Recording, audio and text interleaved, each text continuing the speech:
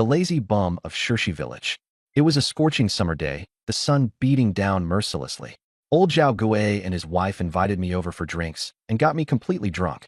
In my dazed haze, they helped me into their daughter-in-law Wang Naixiang's room. Suddenly, I sobered up completely. I had been reborn. In my previous life, this exact day played out just like this. The Zhao Gui couple had schemed to frame me, throwing me onto Wang Naixiang's bed and shouting to gather witnesses. They accused me of assaulting their daughter-in-law, demanding I give them my house as compensation or they'd report me to the authorities. Wang Naixiang testified to defend me, saying I hadn't done anything, so I avoided jail. But my reputation was destroyed. Because Wang Naixiang had ruined her in-laws' plan, they beat her daily. Within a month, she couldn't take it anymore and drowned herself. This time around, I wasn't going to let that tragedy happen again. Zhao Gui tossed me onto the bed and then ran out to call people over. As I looked at the unconscious Wang Naixiang, her clothes disheveled from their scheme, I hurried to tidy her up. She stirred slightly, mumbling, "Qingshan, hold me," before passing out again. I could already hear Zhao Gui's voice, along with others, approaching from outside. Without hesitation, I vaulted over the wall and escaped. When Zhao Gui burst into the room with a dozen villagers in tow, they found only Wang Naixiang lying properly on the bed, no sign of me. "Where is he?" Li Hu grabbed Zhao Gui by the collar. "Are you trying to mess with us?" Zhao Gui panicked, stammering, "He was just here. I swear." His wife splashed water on Wang Naixiang to wake her up. "Where's Li Qingshan?" "What Li Qingshan?" Wang Naixiang asked, utterly confused. "Don't play dumb. He was just on your bed," Zhao Gui shouted, his anger growing.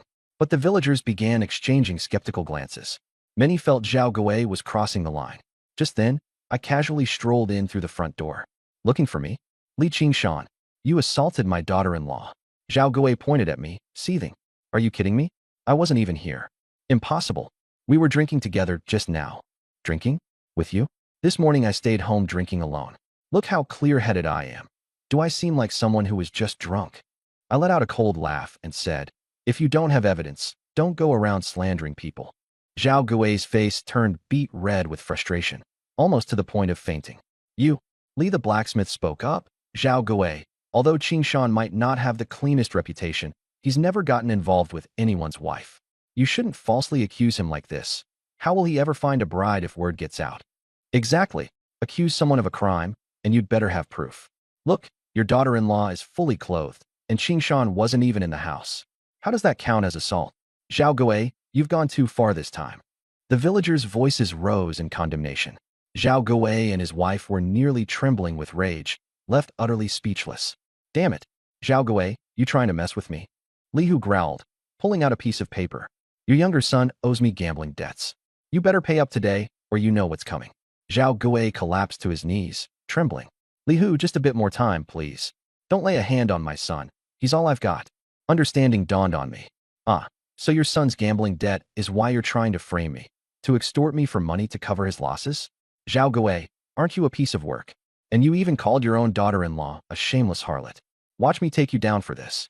Fueled by rage, I pounced on Zhao Gui and started beating him, not holding back. I aimed specifically for the spots that would minimize visible injury but still hurt like hell. Zhao Gui cried out in agony. "Help!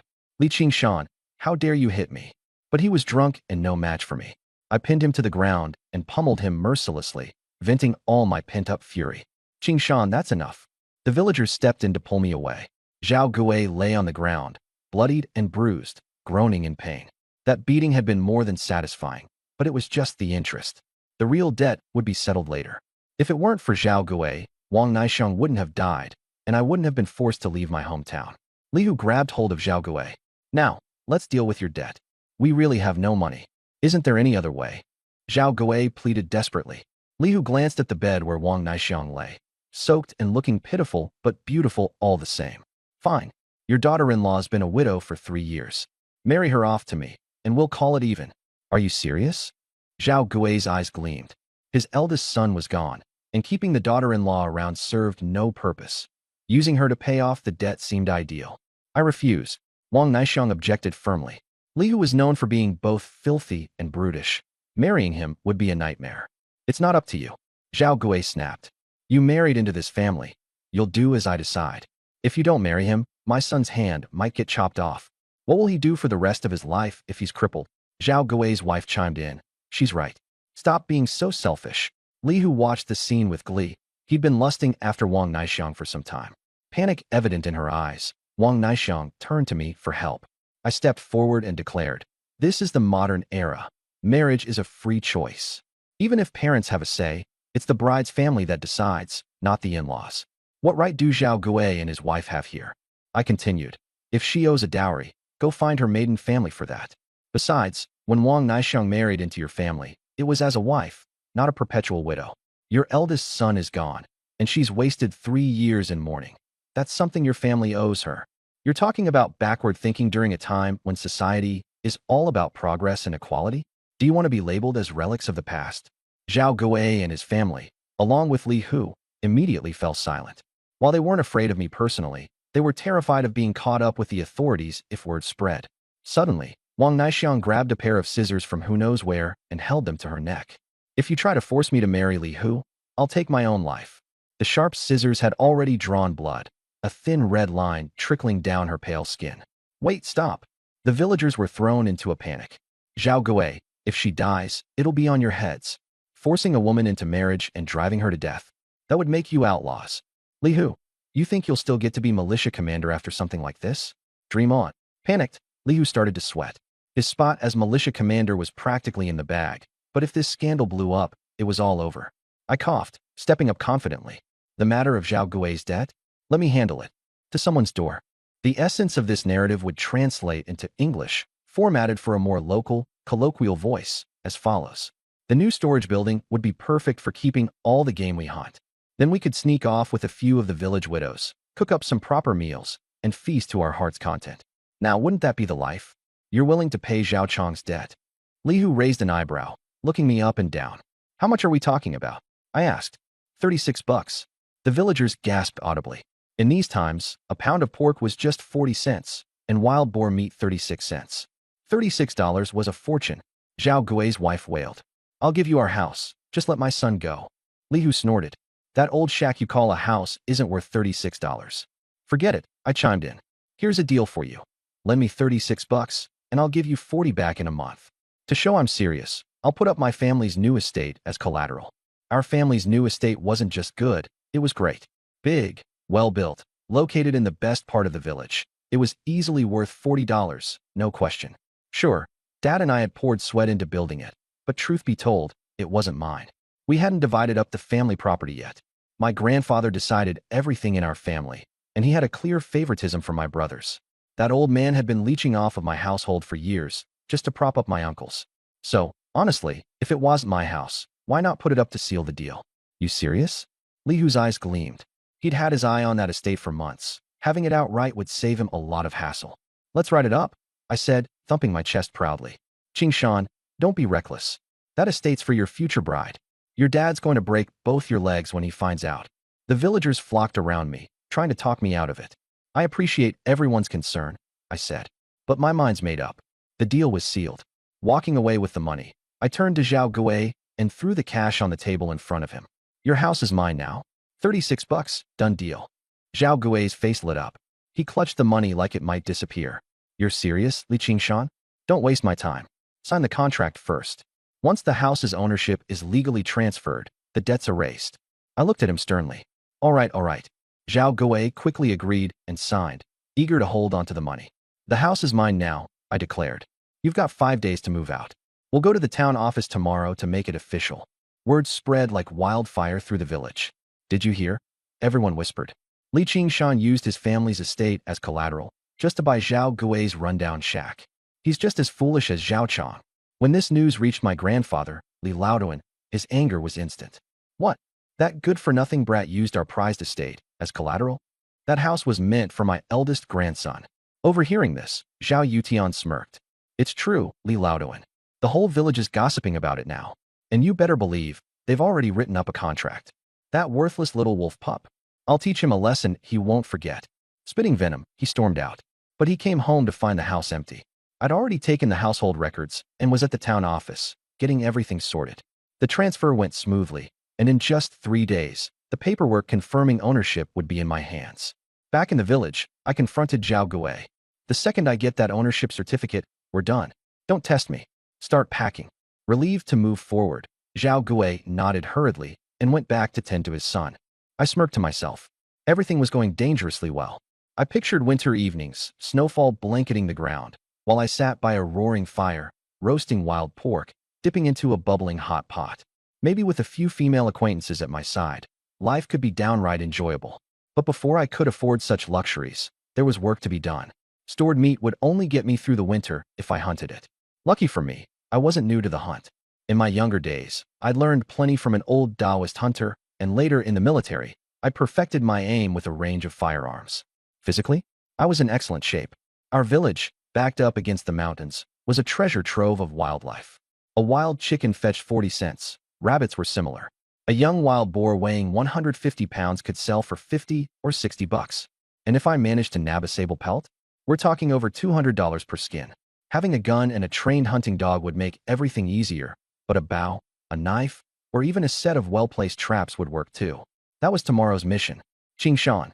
Hearing my name, I turned on instinct. A familiar female voice called me, soft and lilting, from behind a haystack.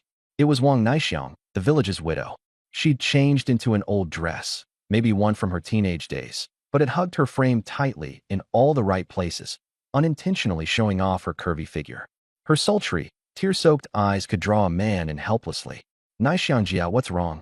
I tread cautiously, glancing around to ensure we weren't seen, then stepped behind the haystack with her. Qing Shan, I just wanted to thank you, she said, biting her lip. If it weren't for your quick thinking, my in-laws would have thrown me to Lihu today. Her voice, soft and choked, stirred something protective in me. Naixiangjia, you're alone in this village, with no one to stand up for you, and those damn in-laws sabotaging you at every turn. From now on, if you ever need help, come find me. I'll make sure you're safe.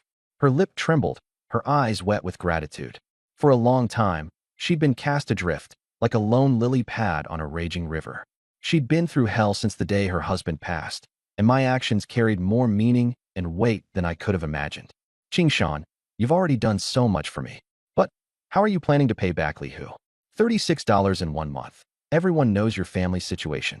I met her gaze and chuckled. Her concern was endearing. I explained my plan to head into the deep woods and hunt. Catching enough game would ensure I could pay it back in full. Her expression darkened instantly. Qing Shan, that's too dangerous, don't you know? People in our village have gone in there and never come back. Even Zhao Zhanshan, the famous sharpshooter, was injured by a wild boar not long ago. Now he's bedridden. You have no guidance, no experience in those woods. What if something happens? Who's going to take care of your uncle and aunt? Her worry didn't waver me. Seeing that, she grew desperate. Then forget it. I'll marry Li Hu myself if it means. Cut it out. I interrupted her sharply, determined. Death. Besides, if you marry Li Hu, then all my efforts today would be for nothing. Wang Naixiang, realizing she couldn't persuade me otherwise, took an egg out from her pocket. The egg's still warm, she said. Eat it quickly. The egg was still warm from being in her pocket. When I took it from her hands, our fingers brushed slightly, and she pulled her hand back quickly, her face flushing red. If your in-laws saw this, wouldn't they kill you? I said while looking at the egg. In our village, eggs were precious. We rarely ever ate them. It's fine. It's already boiled. I can't exactly put it back, she said softly. You're heading into the forest to hunt. You'll need the strength. I took a bite of the egg, then handed the rest back to her. Here, let's split it. You eat half. No way. Eggs are meant to strengthen men, not women like me, she said as she shook her head. If you can't even bring yourself to eat half an egg, how can I expect you to ask for my help in the future? Open your mouth, I insisted, pushing the egg closer to her lips. Blushing deeply, she finally took a bite and then said, It's getting late. I need to go back and make food, or my in-laws will start shouting at me. With that, she quickly ran off. When I returned to the Li family compound, the atmosphere was heavy. Li Laoduan had 3 sons, my father being the youngest. All 3 families lived together in the same yard. The eldest and second eldest stayed in the western side of the compound, while the old couple occupied the central, grander house. The sunlight of early morning seeped into the room, chasing away some of the dampness. Our family lived on the eastern side near the storage room, kitchen, and latrine. Even so, we only had 2 rooms. My parents shared one, while my widowed sister-in-law and I shared the other. A thin wooden board separated our spaces, and the small bed barely fit.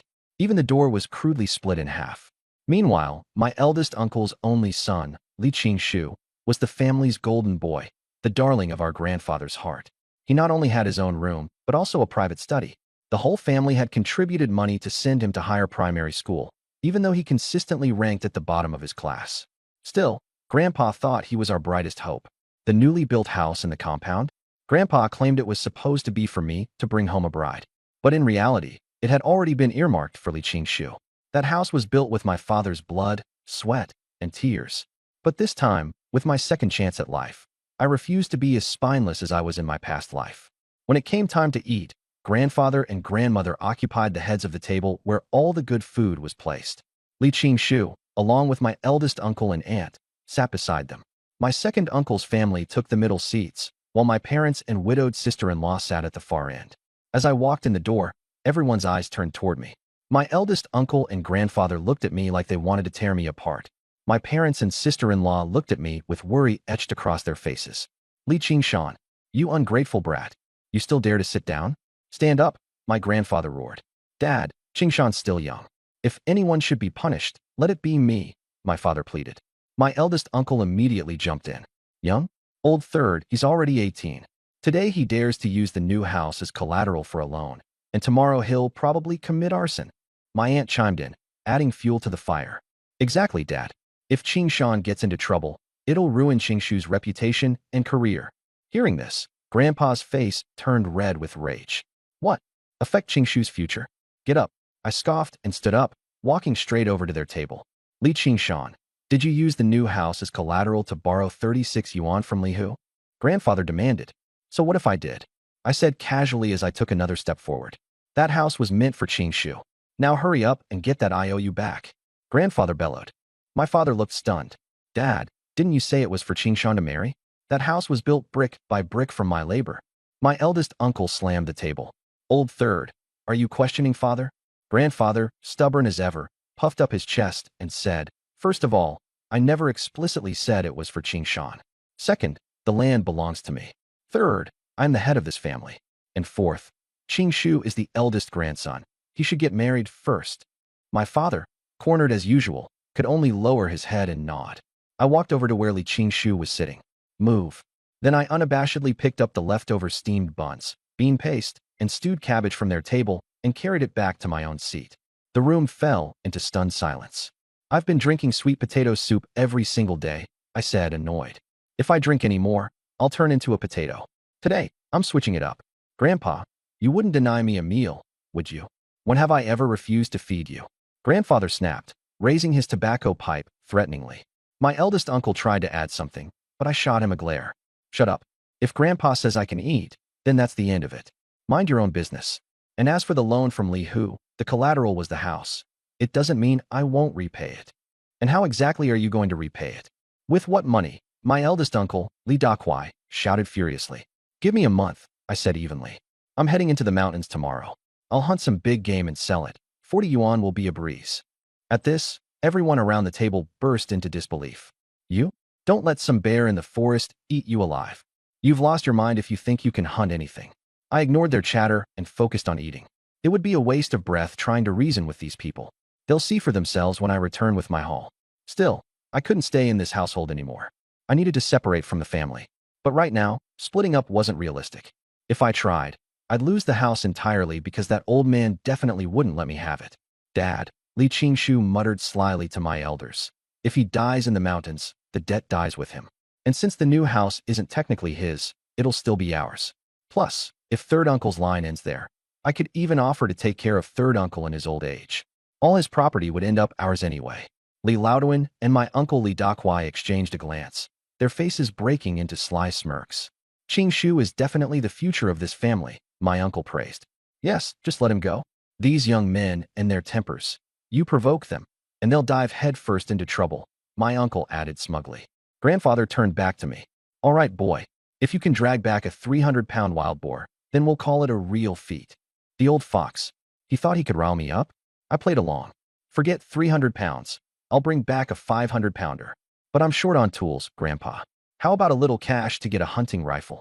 No. The money is for Qingshu's wedding. Grandfather said sternly. Well then, a bow and arrow. I pressed. Absolutely not. Fine. At least prepare some rations for me. I said. I'll be gone at least 3 days, maybe 10. If I don't eat enough, I'll only be able to hang around the outskirts, and there won't be much to catch. What? No way. Grandfather started, but Li Qingshu quickly whispered to him. Grandpa, give him more food. The deeper he goes into the forest, the faster he'll meet his end. Grandfather nodded in agreement. Old woman, prepare him some cornmeal porridge, enough for 10 days or more. Since your lungs are injured, you need to rest properly, don't push yourself. Could you tell me a few things about what to watch out for when climbing the mountain, as well as some tips for finding game? I asked respectfully after sitting down. Zhao Zhanshan coughed violently a few times before speaking slowly, his voice hoarse and weak. Young man, your father already told me you're determined to go. I can't stop you, but you must be prepared. The mountains are ruthless. It's not just the wild animals you need to worry about, but the terrain, the weather, and sometimes, even other hunters. He gestured to a small dagger at the side of the bed. Take this. It's not worth much, but always have it ready. It could save your life. Beside him, Zhao Shanxin, his daughter, handed over a small pouch. Here, dried herbs. They can help stop bleeding in case you get injured. Her tone was serious, and for a brief moment, our eyes met. There was something in her gaze I couldn't quite pinpoint. Was it concern or disdain? Thank you, Uncle Shanxin. I'll remember what you taught me, I said, accepting their kindness. As I left their home, the morning sunlight broke over the horizon, casting warm hues over the village. With the borrowed bow on my back, a dagger at my side, and a bag of cold fried flour in hand, I walked determinedly toward the mountain. Each step felt heavier, burdened by the weight of responsibility, toward my mother, toward my dear sister-in-law, and toward the life I longed to carve out for us. Faintly, I could hear the words of my master from my previous life echo in my mind. True strength comes not only from skill, but from purpose and heart. If I truly wanted to change my fate and protect those I loved, this journey up the mountain would be the first step of many. How's your injury? He sighed. I'll never be able to climb the mountain again. Qing Shan, the mountain, it's dangerous. Have you thought it through? I've thought it through. I have to go. Then let me teach you the rules. Never go up on the 1st or the 15th of the month. Despite his frail body, Uncle Zhanshan dragged his words out, telling me all about the mountain's taboos, traps, and prey. By the time the sun rose, he was coughing nonstop. Dad, the doctor told you to speak less. Zhao Shanxing walked in, visibly upset. All right. Uncle Zhanshan gripped my hand. Remember, the most dangerous thing on the mountain isn't the beasts, it's people. Watch out for other hunters. Li Qingshan, come outside with me, Zhao Shanxing said. I followed her out the door. After my dad got injured, we lost even the hunting rifle. We had to sell everything in the house for his treatment. The only thing left is this dog. My dad can't bear to sell it. Take him with you when you go up the mountain. I looked at the golden dog in the kennel, suddenly filled with emotion. This wasn't just a dog. It was De Huang, one of Uncle Zhanshan's prized hunting hounds. Trained to track prey by scent, it was a treasure to any hunter. Shanxing, you're really letting me take De Huang up the mountain? I asked, almost in disbelief. Take him. Shanxing stroked De Huang's head. It's a shame my dad's gun is gone. Otherwise, you wouldn't have to rely on just a bow. Once you're up there, don't interact with other hunters. Wait until you have a gun. De Huang ran to my feet and rubbed against me. Just as I was feeling happy, someone's voice suddenly rang out. Shanxing, there's hope for your dad. Zhao Kuan came running toward us, holding something bloody in his hands. The heart of a wild boar. 500 pounds. Freshly killed. 500 pounds. I was stunned. Most wild boars were 200 to 300 pounds. 500 would be a monster. Shanxing, you said anyone who brought you the heart of a 500-pound wild boar could sleep with you for a month. Does that promise still hold? Zhao Kuan asked eagerly. It holds. Shanxing accepted the boar heart. I stood aside, curious about what was going on. Shanxing explained that her father had suffered a cardiovascular injury, and the medicinal recipe required the heart of a 500-pound wild boar as a key ingredient, harvested within 3 days. They had no money left, so she had no choice but to resort to this promise. I examined the boar heart carefully. This doesn't look like it's from a 500-pound boar. At most, 300, and even that's been pumped up with water to make it seem bigger. Zhao Kuan scowled. What would a good-for-nothing like you know? This is a 500-pound boar heart.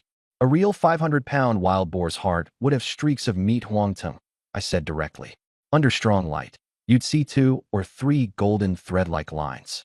Those are the real markers for medicinal value. Does this heart have them?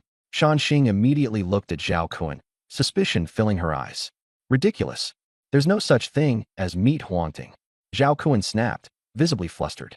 If you don't believe me, go look at the card. It's got 500 pounds of meat. Xing, you should check with the doctor who gave you the prescription, I added. See if they say it needs to have the meat huangting streaks. As for the 500 pounds of meat, who knows if they killed one pig or two? Two small 300-pound boars, discard one's guts and legs, and you'd still have 500 pounds of meat left. I had seen through Zhao Kuan's trick long ago. This wasn't from a 500-pound boar. Xing decided to consult the doctor. This was no small matter. If the medicine didn't work, she'd lose not only her dignity, but also a massive investment in useless cures, and their family couldn't afford another round. Zhao Kuan panicked. You don't trust me, Xing? Fine, I'll leave. I'll feed this boar heart to the dogs. Cold sweat running down his back, he grabbed the heart and stormed off. His ulterior motive had been to trap Xing into a month-long deal. If she ended up pregnant, she'd have to marry him by default. But now, thanks to me, his plans were ruined. And just like that, I had made an enemy. Xing thanked me. She said if it weren't for me, she would have suffered a huge loss. I told her that Uncle Shan had saved my life before. Helping her family was the least I could do. When she asked how I knew about the meat huangtong, I told her it was something my old mountain-dwelling master had taught me, though I didn't know his whereabouts anymore. I asked if I could take a look at the prescription. Xing declined, saying I wouldn't understand it at my age. She reminded me to be careful of Zhao Kuan, as his family were also hunters, and I was likely to run into him in the mountains. Taking Da Huang with me, I set off. Uncle Shan had saved my life. Now, if he didn't get treatment soon, he might not make it through the year. There were only two options: track and hunt a real 500-pound wild boar, or master pure yang true qi and save him with 8-point acupuncture. But in my last life, I had only ever learned 6 needles. Healing this kind of internal injury would require all 8. The pressure was immense. I still needed to retrieve my sister-in-law's bracelet, preferably a gold one. Pei Li, who back $40 within a month, repair Zhao Gui's house, apply for a plot of land for my dad, and somehow take care of Lu Gui Xiang, who undoubtedly faced harsh treatment from her in-laws. Just as I left the village, Li Zhuang came running after me. This 6'3" giant was carrying his grandfather's red tassel spear and insisted on joining me for the hunt. Seems he'd overheard yesterday's conversation at my house, and even stole a piece of cured meat from home as an offering. Looking at the strip of meat, I swallowed hard. All right, I need a hand anyway. Let's go. The old forest was tough to traverse, steep and rugged, with paths often completely blocked by undergrowth. In places with no trails, we had to hack our way through with machetes. Though the sun was high, the dense canopy above trapped heat and moisture, making the air feel like a steaming furnace. Zhuang asked how long we'd be out this time. I told him we'd keep it short for a first trip, 4 or 5 days tops, and return once we'd caught something. I asked him to remove the red tassel from his spear. It was too eye-catching. By around 5 p.m., we stopped next to a small creek. It was a good spot. Animals would inevitably come by to drink. I told Zhuang to take out the cured meat to eat. He asked, now? Already. I explained. What's the most abundant thing in the old forest? Trees and grass. Where there's grass, there are herbivores. Where there are herbivores, there are carnivores. And where there's prey, there's meat. We're in the old forest. Running out of meat isn't going to be a problem. Eat now to regain energy, and soon I'll teach you to catch something fresh. Zhuang seemed to agree with my logic and handed me the cured meat. The creatures have come out to move around. Wild hares tend to come out at night to feed, while pheasants and muntjac prefer early mornings and evenings. Regardless of the animal, after eating, they always need water.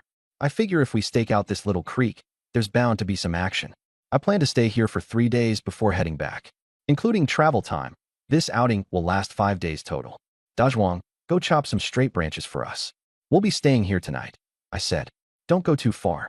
Tie your red cloth strip here to mark your path. I'll go check the creek for any game, and maybe get something meaty for Da Huang. I patted Da Huang, my loyal dog, on the head. He wagged his tail obediently and licked my hand. Ever since we entered the mountain, he hasn't barked once, a good habit instilled by an old mountain hunter who trained him. Da Huang grabbed his machete and went off, while I took down my hunting bow and started walking downstream along the creek, my eyes scanning the surroundings carefully. This bow of mine has a draw weight of about 60 pounds. Fully drawn, it can shoot up to 200 meters, but the effective kill range is within 50 meters. For small game like hares and pheasants, a shot within 50 meters is usually fatal. For mid-sized game like muntjac deer or roe deer, hitting the chest cavity under 30 meters is best. As for wild boars, you'd need to be within 20 meters and hit their heart for a possible kill. Suddenly, the jade gourd necklace hanging on my chest began to heat up. I didn't even have time to process it before Da Huang shot forward like an arrow aiming for a hare drinking water ahead. Reacting quickly, I drew back my bow to full draw. Even though I didn't inherit the physical strength from my past life, the knowledge and experience remain. I planted my feet firmly on the ground and aimed at the hare darting away. Thwack! The arrow pierced right through the hare's neck. It rolled briefly before collapsing, twitching. Da Huang returned with the hare in his mouth, placing it by my feet while happily rubbing against my pant leg. I patted his head, saying, "Good job. Let's head a bit further down the creek. We'll be back before dark to roast some meat." This hare weighs about 4 pounds. After gutting it, there'll be about 2 pounds of meat. Since it's summer, I need to gut it and drain the blood quickly, or its body will bloat within 2 hours. After 5 minutes, I slung the cleaned hair on my waist and continued walking. My hand touched the jade gourd on my chest, puzzled. Why did it heat up when Da Huang started hunting earlier? The old Taoist master in my past life had only told me it was a symbol of leadership, used by the sect's founding master to establish the lineage. He never mentioned anything else about it. 2 minutes later, the gourd heated up again. I immediately became alert, scanning the surroundings. Sure enough, about 40 meters ahead, there was another, plumper hare munching on some grass. I drew my bow again, let the arrow fly, and thwack! It pierced the hare's neck. Da Huang, once again thrilled, fetched the hare back to me. As I touched the jade gourd, a thought struck me. Could this thing somehow make me luckier when it heats up? 2 hares in just 10 minutes? That's uncanny. Since I'll be here for a few more days, might as well test it out to confirm. I shot and killed a 5-pound hare, pulled out the arrow, and checked it carefully. The arrowhead was still intact, so I placed it back into the quiver. The bow that Annie Guixiang gave me only came with 6 arrows, so I can't waste them. If I have a good harvest this trip, I'll ask the village blacksmith, Li, to forge a few more arrowheads for me. Guns are far too expensive, over $200, and as a drifter, I can't afford those. But honestly, using a bow has its perks. It's silent when hunting. If you fire a gun, the noise will scare off all the game nearby. Losing a shot at a deer or wild boar over a rabbit would be a huge loss. 5 minutes later, I cleaned the second hare and continued along the creek. 10 minutes passed without spotting any game, but I did spot quite a few small fish and shrimp swimming in the creek. Suddenly, Da Huang leapt out, biting down on yet another hare and bringing it to me, wagging his tail. "Good boy, Da Huang. I'm finding you a nice mate when we head back," I said, patting his head as I picked up the third hare and began heading back. "Change back." Da Huang greeted me, wiping the sweat off his forehead. "Are these branches enough?" "Yeah, they're plenty." Da Huang then noticed the hare in my hand, his eyes nearly popping out of his head. "Change. Is that a hare?" "No SHD shot at myself," I replied. "You've only been out an hour, and you've already shot 3? Da Huang exclaimed in disbelief.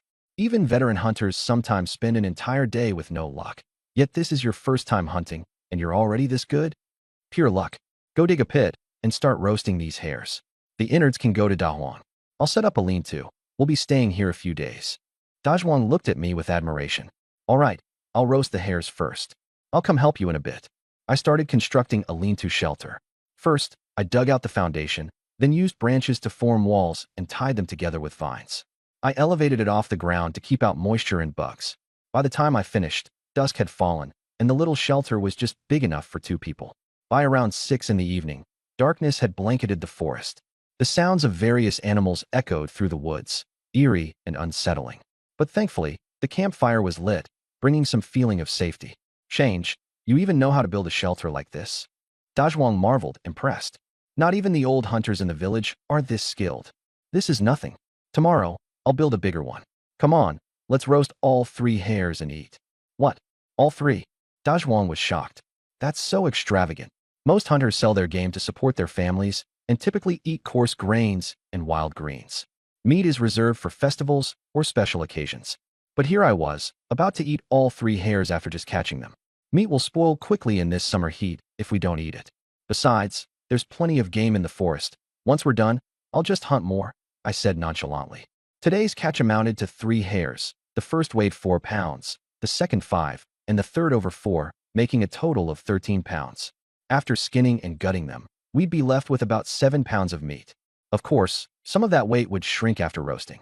At over 6 feet tall, Da Huang could eat over a pound of meat in one sitting. By tomorrow morning, he'd likely eat another pound. That would leave 5 pounds for me. Practicing body-strengthening martial arts burns through immense energy. I can easily eat 5 pounds of meat in 2 meals. In fact, the further I progress in my training, the more meat I'll need. Consuming more will help me cultivate pure yang energy more quickly. All right, I'll follow your lead, Da Zhuang nodded. We started roasting the hares. Da Huang, full from the innards, lay beside the fire, sleeping soundly, while the eerie forest sounds persisted around us. Soon, the aroma of roasted hare filled the air. Da Zhuang and I exchanged glances, swallowing hard, as we began tearing into the meat ravenously.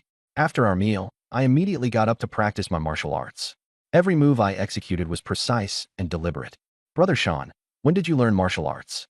You're even better than my grandpa, De Zhuang exclaimed, staring at me in amazement. His grandpa used to be a Shaolin monk in his younger days. Interested in learning? I asked. Nah, my grandpa practiced martial arts his whole life and got nowhere.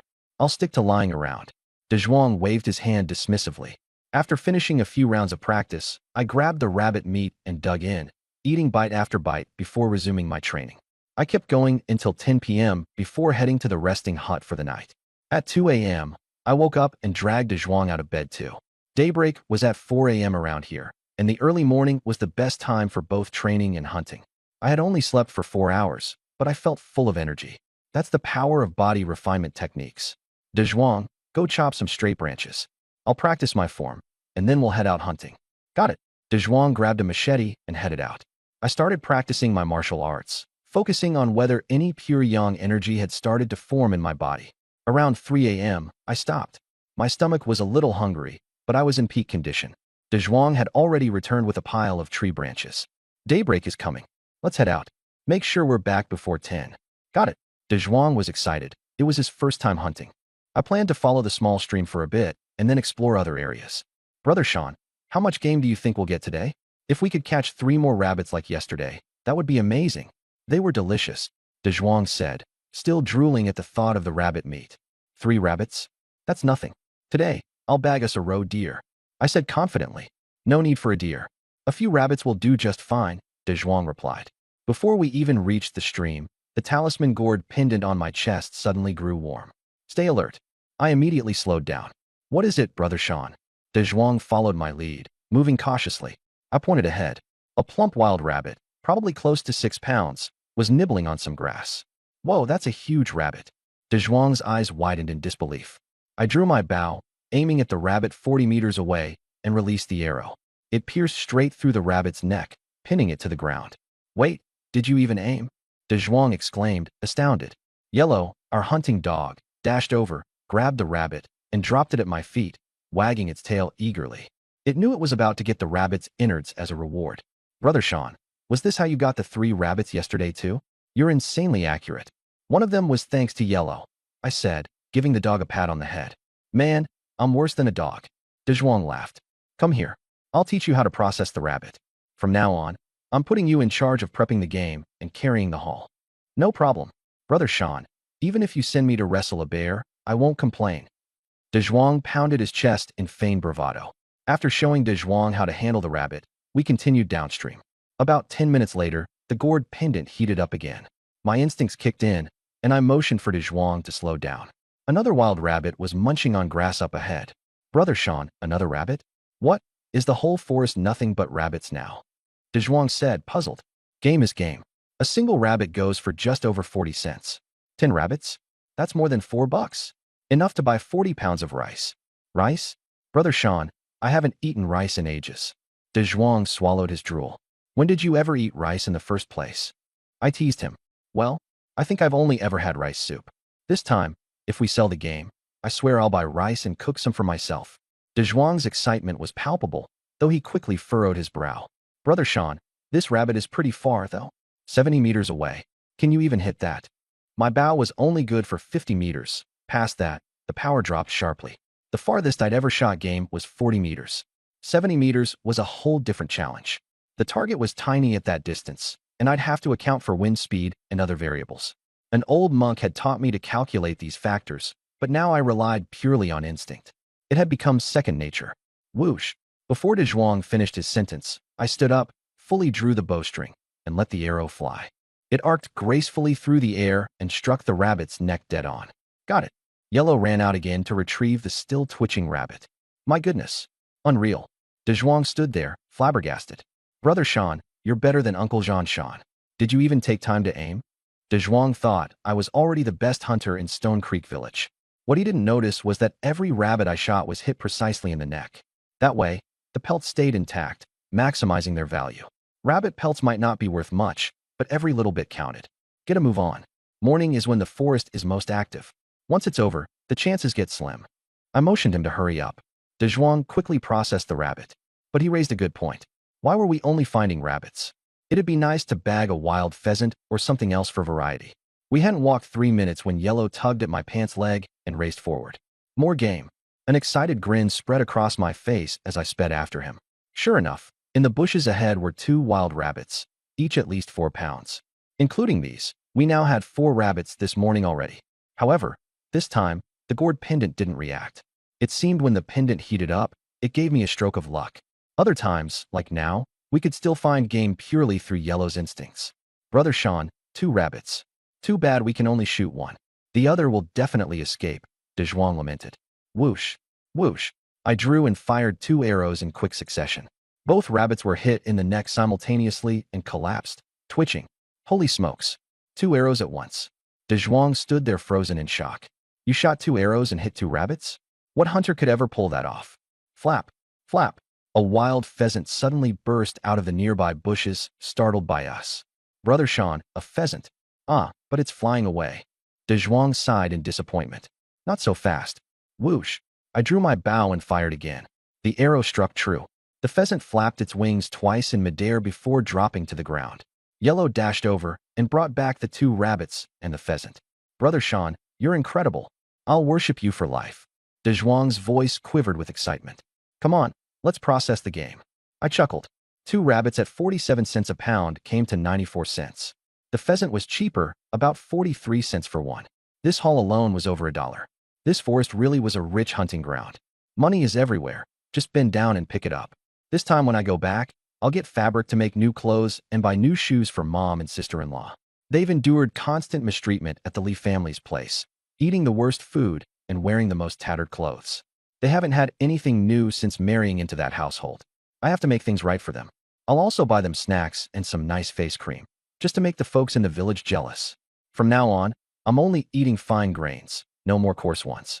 Rice and white flour are a must, and there needs to be meat on the table every single meal. After De Zhuang processed the game, we went back into the woods to hunt. By a little after 7 a.m., we were already back. We originally planned to hunt till 10, but De Zhuang couldn't carry any more game. It was all hanging from him. And honestly, I didn't want to tire myself out either, so we called it a day and headed back. De Zhuang, count up what we've got. I lay on the grass to rest while De Zhuang started taking inventory. My goodness, we hit the jackpot. Brother Sean, when I take all this back, my old man won't dare say I'm slacking off anymore. De Zhuang said excitedly as he sorted through the haul. It didn't take him long. 11 hares, 5 pheasants, and 1 raccoon dog. Brother Sean, we're rolling in it. That's plenty, right? When should we head back? De Zhuang asked, buzzing with excitement. Head back? Why would we do that? I replied. What we've got here barely makes up 100 pounds of meat. With just the 2 of us eating along the way, there won't be much left to bring back. Brother Sean, I don't mind going without. I'll just eat some coarse grains. I can't bear to waste meat. This stuff is worth good money, said De Zhuang, scratching his head. People who've known real poverty are always afraid to squander anything. Do as you wish. But if you won't eat, I will. Today at noon, we'll roast 3 of the rabbits. I'll eat when I wake up. You can decide for yourself how much to have. I closed my eyes for a quick nap. Life felt so comfortable. De Zhuang got to work, setting up to roast 4 rabbits. Even De Huang, the dog, lay down beside me to rest. Soon, the smell of roasting meat began to waft through the air. By the time I got up, I'd already polished off 2 rabbits and was finally starting to feel full. De Huang chowed down happily nearby, his belly bulging. We also got 1 masked palm civet this trip. I had planned to make soup, but unfortunately, we didn't have a pot. Only De Zhuang's military water canteen. De Zhuang, chop up that civet and stew it in the canteen. We've got to finish it today, I instructed. Got it. Whatever you say, Brother Sean. Although De Zhuang hated the thought of using it up, this was my hunt, so the final say was mine. Once you're full, get back to cutting tree branches. Build us a larger shelter. We'll head out hunting again this afternoon. All right, Brother Sean, if only we'd brought Air Zhuang too. There's so much game, I can't carry it all on my own. Good idea. Next time, bring your brother along. With more people, We can even carry a pot. I got up and started practicing my martial arts. 2 hours passed. My stomach was empty again, so I finished off the rest of the roasted rabbit before diving back into my training. Huh. I let out a low shout, and an energy, the force of my punch, emanated from my fists. Inside me, a surge of pure yang energy started flowing. I had done it. A wave of joy swept through me as I continued channeling my energy. In my past life, it had taken me 3 months with the old Taoist priest to cultivate pure yang energy. This life, it came so much quicker. By noon, De Zhuang was utterly exhausted. De Zhuang, the sun's too harsh. Take a break and then get back to work. By 4 p.m., the shelter was done. A good 10 square meters, plenty of room for 2 people. Let's go hunting, I said. De Zhuang blocked the tiny shelter door and stashed the morning's game inside before we headed out. 10 minutes following the small creek. Why aren't there any animals here? I frowned. Brother Sean, it's not like game just shows up wherever you want. Most hunters go into the forest for a whole day and still come back with nothing, De Zhuang replied. Suddenly, the jade gourd around my neck started to heat up. De Zhuang, look up ahead. I lowered my voice, pointing forward. A roe deer. Brother Sean, it's a roe deer. We're so lucky. De Zhuang could hardly contain his excitement. It was a female roe deer, probably over 60 pounds. It'd fetch at least 20 yuan, worth way more than a bunch of rabbits. De Zhuang, you and De Huang stay quiet, I whispered, creeping toward the deer as carefully as possible to avoid spooking it. Wild roe deer have sharp hearing. They're skittish, but they have a habit of stopping suddenly to check their surroundings when they run, hence their nickname, Dumb Roe. My 60-pound bao men I needed to get within 30 meters for a clean kill. 50 meters, 40 meters, 37 meters. Suddenly, the roe lifted its head and looked my way. Damn, I'd been spotted. I tensed up, thinking the hunt was over. De Zhuang was panicking too. The deer we'd almost bagged was about to bolt. Just as I was steeling myself to leap forward and risk a rushed shot, a rabbit darted out of the underbrush. The roe, realizing it was just a rabbit, went back to grazing. My heart settled. I inched closer again. 30 meters. Perfect. I drew my bow. I noticed the rabbit that had almost blown my cover was still munching away nearby. I aimed at the roe's neck. Whoosh. The arrow flew true, piercing right through its neck. The roe hadn't even registered the hit before blood gushed out. It staggered, trying to flee, but collapsed after a few steps, twitching on the ground. Quickly, I knocked a second arrow and shot at the rabbit. Bullseye. The rabbit was pinned to the ground as De Huang raced forward. Let's move, I called, and De Zhuang and I headed over. Brother Sean, you're incredible. Taking down a roe deer with just a bow. De Zhuang exclaimed, thrilled. What should we do with it? Watch and learn. I pulled out my machete to bleed the deer. This way, the meat wouldn't spoil. We'd save skinning it for later. If it sat too long after death, the hide wouldn't be worth much. My arrow had pierced the neck neatly, leaving the hide intact. Guns, on the other hand, ruin pelts. They leave holes and scorch marks that lower the value. Poor quality hides sell for a little over 4 yuan, decent ones for 8. This one was pristine and could easily go for 15. The only issue was the heat. It might spoil the meat. We'd need to dig a pit for storage next time or bring salt to cure the meat. Brother Sean, the roe's so heavy. Let's carry it back first, suggested De Zhuang. All right. De Zhuang hoisted the 60-pound deer onto his shoulders. We took it back to the shelter, dropped it off, and set out again. This time, luck wasn't on our side. We circled the creek, but found nothing. Just as I was gearing up to push deeper into the woods, the jade gored at my chest suddenly. I suddenly felt a feverish alertness. Another prey? Immediately, I tensed up, scanning my surroundings. What's going on, Shanji? De Zhuang asked curiously. Rustle, rustle. The sound of leaves brushing against each other drew closer. Soon, 2 roe deer came running toward us. One of them wounded with fresh blood on its body. De Zhuang, get ready. I'll let them come closer before I shoot. Take the other one with your long spear. I whispered decisively.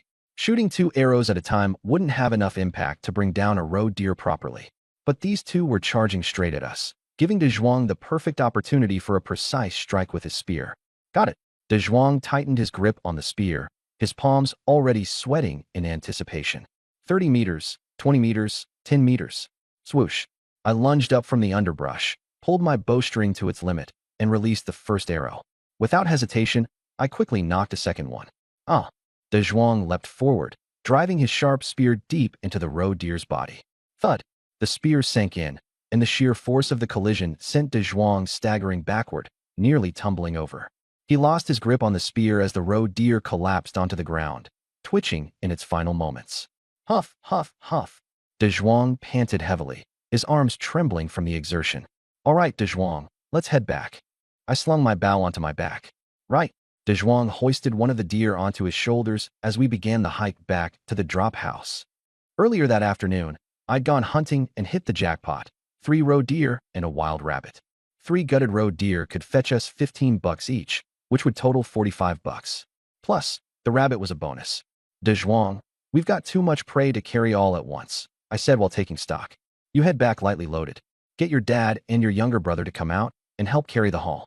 In the meantime, I'll circle the woods a bit more and see if I can take down anything else, I instructed.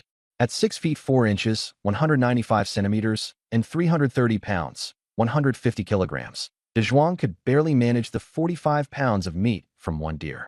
At 6 feet 1 inch, 185 centimeters, and 286 pounds, 130 kilograms, I had my bow, arrows, and tools. My limit was 30 pounds. Together, we could haul 75 pounds tops. But with 3 roe deer totaling a gutted weight of around 150 pounds, some help was definitely necessary. Shanji, how about I just carry some back on my own first? De Zhuang suggested. No, you need to move light and stay alert. Make sure you've got your spear. There could be wolves. Take De Huang with you back to the village too. Shanji, it's still early. Leave De Huang here with you, he replied. Look at those claw marks on the wounded deer. It was attacked by wolves. That means wolves are nearby. I'm locking all the prey here in the drop house and not setting foot outside after nightfall. If you carry bloody meat, it'll slow you down, and the scent will attract trouble. Reluctantly, De Zhuang agreed but still insisted on leaving De Huang, the hunting dog, with me. I don't know De Huang well. If he runs off, I wouldn't know where to find him. After De Zhuang left, I stored the prey securely in the drop house, tying the door shut. Taking my bow, I ventured out to hunt some more. As darkness began to spread, I managed to catch a few pheasants, rabbits, and a striped civet. Unfortunately, there weren't any musk deer or sable. Those would have brought in some serious cash. When I returned to the drop house, the fire I'd left was still burning. I roasted 2 pheasants and made a soup with the civet, filling myself up before starting my regular martial arts practice. Each punch echoed with force through the still night. The old forest had turned pitch black. From the underbrush came faint rustling sounds, accompanied by the distant, eerie howls of unseen beasts. A pair of pale, bare feet stumbled over the rugged, dirty forest path, scraped and bloody. Each step was accompanied by soft jingles from an ankle bell, a stark sound piercing the haunting silence. The glow of predatory eyes blinked among the shadows around her. Wang Chuanxiao's face was etched with sheer terror. Her hair disheveled, she ran aimlessly, gasping for breath, tears streaming uncontrollably down her face. Help! Somebody help me! She cried desperately into the night, glancing over her shoulder at the approaching danger. Her footing faltered as she tripped on a root, tumbling to the ground. Pain shot through her twisted ankle.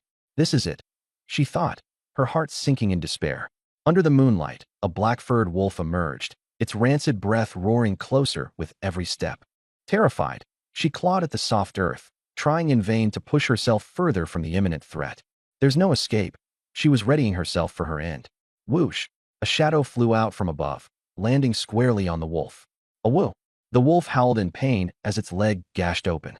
In the distance, De Huang barked wildly while I charged forward with a torch and machete in hand. Faced with the advancing firelight and the aggressive dog, the wolf hesitated, growled, and reluctantly retreated. The forest had enveloped everything in darkness, casting every creature in shadows. Thankfully, there was just one wolf. If it had been a pack, no way would I have had the nerve to intervene. The flickering torchlight finally revealed the terrified woman's face. I froze in shock. Wang Chunxiao? What are you doing here? In disbelief, she stared back. Li Qingshan. Seriously? I exclaimed. It's the middle of the night. And here you are, deep in the mountains. What did you come here for? To feed wolves or something?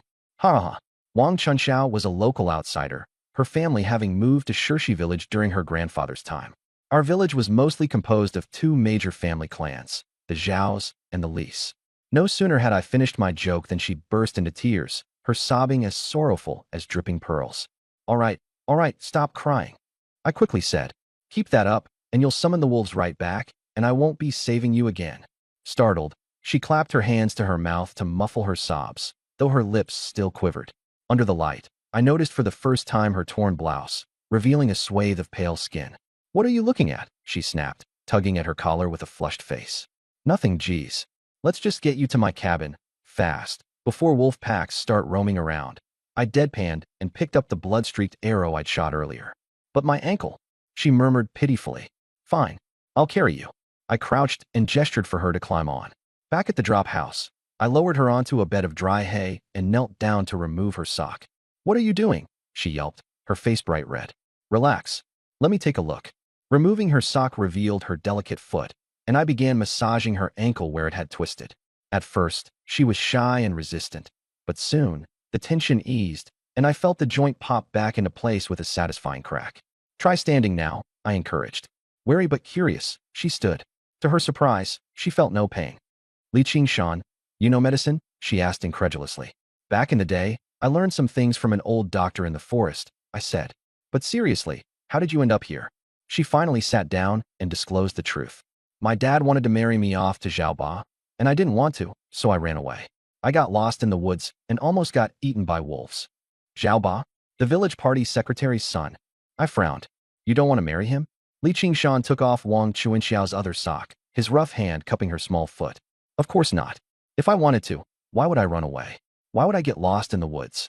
Wang Chunxiao said, a bit upset. And if you don't go back, where would you go? I asked. I don't know. I'll go wherever my feet take me. Anywhere is better than marrying Zhao Ba. Chunxiao, think about this. It's just the two of us out in these woods. Me, a man, and you, an unwed young woman, I said calmly. If I wanted to take advantage of you right here and now, who would know? Wang Chunxiao froze in place. If you dared to resist, I could just kill you, bury your body somewhere, and no one would ever know. Or not even bury you, leave you out there to be devoured by wild animals. You'd vanish off the face of the earth, I continued. And me? I'd enjoy a few nights with you and face no consequences. Just to make sure you wouldn't get the chance to come back and accuse me later, I'd end it for you anyway, even if you cooperated. Are you scared, Chunxiao? Aye. Her eyes were filled with terror and pleading. Are you scared? I pressed. Yes. Tears rolled down her face. What kind of world is this? A girl like you, daring to run away alone? If you encounter bad people, you're looking at a fate worse than death, dumped in the wilderness and violated for nights on end, I said coldly. And that's the better scenario. If an old bachelor caught you, you'd be chained up in some cellar as his breeding stock, tortured day and night. You'd have his kids, go insane from the abuse, and spend your entire life as his concubine. Now tell me, Chunxiao, are you scared of that? Wang Chunxiao nodded in a panic.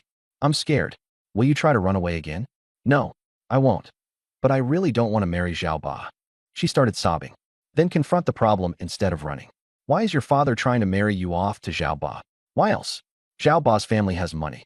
His dad is the village party secretary, which means he'll support us, a family of outsiders, she explained. When is the wedding? They're sending the engagement gifts at the end of the year, and the wedding will be next year. Good, we've got time. This isn't an impossible situation, as long as you're willing to fight for it. If you follow my lead, I guarantee you won't have to marry Zhao Ba, I said sincerely. Really? Chunxiao grabbed my arm, as if clinging to her last hope of survival. Of course. What's the price? What do I have to do for you? She seemed naive, yet clear about the concept of give and take. I don't know yet. Once I've helped you, it'll be up to you. You can repay me however you see fit. Really? Even just a pound of sweet potatoes? It's up to you. If all she gave me was a pound of sweet potatoes, then we'd have no further contact after this. Don't worry, it won't just be a pound of sweet potatoes, she said, her expression complicated. Feeling my rough hand cradling her foot, the frantic storm inside her seemed to slowly calm. The idea of having a man to rely on, it felt comforting. The firelight flickered across my face, and she found herself staring at me absent-mindedly. She was already getting accustomed to me touching her so casually. Oh well. Suddenly, the sound of wolves howling outside cut through the night. Wang Chunxiao shivered all over. Wolves. Li Shan, there are wolves outside. Big Yellow, come in here. I called out, and Big Yellow, the dog, immediately ran inside. To ensure safety, I shut the door, but carried in some burning embers to keep warm. There was a space in the house where stones lined the floor, and on top of them was a clay brazier filled with glowing coals. This setup kept the house from catching fire. The walls still had cracks and gaps where the smoke could escape into the night. Don't worry. The bonfire outside is still burning. Wild animals won't dare come over here. I reassured her as she continued trembling. Okay, she nodded, but fear still lingered. Have you eaten anything? I asked, changing the subject. My stuff fell when I got lost. I haven't eaten all day, she said, and as if on cue, her stomach emitted a loud growl. Her face instantly flushed red. I chuckled and pulled out a skinned rabbit from the corner. Want some? Rabbit meat. Chuanxiao's eyes lit up at the sight. She hadn't had food in a day, let alone meat in what felt like forever. She eagerly crawled over to squat by the fire, watching as I began roasting the rabbit meat. I'll give you a shoulder rub, she offered, standing behind me and pressing her hands onto my shoulders. Her hands weren't strong, but the massage was surprisingly pleasant. The rabbit meat quickly began to smell tantalizing, and I noticed Chunxiao behind me constantly swallowing her saliva. Once it was done, I sprinkled some salt on it and handed it over to her. It smells so good. She looked like she was about to cry from joy. Within moments, she devoured the entire rabbit. Then, wiping her mouth, she gazed at me with a mix of gratitude and unease, like she was deciding how best to repay me. Chapter 15, A Tense Night. In Shirshi Village, De Zhuang sprinted back into the village as night fell, drenched in sweat and covered in leaves. His parents were still awake, waiting anxiously inside their house, their faces full of worry. I told you, he shouldn't hang out with that good-for-nothing Li Qingshan. Look what's happened now, De Zhuang's mom complained. Enough. Li Qingshan's willingness to hunt in the mountains shows he's trying to do something with his life. But he's young, and he doesn't listen to experienced elders. Without an old hunter leading him, it's easy to run into trouble out there, De Zhuang's dad sighed. When De Zhuang gets back, tell him he's not allowed to go with Li Qingshan anymore. Do you know how many people the forest has swallowed up over the years? Even that gang of horse thieves. They went in a few years back and never came out. All right, I'll talk to him. Just as they were speaking, the gate was forcefully kicked open. Dad, are you home? De Zhuang shouted, barging into the house. Hurry and get over here. Kid, what are you up to? 5 minutes later, De Zhuang explained everything, but the family didn't believe him. Big brother, you've only been in the mountains for a few days. How could you have hunted so many wild animals? Questioned Zhuang. Even Zhao Zhanshan wouldn't have managed that. Dad chimed in with disbelief. Dad, why would I lie to you? Come up the mountain with me quickly. The prey's been processed, but it won't keep for long. We need to sell it soon, De Zhuang urged. If I'm lying, I swear I'll never go up the mountain with Brother Shan again, all right? Fine, but you said it, his dad replied, glancing outside at the rain. Let's wait until the rain stops. No, don't wait. Grab the raincoats, and let's go. It's dark and raining. The roads will be slippery, it's easy to get lost. Let's wait a bit. The rain won't last forever. All right then. De Zhuang relented reluctantly, staring out at the heavy downpour. Deep in the forest, inside the shack. Clatter, clatter. Heavy rain suddenly began pelting down while I was lost in thought about how to repay Li Qingshan. The crisp sound of raindrops hitting the leaves outside normally felt peaceful, but this was no good sign now. The rain intensified quickly, and the campfire outside was extinguished in an instant, leaving us only the faint, glowing embers in the small shack. A woo, a woo-woo. The howls of wolves filled the night, accompanied by the sound of a pack moving through the underbrush. It sounded like there were quite a few of them. Li Qingshan, wolves are coming. I stuttered out, trembling with fear. Just don't go outside, and we'll be fine. Li Qingshan responded calmly, estimating based on the noise that there were at least a dozen wolves. Without the shack as our shelter, we'd be doomed tonight. Luckily, it provided a barrier. Even if the wolves clawed a hole in the wall, he was confident he could guard the breach, dispatching them one by one if it came to that. Thud! A wolf's claws scraped against the wooden planks of the wall. The creatures had caught the scent of humans. It seemed unlikely they'd leave without making a scene tonight. Rainwater started leaking in, and the damp spread until even the embers of the fire fizzled out. Summer storms came with fierce wind and rain, and neither of us were dressed heavily. Cold gusts seeped through the gaps in the walls. Li Qingshan, with his hardy physique and cultivation of pure yang energy, seemed unaffected. I, on the other hand, couldn't stop shivering. Already thin, I had a constitution prone to the cold. Curled up into a ball, I tried warming myself, but the storm outside was relentless. My whole body shook and trembled. You're freezing, huh? Li Qingshan's voice broke the silence. Why, yeah. I nodded, my teeth chattering. Come here. He reached out and pulled me into his arms. His body radiated warmth, the pure yang energy circulating within him like a blazing furnace against the chill. Startled at first by his embrace, I instinctively struggled to break free, but his broad chest was too inviting, so warm and comforting that I soon gave up, melting into him. Warmth spread through me, and my shivering subsided. Slightly lifting my head to watch him, I noticed his chiseled jawline, handsome face, strong shoulders, and sturdy chest. His heavy breaths brushed against my face with a masculine intensity. My cheeks burned hot, and I immediately lowered my head, feeling flustered, my heart racing like a drum. Outside, the storm howled with fury. The wolves growled and prowled in the pitch-black forest beyond. Yet within the shelter, I nestled in the embrace of this robust man. The stark contrast overwhelmed me with stirring emotions. Li Qingshan glanced down at me in his arms, but refrained from making any move. The hungry wolf pack prowling just beyond the thin wooden walls posed too much danger. There was no room for carelessness. Messing around would only spell trouble. What a pity, he thought. Here she is, a sweet and gentle girl, and all I can do is hold her. But of course, she's a proper lady. There's no way she'd go along with anything improper. These damn wolves. Wait till dawn. I'll wipe out their whole pack. Time slipped by. When the sun finally rose, it sent streaks of light through the cracks in the walls. When the wolves failed to find anything despite an entire night of effort, they ultimately left with the rain stopping. Cautiously, Li Qingshan checked the area. Though rain meant slippery roads, with De Huang on guard duty, he allowed himself a bit of rest. Eventually, he dozed off. When our eyes met after waking, I quickly scrambled to my feet, shyly murmuring, "Thank you for last night." "Hey, Wang Chunxiao, you owe me. I saved your life, didn't I? How are you planning to thank me?" Li Qingshan teased, standing tall and leaning slightly toward me with a cheeky grin. I fiddled nervously with the hem of my clothing, my heart pounding. "What do you want? Haven't thought about it yet. I'll let you know later." He chuckled and gave my head a playful pat before stepping outside. De Huang, the dog, was already restless from being cooped up. The moment the door opened, it bolted out, running wildly and marking its territory everywhere. Li Qingshan checked the other small stash rooms for the stash of hunted prey. Everything was still there, much to his relief. He estimated De Zhuang would likely return by noon. Meanwhile, there was still time to explore nearby. It wouldn't hurt to see if there was more game to hunt. Early morning, Li Qingshan prepared breakfast, soup and 4 roasted wild chickens. Oh wow, that smells amazing. I couldn't hide my excitement at the aroma of the roasted chicken. In the daylight, Li Qingshan finally got a clearer look at my face. Young and fresh-faced, there was only one word to describe me: radiantly youthful, like dew-kissed blossoms. The wild chicken, lightly salted, was mouth-wateringly delicious. Its warm, savory flavors melted in my mouth. It was perfection. Li Qingshan tucked into his food heartily, downing 3 chickens in the time I had barely finished one. Watching him eat like that, I suddenly realized why his shoulders and back were so broad. It came from sheer energy and nourishment. My father used to say, "A man with a healthy appetite is a man who can get things done." Marrying a man like Li Qingshan would make any woman the envy of the town. Chapter 15. Practicing martial arts and getting caught by Wang Chunxiao.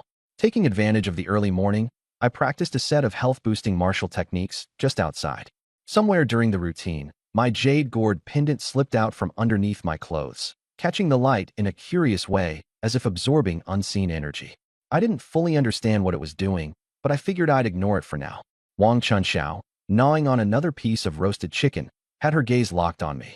Watching me train, her eyes practically sparkled. My powerful strikes carried an air of vigor, and as sunlight bathed my figure, it undoubtedly exuded masculinity in her eyes. In her mind, she thought, this rough around-the-edges man is actually amazing, not to mention rather handsome. There's no one like him in the whole village. However, it was a shame my father wasn't the village head, she mused. If he were, her father would have already brought up marriage arrangements by now. Still, she thought, if only Li Qingshan could separate from his family ties, that would change everything. Catching her spacing out, I snapped her back to reality. "So, are you coming with me to hunt, or staying here?" Chapter 16. Wang Chunxiao plays dumb. "I'll go with you," Wang Chunxiao replied without hesitation. She had no intention of being left alone, especially after last night's ordeal, knowing the wolf pack might return. With her and De Huang tagging along, I headed toward the nearby creek. Despite the danger in these old forests, survival meant taking risks. It was time to hunt. Keep in character and maintain the creativity. Black bears and tigers are around here. During the day, my eyesight is sharp. If I encounter wolves, I can climb trees. I've got a bow and arrows in hand, plus my trusty dog, Big Yellow, on alert. Because of yesterday's rain, the little creek's water level rose quite a bit. After walking for 2 minutes, the jade gourd pendant on my chest started to heat up. Prey was near. Ahead, there were 2 wild pheasants, busy with a special moment, the male riding on top of the female. Wang Chunxiao pointed and exclaimed, "Those 2 mountain chickens are fighting." I replied. I could hit them, but it wouldn't feel right to interfere now. Why not? She looked puzzled. They're working hard for the next generation. Wouldn't it be immoral to kill them now? Wang Chuanxiao's face immediately turned red. It suddenly clicked what the two birds were actually doing. We were standing close to each other, so close she could feel my breath. Things got slightly tense, a bit charged. She closed her eyes. Shoo. I loosed an arrow. Got it. Wang Chunxiao opened her eyes and saw me running toward the prey. She looked both disappointed and upset. This fool. He's clueless about these kinds of moments. Of course, I knew exactly what I was doing. It's all about strategy. Playing hard to get makes the fish bite the hook even harder. The ambiguity of flirting beats full-on romance any day. I learned this in another life. Marriage means one woman, and even dating is one person at a time. But if you're single, well, the world is your oyster. Did you hit two with one shot? Wang Chuanxiao's astonished eyes fell on the two pheasants I had skewered with a single arrow. Standard stuff, I said casually while quickly preparing the kill. She volunteered to carry one, so I handed her the heavier bird, weighing over 5 pounds, and continued heading downstream. 5 minutes later, I shot a spotted civet that had been hiding in some bushes. How are you this accurate? Wang Chunxiao looked at me with awe. No one in the whole village can shoot better than you. Whoever marries you will never run out of meat. At 6 a.m., I'd set out to hunt, and by 9, I figured I'd better head back before Dazhuang, big strong, my buddy, returns and wonders where I went. In just 3 hours, my haul was impressive. 3 pheasants, 3 hares, and a civet, totaling 30 or 40 pounds. Clearly, Wang Chunxiao couldn't carry all that, so I grabbed 2 of the hares to lighten her load. When we got near the old forest hut, the jade pendant heated up again. Something's up, I whispered for Wang Chunxiao to stay quiet as I crept forward. Sure enough, 60 yards ahead, a raccoon dog was sniffing around for food. Its fur is valuable, especially for making furs. It looked to be at least 6 or 7 pounds. Another one. Wang Chunxiao looked at me, flabbergasted. How do you do this? Other hunters could go days on the mountain without finding a thing. Me? I just aim, and I hit. Whoosh. An arrow flew straight into the raccoon dog's neck. It only ran 2 steps before collapsing in spasms. You're unbelievable. Wang Chunxiao was stunned. By 9:30, the hut was full of game. I lay down on some dry hay to rest, waiting for Dazhuang to arrive. Wang Chunxiao lay down beside me. You're not getting any younger. Has your family started talking about finding you a wife? She asked. Who would dare marry into my family? My sister-in-law gets bullied by Grandpa Li all the time. Why don't you think about splitting the family? She asked. It's in the works. Once the timing's right, we'll do it. Otherwise, I'd never find a wife. As soon as people hear about Grandpa Li, who'd want to marry in? As we spoke, my hand casually rested on Wang Chuanxiao's thigh. It was summer, so clothes were thin. She shuddered slightly but didn't say anything, though her face turned increasingly red. Woof woof woof. Big Yellow's barking cut the moment short. Hey Shanji, I'm back. It was Dazhuang's voice. I cursed silently and had no choice but to step out of the hut. Dazhuang had brought his father and younger brother, Heir Zhuang, second strong, with him. Altogether, today's hunt totaled 250 pounds of game. 3 roe deer weighing 170 pounds. 7 pheasants at 16 pounds. 10 hares weighing 50 pounds. 1 civet at 8 pounds. And the raccoon dog I'd just caught weighing 7 pounds. The combined weight was a problem. Dazhuang and Heir Zhuang could each carry 90 pounds, while their father managed 30. That left 40 pounds for me to carry, but there was still 70 pounds left over. Wang Chunxiao, being a girl, could barely handle 20 pounds, leaving another 50 unaccounted for. Shanji, who's this? Dazhuang asked as he noticed Wang Chunxiao emerge from the hut. His eyes widened. Wait, Wang Chunxiao? What are you doing here? Dazhuang's father also looked shocked. Chunxiao, why are you in such a desolate place? Since everyone in the village knew each other, it would be easy to misunderstand. A young woman alone in the mountains with a man in a hunting hut? Gossip was inevitable. Dazhuang's father gave me a look. It was a mix of surprise and approval. This kid's got game. Wang Chunxiao is one of the village's 3 beauty queens, and somehow, I'd managed to score her companionship. If her father found out, surely, he'd lose it. His precious daughter, stolen by this pig in the mountains. I explained last night's events to Dazhuang and his father. After hearing everything, Dazhuang's father nodded solemnly and turned to Wang Chunxiao. Girl, don't wander off like that anymore. It's too dangerous. Uncle, I won't. But I'll never marry a man like Xiao Ba. Wang Chunxiao declared firmly. Dazhuang's father nodded in agreement.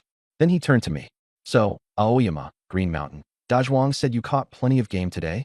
I shot Dazhuang a knowing look before we opened the hut and began unloading the haul. Hares, pheasants, civet. So many. Zhuang's eyes looked like they'd pop out of his head.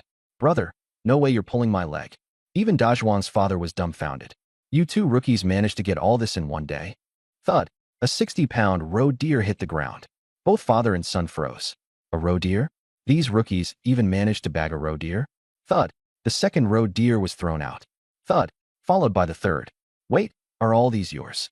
Dazhuang's father stammered. Nope, these are all Shanji's hits. Dazhuang chimed in. Dad, Shanji is a sharpshooter. Anything within 50 yards is a guaranteed hit, and even prey 100 yards away doesn't stand a chance.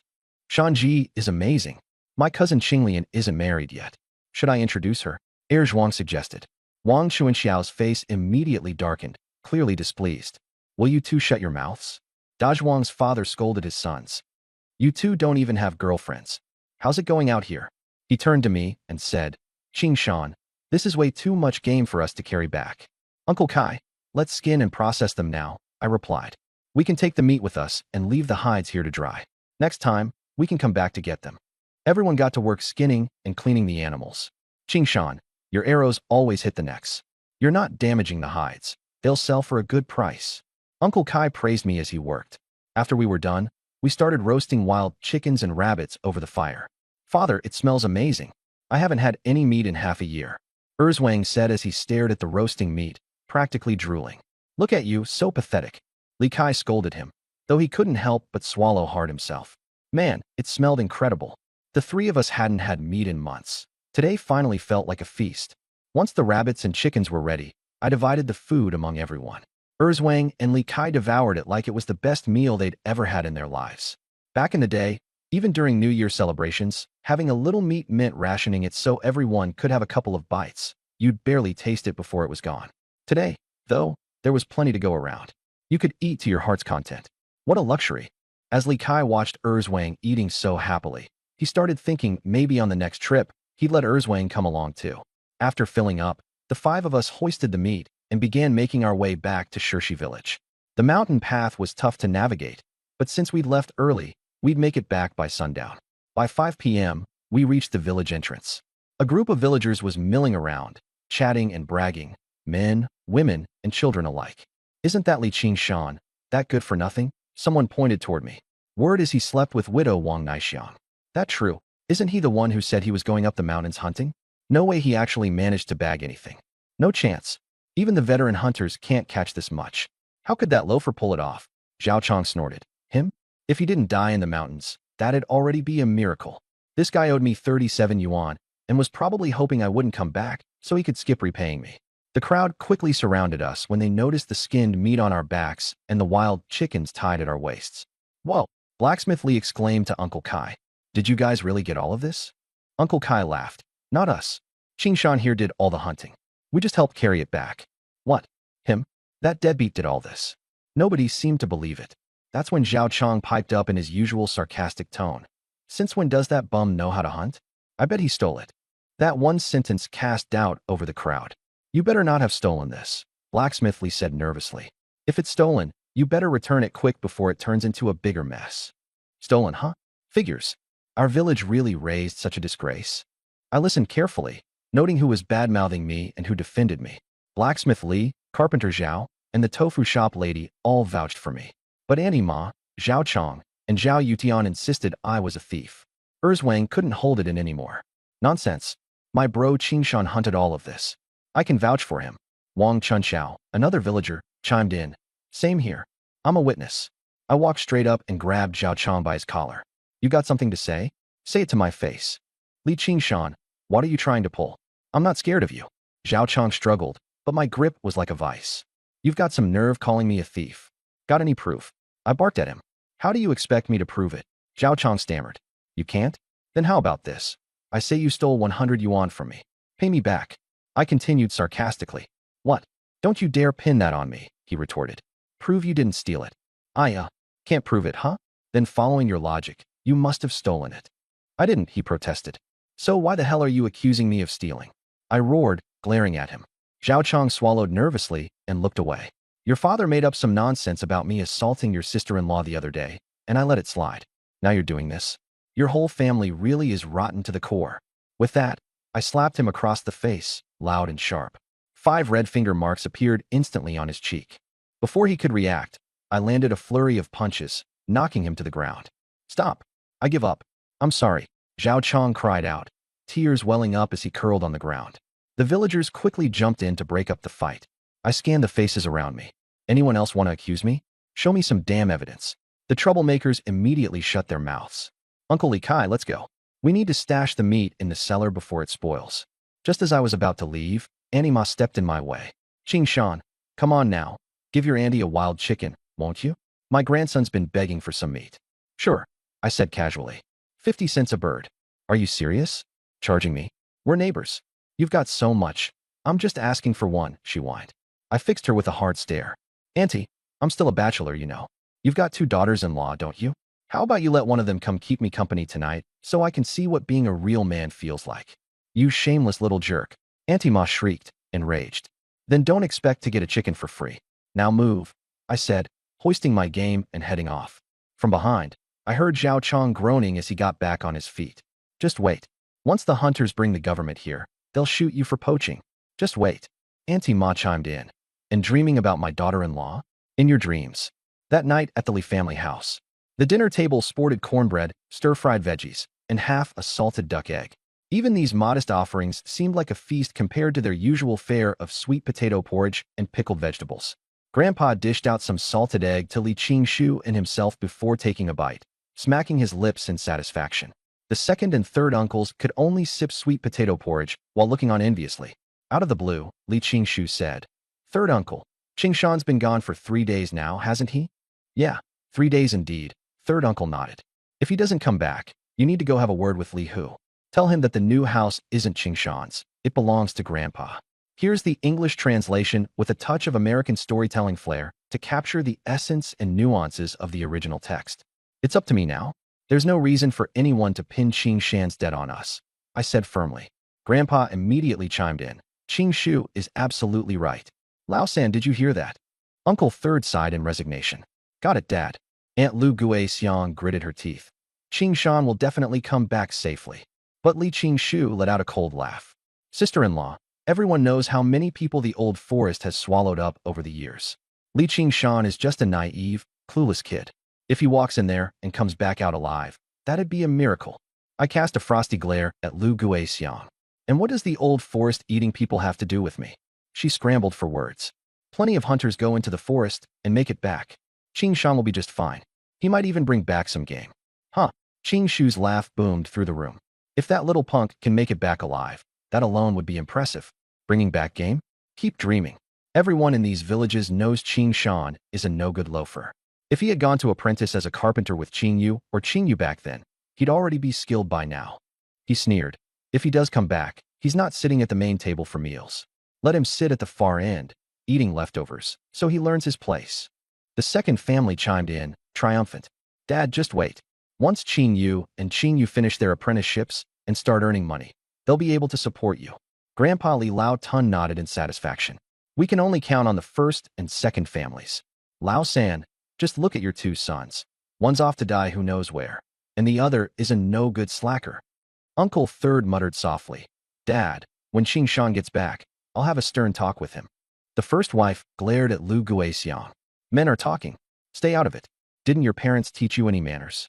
Tears welled up in Lu Gui Xiang's eyes, but she lowered her head, silent. Li Qingshu, emboldened, declared, If Li Qingshan can come back with 2 wild chickens or rabbits, I'll kneel to him. Suddenly, a voice called out from outside. You said it, you'll kneel, right? Every head turned toward the yard as I strode in, carrying game on my back. Behind me, De Zhuang and Er Zhuang each carried their own haul. The yard fell into a stunned silence. Lu Gui Xiang and Uncle Third beamed when they saw me alive, their faces lighting up even more when they noticed the wild chickens, rabbits, and the freshly hunted meat I carried with me.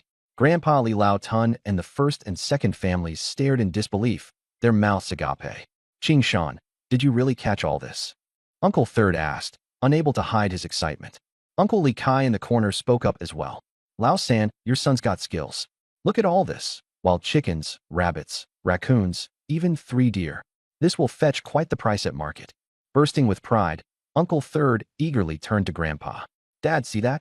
Qing Shan's got what it takes after all. But Grandpa Li Lao Tun feigned indifference. It's just a few animals. Why are you all making such a fuss? Meanwhile, Lu Gui Xiang approached me and asked cautiously, Qing Shan, are you all right? I'm fine, sister-in-law. I waved her worry away, then turned toward Li Qingshu. Well, cousin, I'm waiting. Are you going to kneel or not? The villagers, enjoying the spectacle, began shouting. He said it himself. Time to kneel. A man's word is his bond. If he goes back on his promise, nobody's going to respect him. Li Qingshu's face turned dark as a thundercloud. Rushing to his defense, the first wife exclaimed, He's just a kid. His words don't count. Besides, Qingshu is planning to work for the government in the future. How could he kneel to someone like him? I smirked. Oh, is that how it is? If the government finds out he can't keep his word, would they still want someone like that? Breaking your word speaks volumes about a person's character. Someone like that can't shoulder responsibility. No amount of excuses will cover it up. It's a simple request, Qingshu. Either kneel now, or deal with much bigger consequences later. Faced with my unyielding gaze, first uncle and Qingshu hesitated. Finally, Qingshu stammered out, Fine. Give me half a pound of brown sugar, and we'll call it even. I narrowed my eyes but agreed. Qingshu reluctantly handed me the sugar, visibly seething. As I collected it, my hand subtly pressed down on an acupoint in his wrist, releasing a burst of pure energy. Qingshu's legs gave way, his knees buckling as if beyond his control. Before anyone could intervene, he collapsed to the ground in front of me, kneeling. The crowd gasped in shock. I'm Li Qingshan, and today, I'm going to teach these people a lesson they'll never forget. Qingshu had already embarrassed himself by handing over the sugar and kneeling. I pointedly said, Cousin, you already gave up the sugar. Why'd you still kneel? That said, don't expect me to give this back. His father, Li Dekue, scrambled to lift him up. Poor Qingshu's face was so red, he probably wished he could disappear. The villagers burst into laughter, their ridicule sure to spread across the entire Shirshi village by sundown. Grandpa Li Lao Tun, trying to regain control, stood and barked. Qingshan, you need to stay grounded. Lao Da and Lao Air, take these animals to the cellar.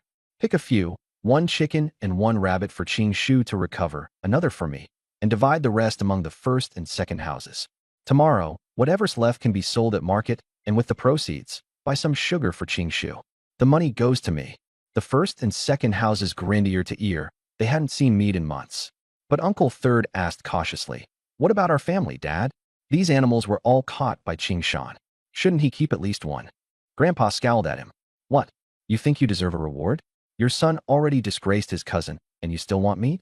Qingshan has cornmeal. He'll eat that. As for the rest, send the remaining cornmeal to your mother.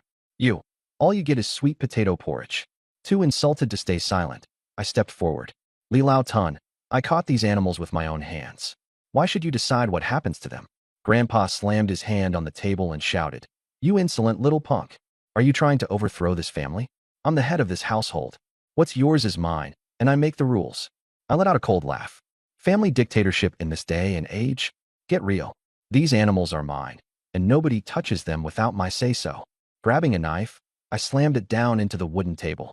Splinters sprayed out, and the table cracked under the force of the blow. Everyone froze. Second uncle finally found his voice and scolded me. Li Qingshan, what do you think you're doing? Lao San, control your son. But my father, head bowed, only managed a week. Qingshan, please, let's not make trouble. Ignoring him, I stared down second uncle and spoke calmly. Second uncle, you're my elder. I won't lay a hand on you. But your two boys? My cousins. Fair game. Before anyone could react, I landed a solid punch into Qing Yu's stomach, sending him doubling over in pain. Then, I grabbed Qing Yu by the arm and threw him over my shoulder, slamming him to the ground with a loud thud. Both brothers groaned and writhed in pain. Finally, I turned to Qingshu and delivered a swift kick, sending him flying backward. He landed hard, a large footprint now visible on his chest. Qingshu, snarling in pain on the ground, yelled out, Li Qingshan, you sneak attacked me. If I weren't a scholar and unwilling to stoop to using my fists, I'd have beaten you to death already. I dropped 3 men in an instant, my movements swift as lightning. The surrounding villagers were stunned into silence, their faces a mix of shock and disbelief. Holy smokes, since when was Qingshan this good at fighting? It's not that he's that good. Those 3 are just that useless. This loafer's got guts, though. Isn't he afraid he'll be kicked out for this? Li Erkue, glaring at the 2 sons lying on the ground, charged toward me in a rage. Li Qingshan, how dare you lay a hand on my boys? Before he could get close, Dazhuang positioned his hulking frame in front of me, like an immovable mountain. Try laying a finger on my brother Shan, and see if I don't obliterate you. Erzwang stepped up beside Dazhuang, crossing his arms menacingly. Yeah, anyone who messes with Shan Bro gets dealt with by me. Faced with the two of them, Li Erkue immediately backed down, his anger visibly melting into unease. The stern voice of the old family patriarch, Li Laotuan, suddenly cut through the tension. His beard quivered with indignation as he roared, Li Qingshan, if you won't recognize me as the head of this family, then pack your things and get out. Let's see how you'll survive. The villagers started whispering amongst themselves again. That's it. He's toast. No house, no fields. He'll be sleeping out in the wilderness. I sneered coldly. Fine. Tomorrow, I'll head to the government office and split from the family officially. Father, mother, you coming with me? Li Laoduan now turned his contemptuous glare at my father.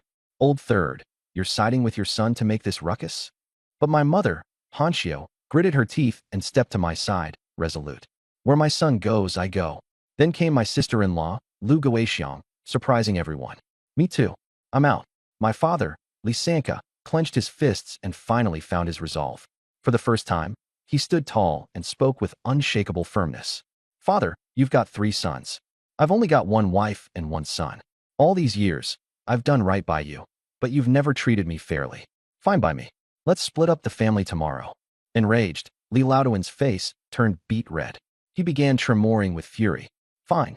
You want to split? Good. But don't think you'll get a single coin of family property. No houses, no farmland. Don't even think about it.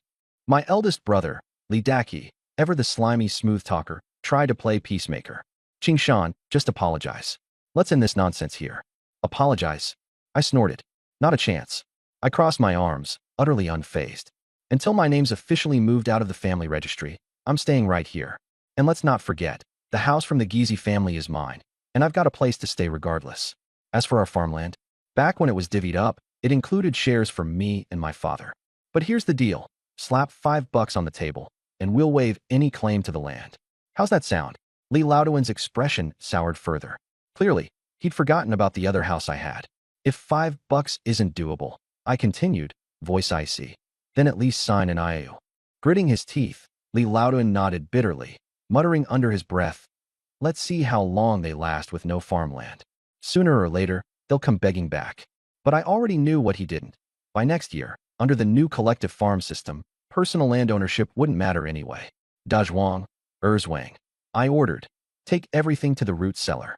Come find me tomorrow at sunrise. We're heading to the market and selling these spoils for cash.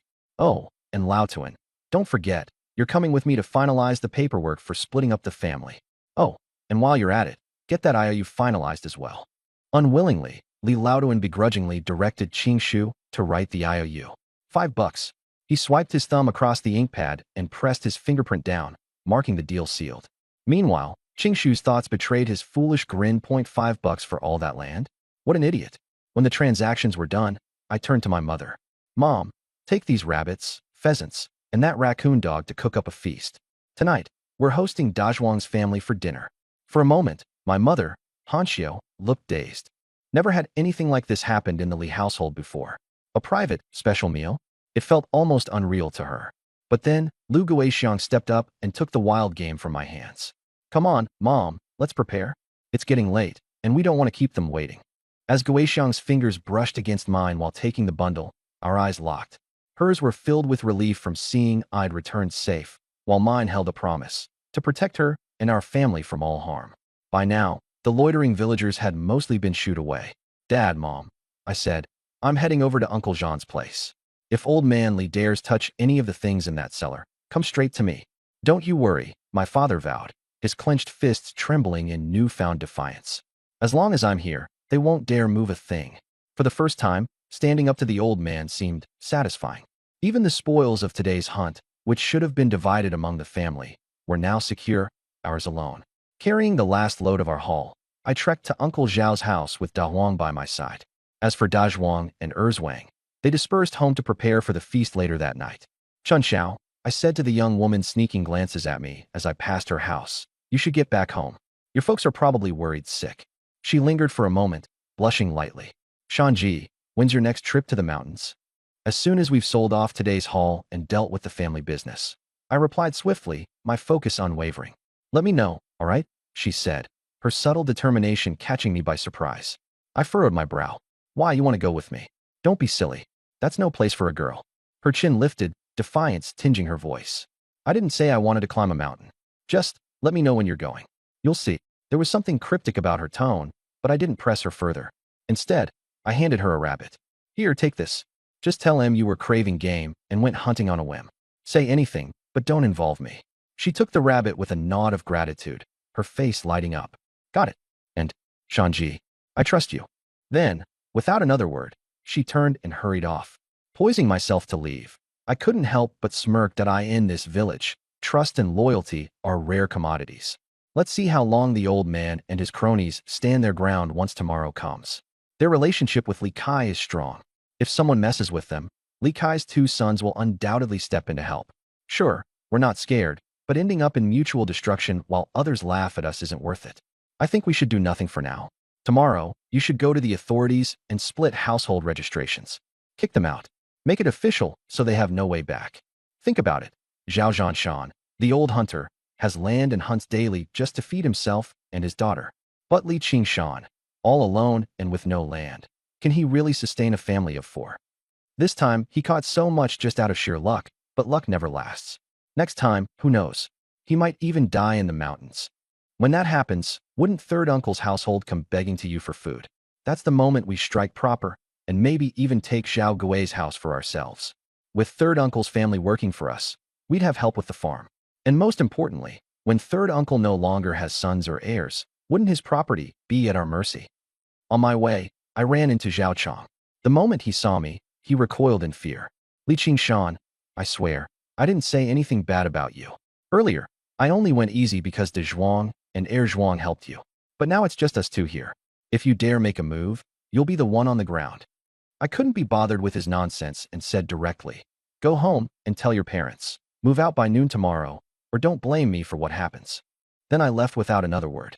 When Zhao Chong got home, he told Zhao Gui about what happened. What, move out? On what grounds? Zhao Gui slammed the table. This house has belonged to our family for generations. Who does Li Qingshan think he is? I don't believe he'd dare kill all of us. If nobody dies, we'll just stay and refuse to leave. Zhao Chong's mom chimed in, both their frustrations directed at Wang Naixiang. It's all because of that wretched woman. She couldn't even seduce one man. If she had kept Li Qingshan around, we could have barged in, caught them in the act, and handled him however we wanted. Zhao Chong went further, flipping over Wang Naixiang's bowl of food. Go wash the clothes. You're a cursed woman who's brought nothing but death and bad luck to my brother. With tears welling in her eyes, Wang Naixiang silently went to do the laundry. Meanwhile, I arrived at Zhao Zhanshan's house carrying rabbits and pheasants. Their dog, De Huang, barked a few times, and Zhao Shanxin opened the door after hearing the noise. Shanxin, I said, this hunt went well, so I brought some extra for you and uncle. You hunted all this? She asked, surprised. For your first time on the mountain, your luck must have been incredible. But you should keep it. Your family isn't well off either. You might not have such luck next time. She started pushing the game back toward me, thinking I had only caught a couple of animals. Don't worry, take it. I've left plenty for ourselves, and tomorrow, I'm heading to the market to sell the rest. Your father saved my life years ago, and you lent me De Huang these past few days. I can't forget that favor. I shoved the game back into her hands. How much did you catch? Shanxin was stunned. Her expression shifted as she thought it over. A novice hunter, on his first trip, bringing home this much game? It didn't make sense. Most beginners are lucky to return alive, let alone succeed in hunting this much. The hunt went well. Besides these, I got 3 large roe deer as well, I said casually. 3 deer. Shanxin gave me a thorough once-over. You've never shot an arrow, right? And this was your first time in the mountains. What would I lie for? The villagers at the entrance all saw it. It's just luck and natural talent, I guess. The moment I tried the bow, it felt so easy, like I was made for it. Pulling it to full draw, aiming, and hitting the target were second nature. It's like a gift. Shanxin cautioned, be careful the next time you go. Your life's more important than the catch. You should raise a few more hunting dogs. My father owes his survival to having 3 of them. Got it. Now go cook these. I'll stop by tomorrow to check on Uncle Zhanshan's leg. You know how to treat injuries too? Shanxin asked, surprised. I studied for a few years under an old mountain doctor. I know a thing or two. Tomorrow, I'll grab some needles for acupuncture from the market and show you what I've learned. She smiled, carrying the game into the kitchen. Watching her walk away, with those long legs and slender waist, I couldn't help but think, she's definitely worthy of being called one of the three beauties of the village. From inside, a frail voice called out, Shanshin, is Qingshan here? Why didn't he come inside? Yes, Dad, it's Li Qingshan. He brought some rabbits and pheasants, and said he'll come back tomorrow to check your injury. Apparently, he learned medicine from an old mountain doctor. Zhao Zhanshan sighed heavily. Qingshan's a good kid. He still thinks about us. Shanshin, you should stop teasing him so much. Back home, Zhao Gui, De Zhuang, Er Zhuang, and even Li Kai's wife were there. The women were busy in the kitchen while we men sat in the courtyard drinking. Zhao Gui had brought along 2 bottles of local liquor, each bottle costing a full $1. In these times, that's a big gesture. Li Kai, uncle, I said, in a couple of days, I'll head back to the mountains. Would you let De Zhuang come along?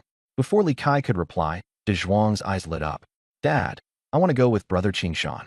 His archery is so amazing, it's like magic. If you don't let me, I'll sneak off anyway. De Zhuang, I scolded. Don't jump ahead. Li Kai uncle hasn't even said no. Li Kai sighed. All right, if you want to go, go. Just be careful. If something looks too dangerous, don't risk it, got it? Don't worry, Dad. De Zhuang was beaming with excitement. Er Zhuang wanted to join too, but Li Kai immediately said no. Absolutely not. It's already nerve-wracking to have one son out there, let alone both. What if something happens? How would I even live through the rest of my life? I reassured Er Zhuang. Don't rush it. Once I've gained more experience, I'll take you too. I knew there was little chance Li Kai would let both sons join me right away. I'm still a novice hunter, after all. But it didn't matter. I had a plan. I'd start with De Zhuang, bring him on a few hunts, and come back with plenty to show. Once the villagers saw the game we brought back, more would want in. At that point, I doubted Li Kai could hold back. Li Kai's family are good people, De Zhuang and Er Zhuang especially. I've known them all my life, and I trust them. Aside from them, there's Zhao Hongqi, but he's tied down. His mother is sick, and his wife just gave birth, so he has to stay home to help out. Fine, fine, Er Zhuang said, realizing tonight wasn't the time to press the issue. Meanwhile, in the kitchen, I myself was cooking. The wild chicken was already chopped into pieces. First, I heated the gol, poured in some oil.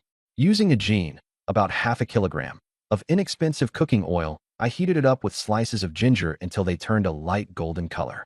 The aromatic smell filled the kitchen instantly.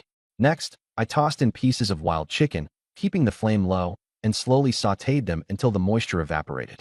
This method helped tenderize the tougher texture of wild chicken without the need for prolonged simmering. It's much firmer than regular, farm-raised chicken. The pan sizzled loudly, and the rich aroma of the oil mingled with the savory scent of the meat, spreading through the whole kitchen and even wafting outside. Smells amazing, Da Zhuang said, swallowing eagerly. Next time we go hunting, we need to bring a cast iron skillet. Brother Shan's cooking is unbeatable. When the chicken pieces turned golden, I added green onions and stir-fried until just softened. I stirred in a handful of dried chili peppers and Sichuan peppercorns, letting them release their fragrant oils, followed by soy sauce, a cheap 27 cents a gene, and salt. After a quick toss, I poured in some hot water and left it to simmer. 10 minutes later, I turned up the heat to reduce the sauce, added fresh chili peppers for a quick stir, and it was ready. Even without fancy spices like star anise or angelica root, the aroma of the stir-fried chicken filled Old Li's house, and practically the whole neighborhood. In the next house over, Old Li Tun, catching the delicious scent, kept swallowing hard as he grumbled. Those ungrateful brats, wasting such good meat on themselves when they could sell it for grain. They'll regret it when they have nothing left. He stomped back and forth, pouting about how he, the head of the family, didn't even get a taste, while those little rascals were wasting the food. Tensions were also rising in the big and second houses of the Li family. Father, I want some meat, Li Qingshu said, staring longingly at the steaming chicken on the neighbor's table. You think I don't want some too?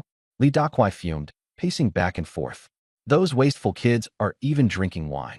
It's not even a festival or celebration. Hey, go over there and ask for some meat and wine. They might give it to you since you're a woman. Me? Are you sure? Sun Lan hesitated, pointing at herself. Just give it a try? Worst case, they won't give you anything, he insisted. Just as Sun Lan was about to head over, they noticed Wu Xiao, the second house's wife, already stepping out. Qingshan's mom, enjoy your meal?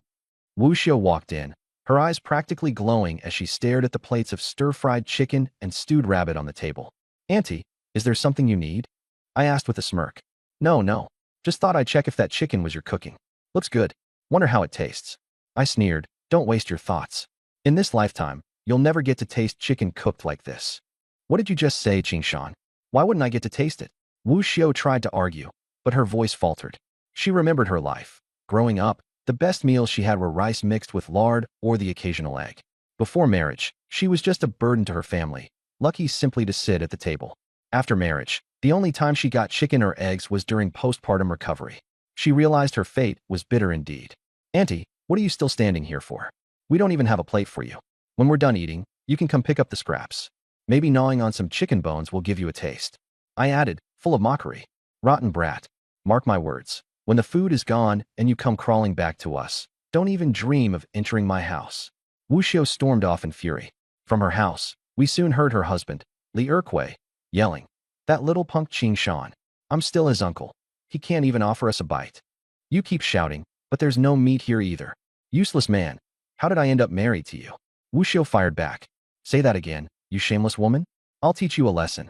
A loud argument followed, quickly escalating into the sounds of a physical fight.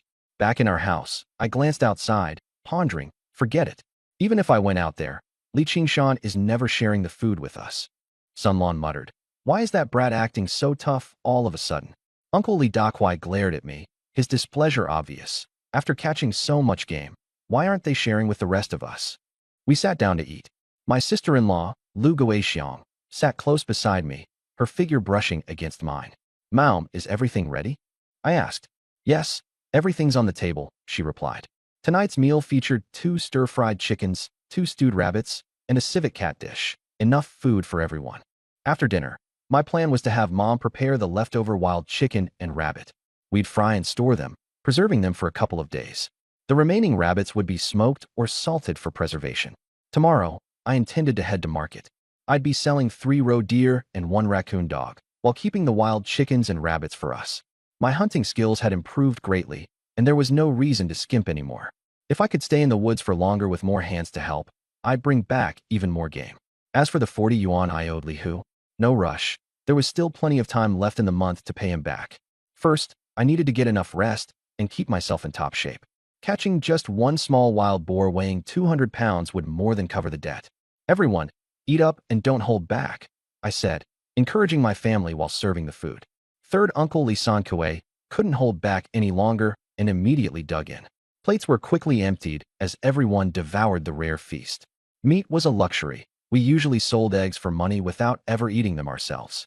Lu Guixiang ate slowly, her low status in the family making her hesitant to go for the meat, usually just sticking to pickled vegetables. I noticed this and placed 2 chicken drumsticks into her bowl. Sister-in-law, eat up, don't be shy, I said. She blushed, but let a smile slip as she glanced down at her bowl. After dinner, with bellies full and heads a bit hazy from the wine, I gave Dazhuang instructions. Be ready early tomorrow for the market run. Bring your cart, too. Got it. Dazhuang nodded. I handed him a bowl of rabbit stew, saying, take this to Zhao Hongqi's house. His mother's unwell, and his wife just gave birth. As night fell, I hit the sack early. I needed to be up around 2 a.m. to get ready and leave for the market. It was an hour's walk, and daylight broke by 4 a.m. At the market, pork sold for 40 cents a pound, wild boar meat for 33 due to the gamey taste, and roe deer for around 31 cents. I planned to price mine at 30, aiming for a quick sale. The 3 skinned and gutted roe deer weighed 150 pounds, which could sell for about 45 yuan. After giving Dazhuang his cut, the remaining money would be mine. This time, I was determined to move out of the Li household, even if it meant buying everything from scratch: pots, pans, rice, oil, kerosene lamps, soy sauce, vinegar, soap, matchsticks. At first light, Dazhuang called out from outside, bringing his younger brother, Erzwang, along. Brother Sean, let Erzwang come too. That way, we can switch off pulling the cart, he suggested. Good idea. Once we save enough, we'll get ourselves a donkey. Much easier that way, I replied. Let me translate your story for you into English, keeping the tone neutral and conversational to fit local U.S. expressions. But next year we'll have to butcher it for meat. Big Yellow, I called out, and Big Yellow ran over, nuzzling my pant leg. Good job today, wait for me to come back. I patted its head, then loaded all the venison from the cellar onto a cart. The 3 of us headed for the market. Around sunrise, Li Lao Tun and my father would go to the town to process the household splits. I already had it planned out. First, Li Lao Tun and my dad would split into separate households. Then my father and I would split, and finally, my sister-in-law would be separated too. This way, we'd end up with 3 household registrations, counting as 3 families. If we stayed on good terms with the village chief, we could apply for 2 more housing plots. Even if the application didn't go through, we could still buy extra from others. There were plenty of widows in the village and lots of vacant houses around. Ideally, we'd get 3 houses next to each other, so that when collectivization came, we'd have 3 households with 3 housing plots, all compliant with policy. We got to the market around 3 a.m. The place was bustling with vendors from various villages, and even early buyers were already shopping. As soon as I unloaded the venison from the cart, people gathered around immediately. An elderly man pointed to the meat and asked, "Young man, how much per pound?" "Uncle, pork outside is already 40 cents a pound, and beef is 50. My venison is going for 32 cents a pound at market rate, but today my buddy's child was just born. Good news for us all. So, I'm selling it for 31 cents per pound. Can't you go a bit lower?" The old man tried to haggle. I pointed to another pile of meat nearby and said, "Uncle, I can sell you this female venison at 29 cents, but the male venison stays at 31. "What's the difference?" the old man asked, puzzled. "Male venison can give you extra vitality. The female doesn't have that effect." "Really? Why would I lie to you?" "Buy a pound, cook it tonight, and you'll feel the difference." I thought to myself, in times like these when folks barely get enough food, anything hearty enough will naturally make them feel renewed energy. "All right, give me 2 pounds. The old man made up his mind. As soon as he said that, the other men around perked up. "Give me a pound too. I'll take 3 pounds. When it came to boosting vitality, these guys were willing to spend on anything. By daybreak, the 3 deer and a raccoon were all sold out, bringing in 50 yuan total. I pulled out 25 yuan and handed it to De Zhuang, saying, "Good work today. This is yours." "Brother Sean, are you joking? I barely did anything up the mountain, just carried stuff. I can't take this much. I feel bad even taking 5 yuan. I've eaten more meat these 2 days with you than I've had in my lifetime." De Zhuang pushed the money away. "If anything, take 5 yuan off me, like my dad said. Going hunting with you is lucky, but even he said I shouldn't earn more than 2 a day." He returned 20 yuan to me. I thought about it and handed him 4 yuan. "All right, split this between you two. Buy something nice." "Thanks, Brother Sean," the brothers said, grinning as they accepted it. "Let's go. Time to hit the supply co-op to buy some pots and pans," I said. The supply co-op didn't open until 7:30 a.m., but it was only a little past 5 a.m., so we had plenty of time. I led De Zhuang and Air Zhuang to the town government office, planning to grab breakfast first and then get groceries before handling the household split and heading back home. Who'd have thought that, just as we arrived near the breakfast shop, we'd run into my dad, old man Li Dekui, Li Qing-shu, and the eldest, Li Lao Tun. They were also here for the household split, earlier than I'd expected by more than an hour. Last night, Li Lao Tun had caught a whiff of the meat we were cooking and tossed, and turned in bed, too upset to sleep. He got madder the more he thought about it. His ungrateful descendants had meat, and didn't even offer him any. So, first thing at dawn, he dragged everyone along, eager to separate us quickly, likely hoping we'd struggle on our own and crawl back to him eventually. Li Qing-shu wasn't just there to help. He was also signing up for the rural literacy class. It was an opportunity. If he studied well, he might even become a literacy teacher.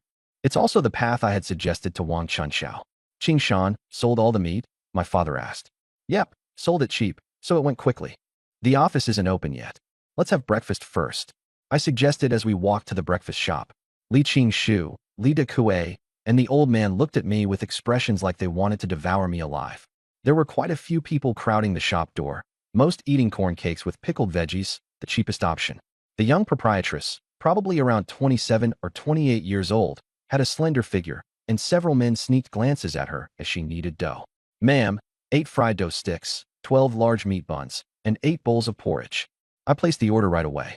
The moment I finished speaking, everyone turned to look at me in shock. "Who spends like that?" "Brother Sean, isn't this a bit much?" Air Zhuang asked, swallowing hard. "Qingshan, don't waste money like this. You still need to save up for a wife. Corn cakes and pickles are just fine," my dad said, concerned.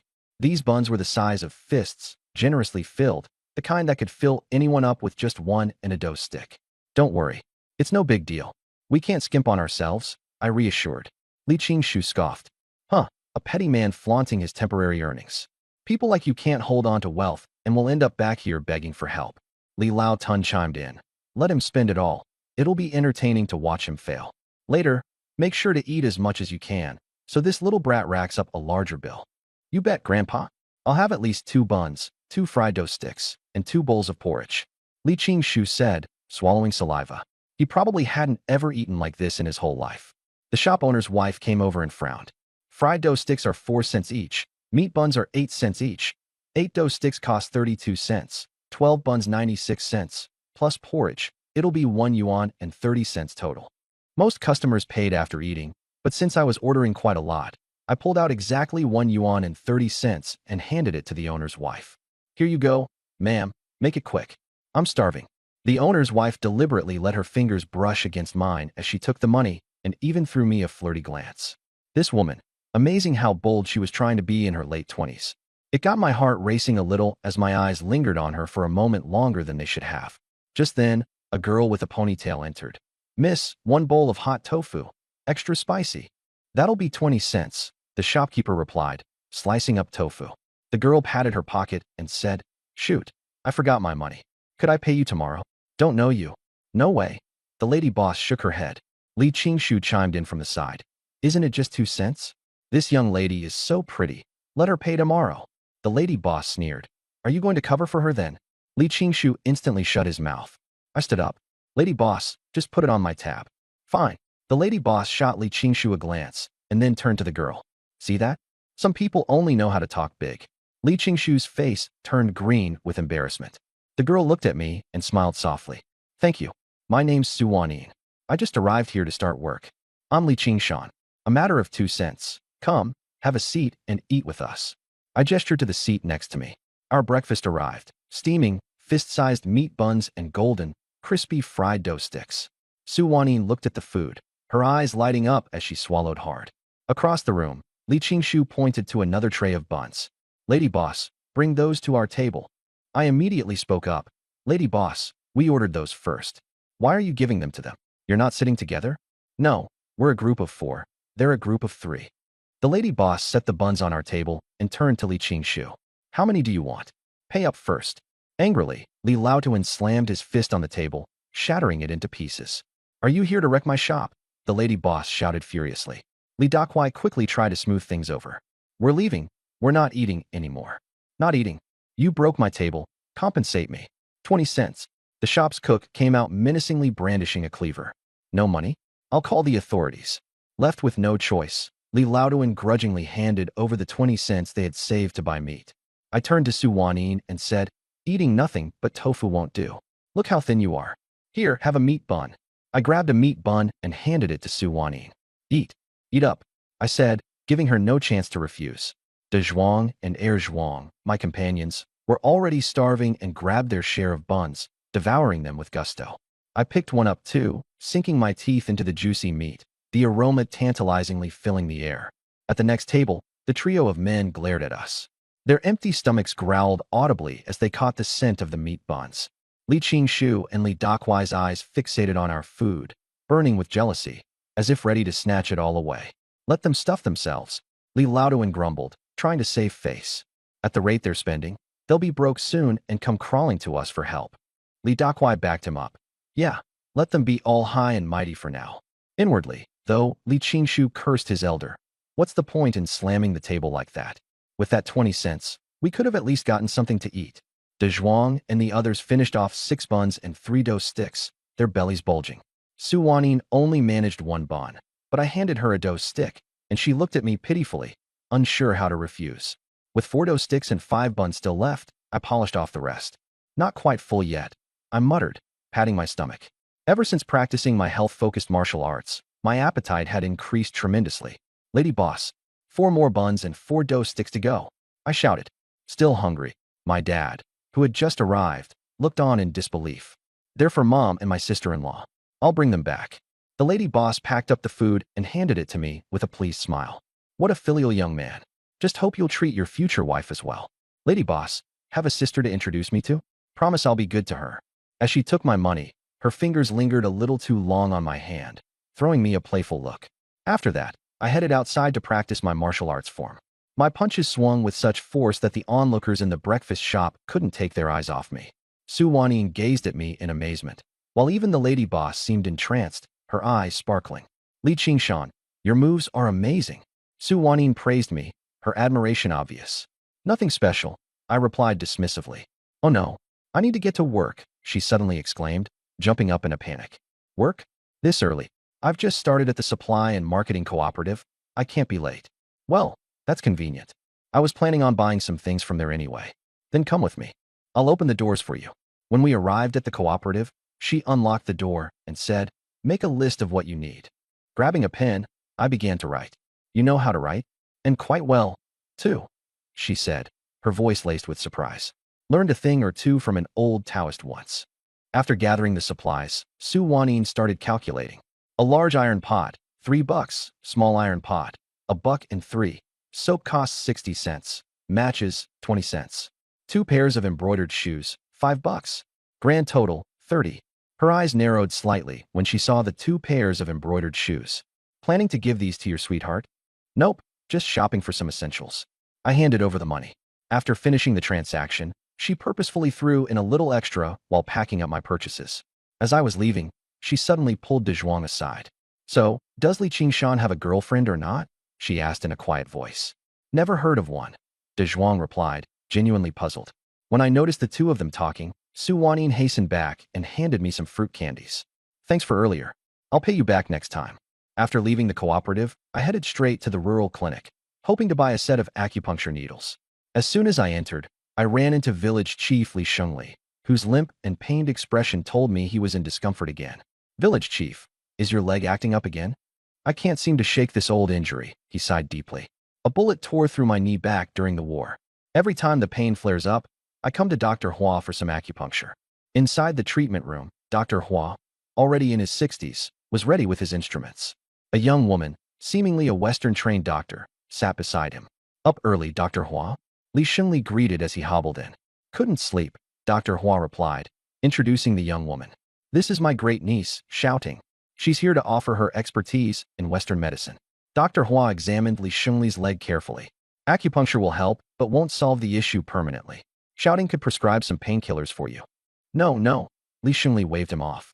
I'd rather stick with acupuncture. Stubborn and penny pinching, Dr. Hua grumbled, pulling out his needles. Suddenly, I interjected. Village chief, let me give it a try. I guarantee you won't feel pain for a week, and it won't come back for 3 months.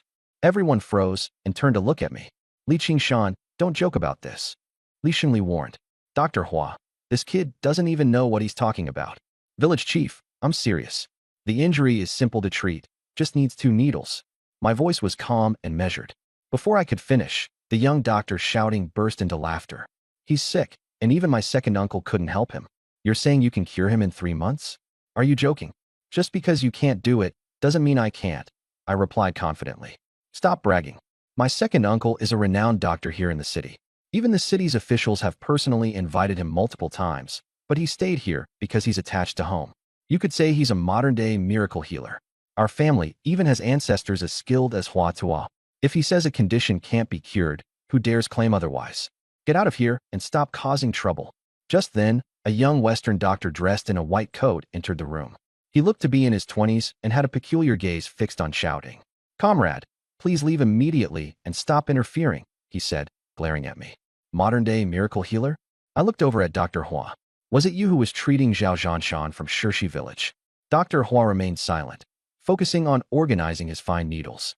Seeing that I was ignoring him, the young doctor reached out to grab my collar. Kid, get out now.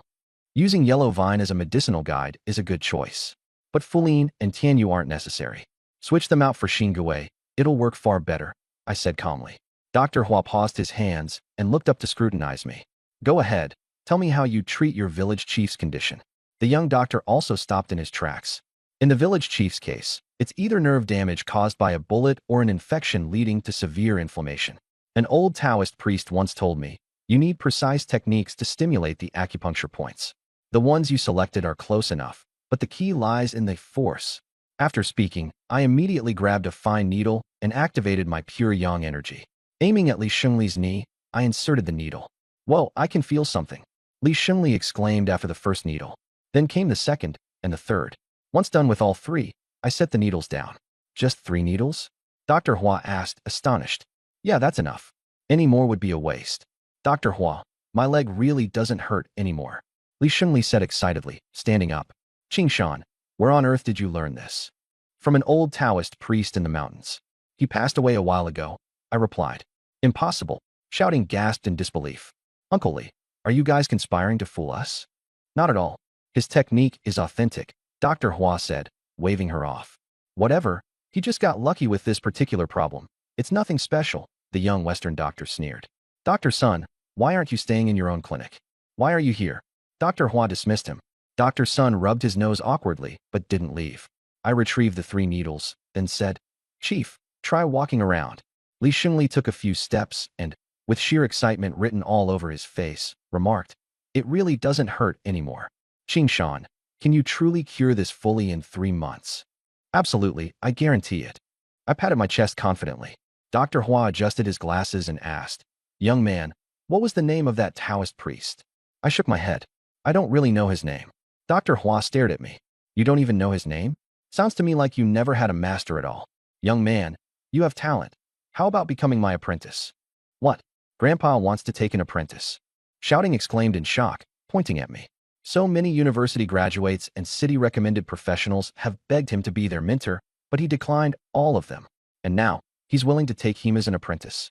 He just got lucky, striking gold by accident. The young doctor beside her looked green with envy. After spending 3 years trying to win Dr. Hua's favor and failing miserably, he couldn't understand why I, a complete stranger, was being extended such privilege. Becoming Dr. Hua's apprentice was akin to skyrocketing your status. Even veteran traditional medicine practitioners in the county would address you as Master's uncle. I quickly waved my hand. No need.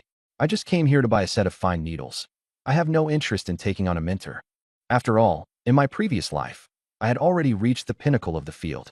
In this life, I just wanted to live in peace and enjoy simplicity. That's fine. Fate can't be forced, after all.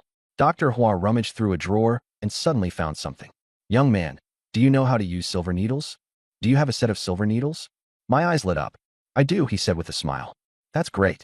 Silver needles work even better. I could cut the village chief's treatment time down to 2 months. Really? Li Shengli asked, bursting with joy. Dr. Hua handed me the silver needles. Here, take them. Grandpa, those are... Shouting started to protest, but was cut off. This set of silver needles was a precious heirloom from Dr. Hua's family, crafted with a special technique, making them exceptionally effective. I counted the needles, 15 in total. One needle would cost at least $1 in the current market. This set would easily be worth 15 bucks. Judging by their style, their origins were no trivial matter. Thank you, Dr. Hua. Chief, I'll take my leave now. Dr. Hua, feel free to reach out to me if you need anything. Just don't ask me to be your apprentice. I joked, taking the needles and heading out. Rest would follow smoothly. Much like this encounter seemed almost destined. Blaming old Li from the Li family village, if it weren't for him, they would have been eating meat today. Sis-in-law, don't just eat the buns, have a can of canned peaches. I opened a glass jar from the cart, revealing peach slices soaked in syrup, and handed it to my sister-in-law, Lu Guixiang. Canned peaches for 80 cents per jar. The members of the Li family stared wide-eyed, and I could hear the sound of them swallowing their drool. Sis-in-law, give it a try. I handed the jar up to her lips. Lu Guixiang froze in disbelief. These canned peaches are too expensive. You should give it to Mother instead. She'd never eaten canned peaches in her life. Mother spoke up. Guixiang, you've been married into this family for several years without having good days. This canned peach is yours to eat. No worries, I've got more. I took out another can and gave it to Mother. Only then did Lu Guixiang breathe easy. She took a sip of the syrup, her eyes lighting up. So sweet. Qingshan, have some too. I've already tasted it. I waved her off. Out of nowhere, the eldest daughter-in-law began wailing, scratching her husband. Good for nothing. People are eating meat buns and canned peaches while I'm stuck eating who knows what. The eldest brother turned red from the scratches, furious enough to lift a hand in retaliation. Not to be outdone, the second daughter-in-law started clawing at her husband too. Useless man. I'll scratch you to death. The Li family plunged into chaos. Grandpa Old Li's face turned beet red with anger as he roared, Stop it. Do you all want to be the village laughingstock? The eldest brother snapped. Dad, if it weren't for you throwing away those 2 dimes, we'd be eating meat right now. The second brother chimed in. 2 dimes could have gotten us half a pound of meat. Why did you smash the guy's table? Fuming, Grandpa whipped off his shoe and began whacking them. The neighbors started gathering to enjoy the spectacle. The Leaf families fighting again. Women hitting men. Now that's entertainment. Seeing Lu Guixiang holding her bun and canned peaches, the onlookers couldn't help but swallow hard. That's when Auntie Motzi dragged her grandson over. Guixiang, give my grandson one of those buns. Her grandson, little mudfish, plopped himself to the ground, throwing a tantrum. I want meat buns. Auntie Motzi brazenly declared. You've already eaten, with your fried dough sticks and canned peaches. Spare one bun for my grandson. What's the harm? If he starves, my son won't let you off easy. Lu Guixiang looked torn, unsure what to do. I flared up. Your grandson isn't my responsibility. Why should I give him one? How about you let me borrow your daughter-in-law for 2 days, and I'll give you a bun? How about that? Shameless. I turned to my mother directly. Is all the stuff packed up? It's all in the room. Dazhuang, Erzwang, help load them onto the cart. We're moving out. On it, the 2 brothers swiftly loaded our belongings, and our entire family left the Li household.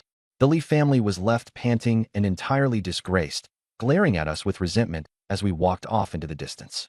Grandpa oldly stood akimbo, cursing, wasteful brats, eating meat buns and canned peaches. Mark my words, you'll squander everything and come crawling back to me in the end. Li Qingshu chimed in eagerly. Grandpa, once I graduate and start working in the city, I'll buy you meat buns every day. Exactly. Out of all of them, my eldest grandchild will be 100 times better than that loser Li Qingshan someday. Grandpa gloated with pride. The neighbors joined in the jeering. Yeah, getting cocky over a little money. They'll burn through it before long. Hunting's dangerous work. What if something goes wrong? Then what? In a quieter corner of the crowd, a fair-skinned woman spoke softly. Well, it's his money to spend. Roshua, why are you speaking up for that loafer? Are you thinking of finding yourself a man? An older woman teased. It's understandable to feel lonely with just your daughter around. Li Qingshan does have a strong build.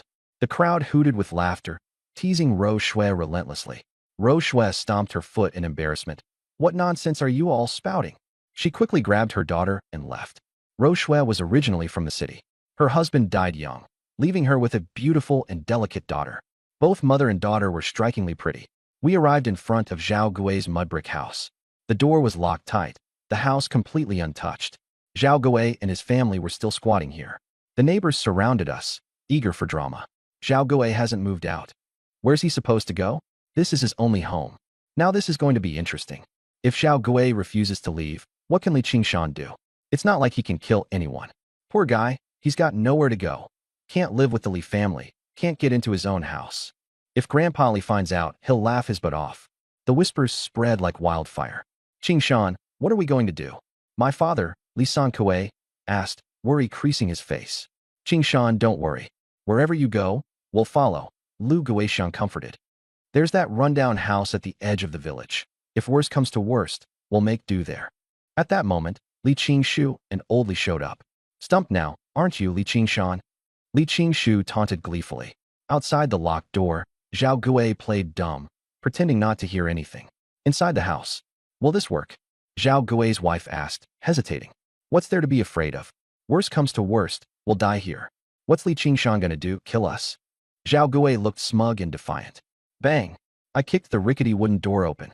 The door latch snapped right off. Holy crap! The spectators gasped in astonishment. I walked straight into the yard as my younger brothers, Dazhuang and Erzwang, gawked in disbelief. Zhao Gui was just inside.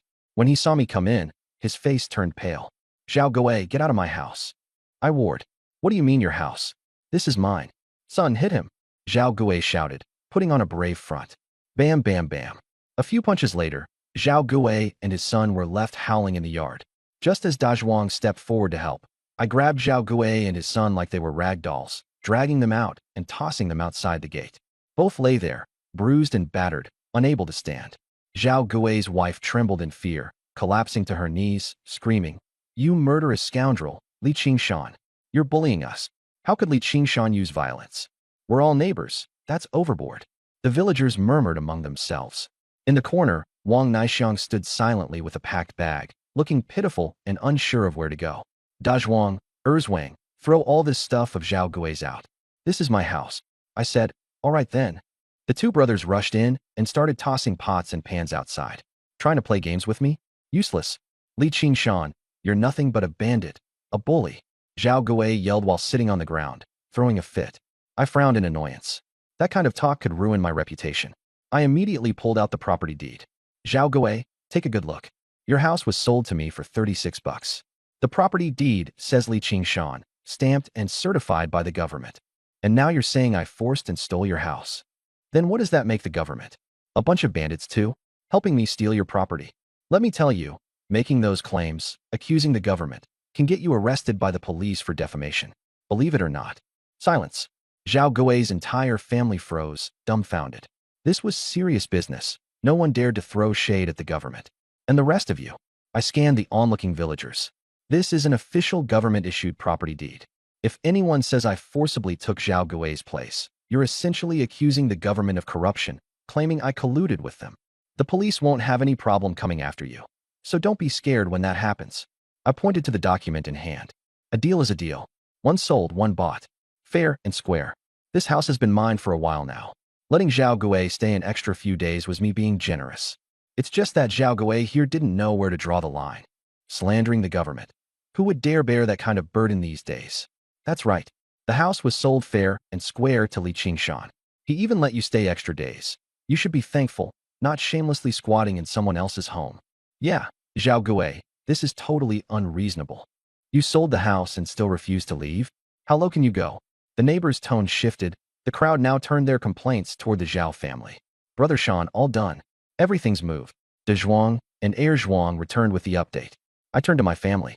Dad, Mom, sis-in-law, let's just place things for now and make do together for a bit. In a while, I'll apply for some residential plots and build another house. Currently, my dad, sister-in-law, and I, each on separate household registrations, were all from Shirshi village. By the rules, we could apply for 3 separate residential plots. Conveniently, there were open spaces near Zhao Gui's old house, plenty of room, including the back slope of the hill. We could easily build 2 more houses on either side. By the time full collectivization hit and every household got 1 plot, we'd still comply with the regulations.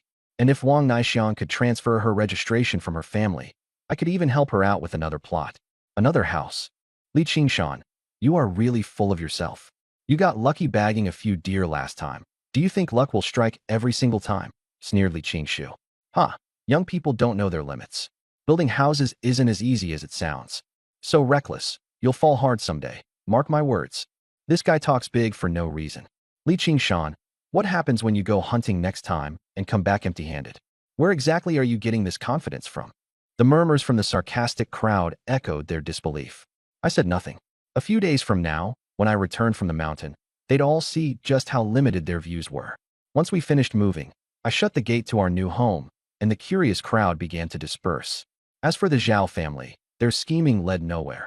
They begrudgingly packed up and moved into a couple of rundown grass huts at the far edge of the village. Hurry it up, would you? Get moving, you jinx, barked Zhao Gui's wife, glaring at Wang Naixiang. I know, mother, Wang Naixiang panted, carrying more bags than the Zhao men combined. Exhaustion was written all over her face. From the moment you stepped into our household, everything went downhill.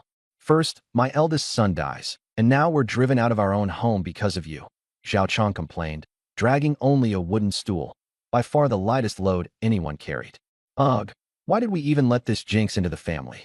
Zhao Gui's wife lamented, sighing deeply. Mom, we need to marry her off ASAP. Didn't Li Hu say he'd take her? Once we get the bride price, I'll hit the gambling table, turn our luck around, and buy back our property.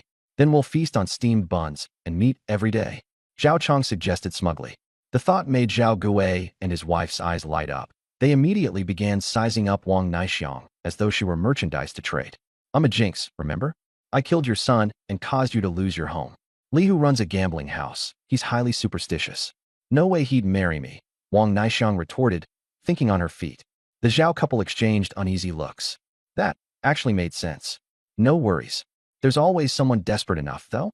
Mom, Dad, leave this matter to me, Zhao Chang reassured them.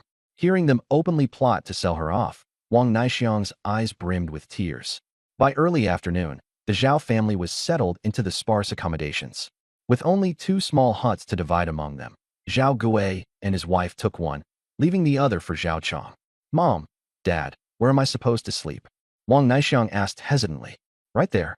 Zhao Chang pointed dismissively to a grim 3 by 4-foot dilapidated doghouse on the side. Her protest caught in her throat, crushed by the injustice she felt. If you don't want to sleep there, then just stay outside. Jinx. Be grateful you even have a roof at all. Zhao Gui barked impatiently. Okay, Wang Naixiang answered quietly, resigned to tidying up the tiny doghouse as her new living quarters. Back at my place, the move-in was complete. I claimed the largest, most auspicious east side master bedroom for myself, letting the purple air rising from the east bring prosperity to my life. My parents and sister-in-law each got their own rooms. Zhao Gui's house was built with a two-son-in-mind layout. Now it was more than spacious enough for my family. Hey, sis-in-law. I knocked on her door. It's open. Lu Guixiang's voice called out. I stepped inside. Lu Guixiang was tidying her room, her presence leaving behind a faint fragrance of womanhood in the air. What's going on, Qingshan? Here, this is for you. Toss out those old shoes you're wearing, I said, handing her 2 pairs of beautifully embroidered cloth shoes. These are for me. Surprised and delighted, Lu Guixiang's face lit up for a moment, but quickly clouded with hesitation. She knew these shoes didn't come cheap. She'd only ever seen them on the village chief's wife. Put them on. Sis-in-law, I know you've had it rough these past years. I can't apologize enough, but from now on, I'll rely on you to help keep this family running smoothly. Qingshan, this is too much. These are way too expensive, she murmured, her guilty expression betraying how much she adored the gift. Take off those old shoes, I'll toss them for you.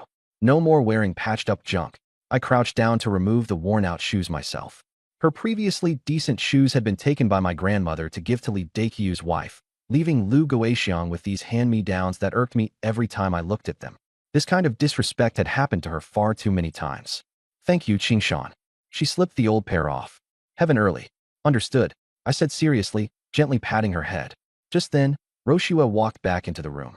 Seeing her daughter awake and with refreshed color in her face, she broke into tears again, this time out of sheer relief. Qingshan, thank you, she said, her voice trembling. I don't know how I can ever repay you. It's nothing, I replied, waving my hand dismissively. Just make sure to take better care of yourself and grass from now on. I'll leave the leftover herbs here. Boil them into tea for her for the next 3 days. Tears still streaming down her face, Roshua nodded repeatedly. Her gratitude was palpable, and though her strength was lacking, her sincerity filled the room. As I turned to leave, Grass's weak voice stopped me once more. Qingshan Ge, will you come visit us again? I smiled gently. Of course, but remember, only if you promise to stop hiding things from your mom. She smiled faintly and nodded. That was enough for me. Here, take this pheasant meat. I handed it to her. Eat to regain your strength. Wow, that's a lot of meat. And flatbread too. Chower exclaimed in excitement. Where did you get it? From the mountain. Just then, Roshua burst in. Seeing her daughter unharmed, she hugged her tightly, sobbing uncontrollably. I turned around and walked out. Qingshan, Roshua called out as she followed me outside. I turned back and saw her starting to unbutton her shirt, biting her lips, clearly offering herself to me. Roshua, don't do this. I quickly grabbed her hand. You're the prettiest woman in the village. So many bachelors linger around your yard at night, dreaming of being with you. Every man in the village wishes to share a bed with you. And I want to be with you, she replied. But not like this. Not because of a bowl of meat, I said firmly. If the day ever comes when you genuinely want to be with me, we'll talk. For now, I have things to do. Take care. I turned to leave. Roshua froze, probably shocked at my unexpected refusal. Qingshan, wait. She called out again. What's wrong now? I asked, turning back. Come with me. I have something to show you. She led me toward a small, earthen hut behind the yard. I followed Roshua into the dim, cramped room. She crouched down and pulled out a wooden box from a corner. When she opened it, I was astonished. It was a gun, a single-barrel hunting rifle. This, Roshua, is this what I think it is? My eyes widened in disbelief. My husband died because of this gun, she said with a sigh. Before he passed, he made me swear to keep it safe. Then he was gone. I've thought about selling it for money over the years, but as a single woman, I don't have the means. This gun has a murky past, and it killed my husband.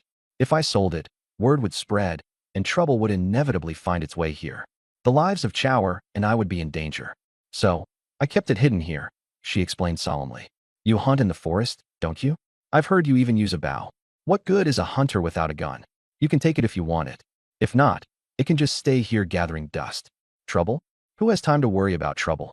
This gun was exactly what I needed. With it, my hunting efficiency would skyrocket, and more importantly, It would give me a way to handle wild boars and other big game. Currently, my 60-pound bow was adequate for rabbits and pheasants, maybe even a roe deer if I got really close. But when it came to wild boars, forget about it. This single-barrel shotgun, however, changed the game completely. The gun could shoot two types of ammunition, buckshot and slugs. Buckshot was great for birds, rabbits, and pheasants, with a range of about 30 meters. However, that wasn't super useful for me. At that distance, my bow was already silent and effective without spooking other animals.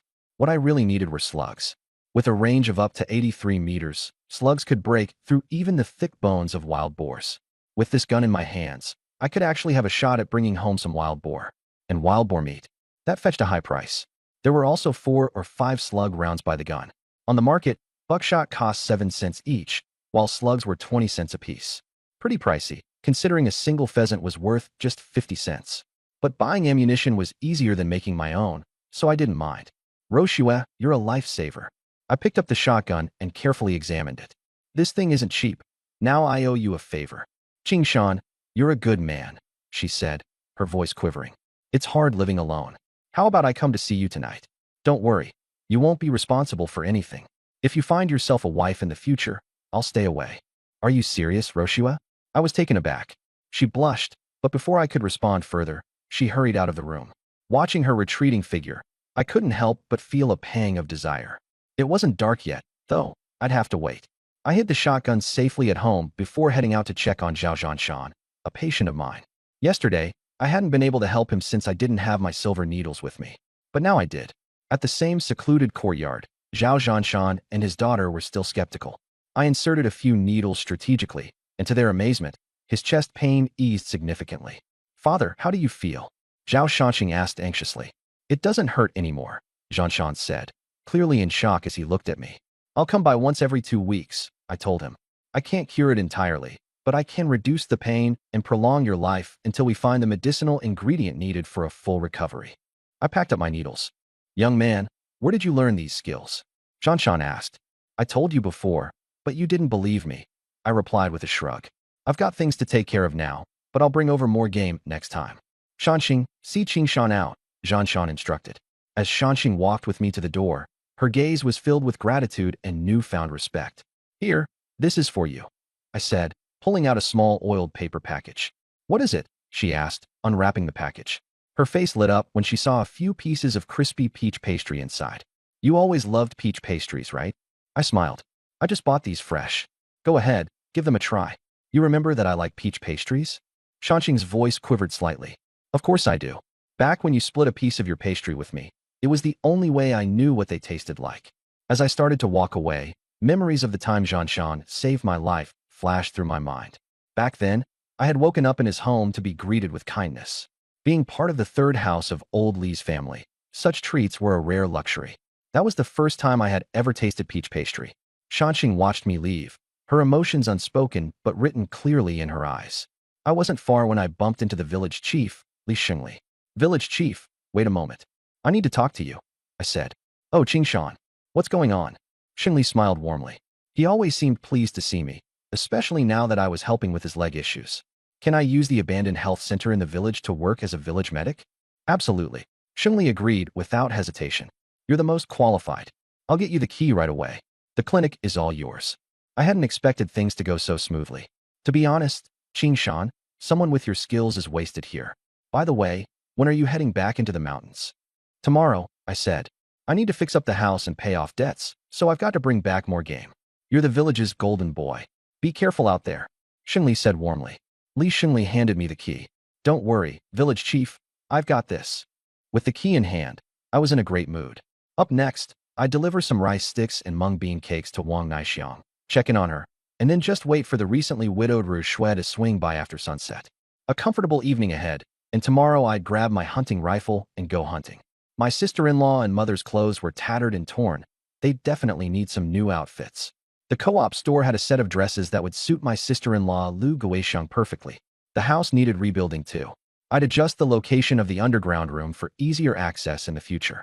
I'd also apply for more plots of land to build houses for my sister-in-law and father. And I needed to look into hunting dogs, buy a few more of them. Dreaming of a brighter future, I carried the mung bean cakes and rice sticks, heading toward Wang Naixiang's home. She's had it rough, Wang Naixiang. That poor young widow could use a small hand too. Down at the edge of the village, the sun was setting in the west, and the heat of the day dissipated as the rice seedlings in the fields stretched their leaves. Sweepstar, get in here and cook. How late do you plan on waiting? Zhao Gui's wife was yelling right outside what passed for my living quarters.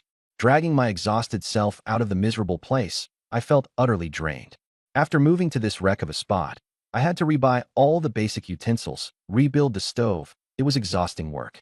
Zhao Gui and his wife would lay down early every night, and their lazy younger son Zhao Chong didn't lift a finger. It all fell on me. I thought I could get a break, but nope, I was called up to cook again. Zhao Chong, fond of good food but incredibly lazy, wouldn't tolerate much. As a result, the family had been reduced to eating dried sweet potatoes, the stuff of the poorest in the village. I started the fire, boiled water, tossed the sweet potatoes in, and let it all simmer until the bubbling brought out the strong smell of sweet potatoes. Dinner's ready, Mom, I announced as I scooped the porridge into some bowls. Why the heck is it taking this long? Now it's ready? Ugh. Zhao Gui's wife sat down, muttering her complaints. There weren't enough chairs, so I squatted while eating. This junk again? Zhao Chong scowled at the sweet potato porridge in front of him. It's all we've got left. I whispered. And whose fault is that? Figure it out. Can't we eat anything decent for once? Zhao Chong slammed his bowl in frustration. When did you get to have a say in this house? Do what you're told. I kept my head down, not saying a word. Dad, Mom, I've got an idea. Zhao Chong turned to his parents with a cunning glint in his eye. What about old Zhao the Blind? What about him? Zhao Gui wondered aloud. Dad, come on. Old Zhao the Blind is a bachelor, isn't he? Blinded in one eye when he was young, no woman's looked his way since. And now he's older than you. 3 years older. That geezer's never had a woman in his life. He must have stashed a fortune away. We could marry this sweepstar off to him and ask for a hefty bride price. Zhao Chong sneered triumphantly. Our son is smart. Zhao Gui's wife chimed in. That old bachelor must have a good stash. We can ask for loads of money. Enough to buy back our house. Even. Dad, forget the house, Zhao Chong added smugly. Give me the money, and I'll turn it into double. I'll buy you 2 houses if that's what you want. You old fool, let the boy handle the money. He's smart and knows how to make it grow. Zhao Gui's wife scolded her husband. Dad, Mom, I don't want to remarry. I don't want to marry old Zhao the Blind. Tears welled up in Wang Naixiang's eyes. Old Zhao was older than even her father-in-law. Worse yet, with no prospects. Old Zhao had become a bitter man over the years. He'd creep around the village women, leering and grinning, his appearance repulsive. He reeked from not bathing, and his home was a pigsty. The neighbors regularly scolded him for the stench drifting into their houses. You think you get a choice? Sweepstar, none of this would have happened if it weren't for you. My brother wouldn't be dead. We wouldn't have been kicked out. You owe this family, and you'll do what we say? You'll marry whoever we tell you to. Zhao Chong snarled. No, I won't. I refuse. Wang Naixiang's tears dripped into her broken bowl. You think you have a say? You think you deserve respect? I'll beat the crap out of you. Zhao Chong slammed his bowl down and swung a slap across her face. Smack. A bright red handprint bloomed on her cheek. Zhao Chong, not the least bit satisfied, kicked and punched her while she curled up on the ground, crying. Zhao Chong, don't hit women. Stop that. Villagers passing by stepped in to intervene. This is my family's matter. You step in, one of you, and I'll beat you next. Zhao Chong screamed. Sweepstar, this is your fault, my endless losing streak. It's all you. You ruined my life. Hearing that, the villagers hesitated before backing away. After all, Wang Naixiang wasn't one of their own. Lying on the ground, hopelessness consumed Wang Naixiang. What's the point of living? The river outside the village was deep and unforgiving, claiming many lives over the years. Yes, tonight I'll end it all there.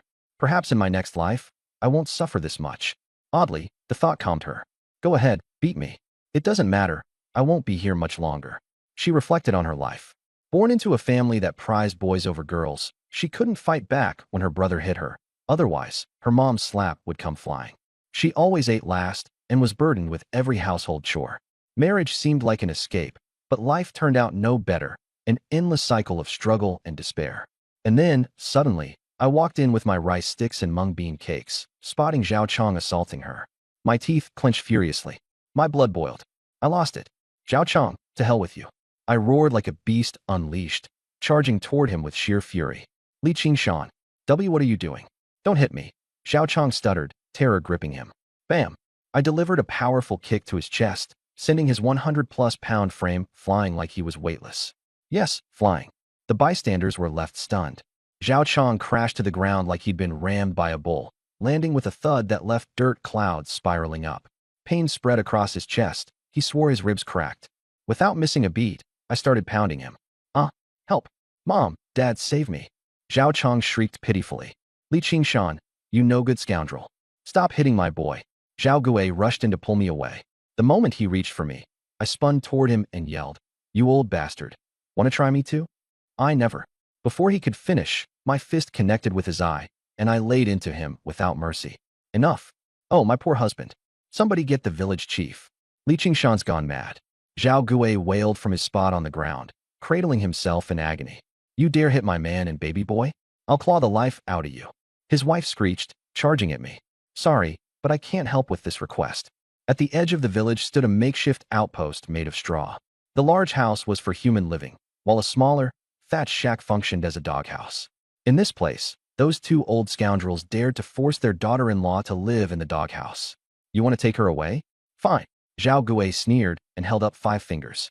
Back then, her dowry was 20 pounds of rice and 30 eggs. Count all these years and give me $50. $50? The entire village gasped.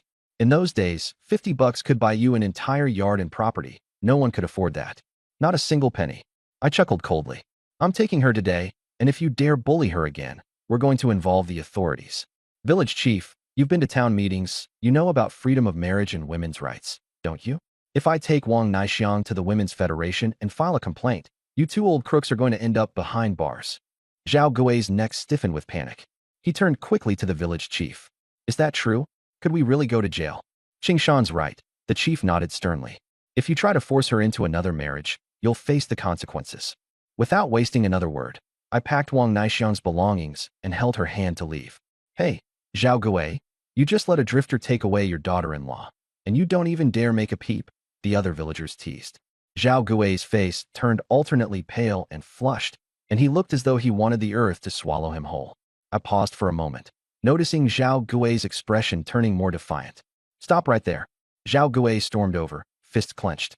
Wang Naixiang is my son's wife. Even if she dies, it will be here in my home. What right do you have to take her? You're smearing my family's honor.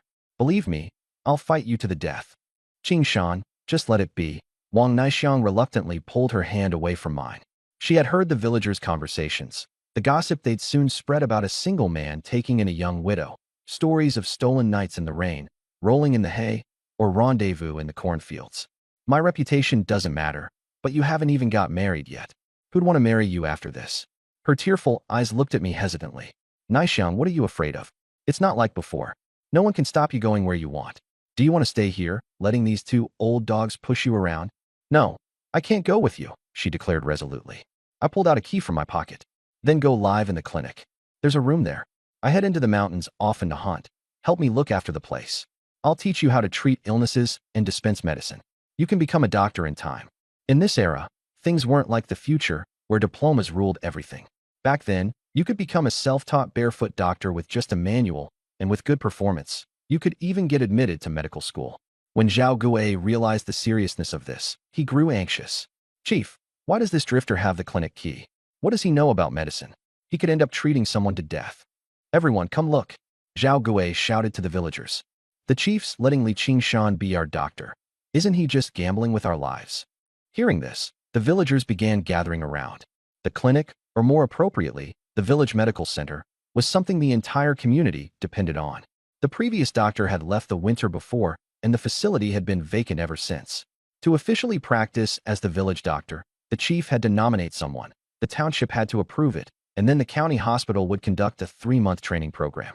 I wasn't officially on the job yet as I still needed to complete the process, but the chief trusted me enough to give me the keys so I could tidy the place up and start studying medical texts.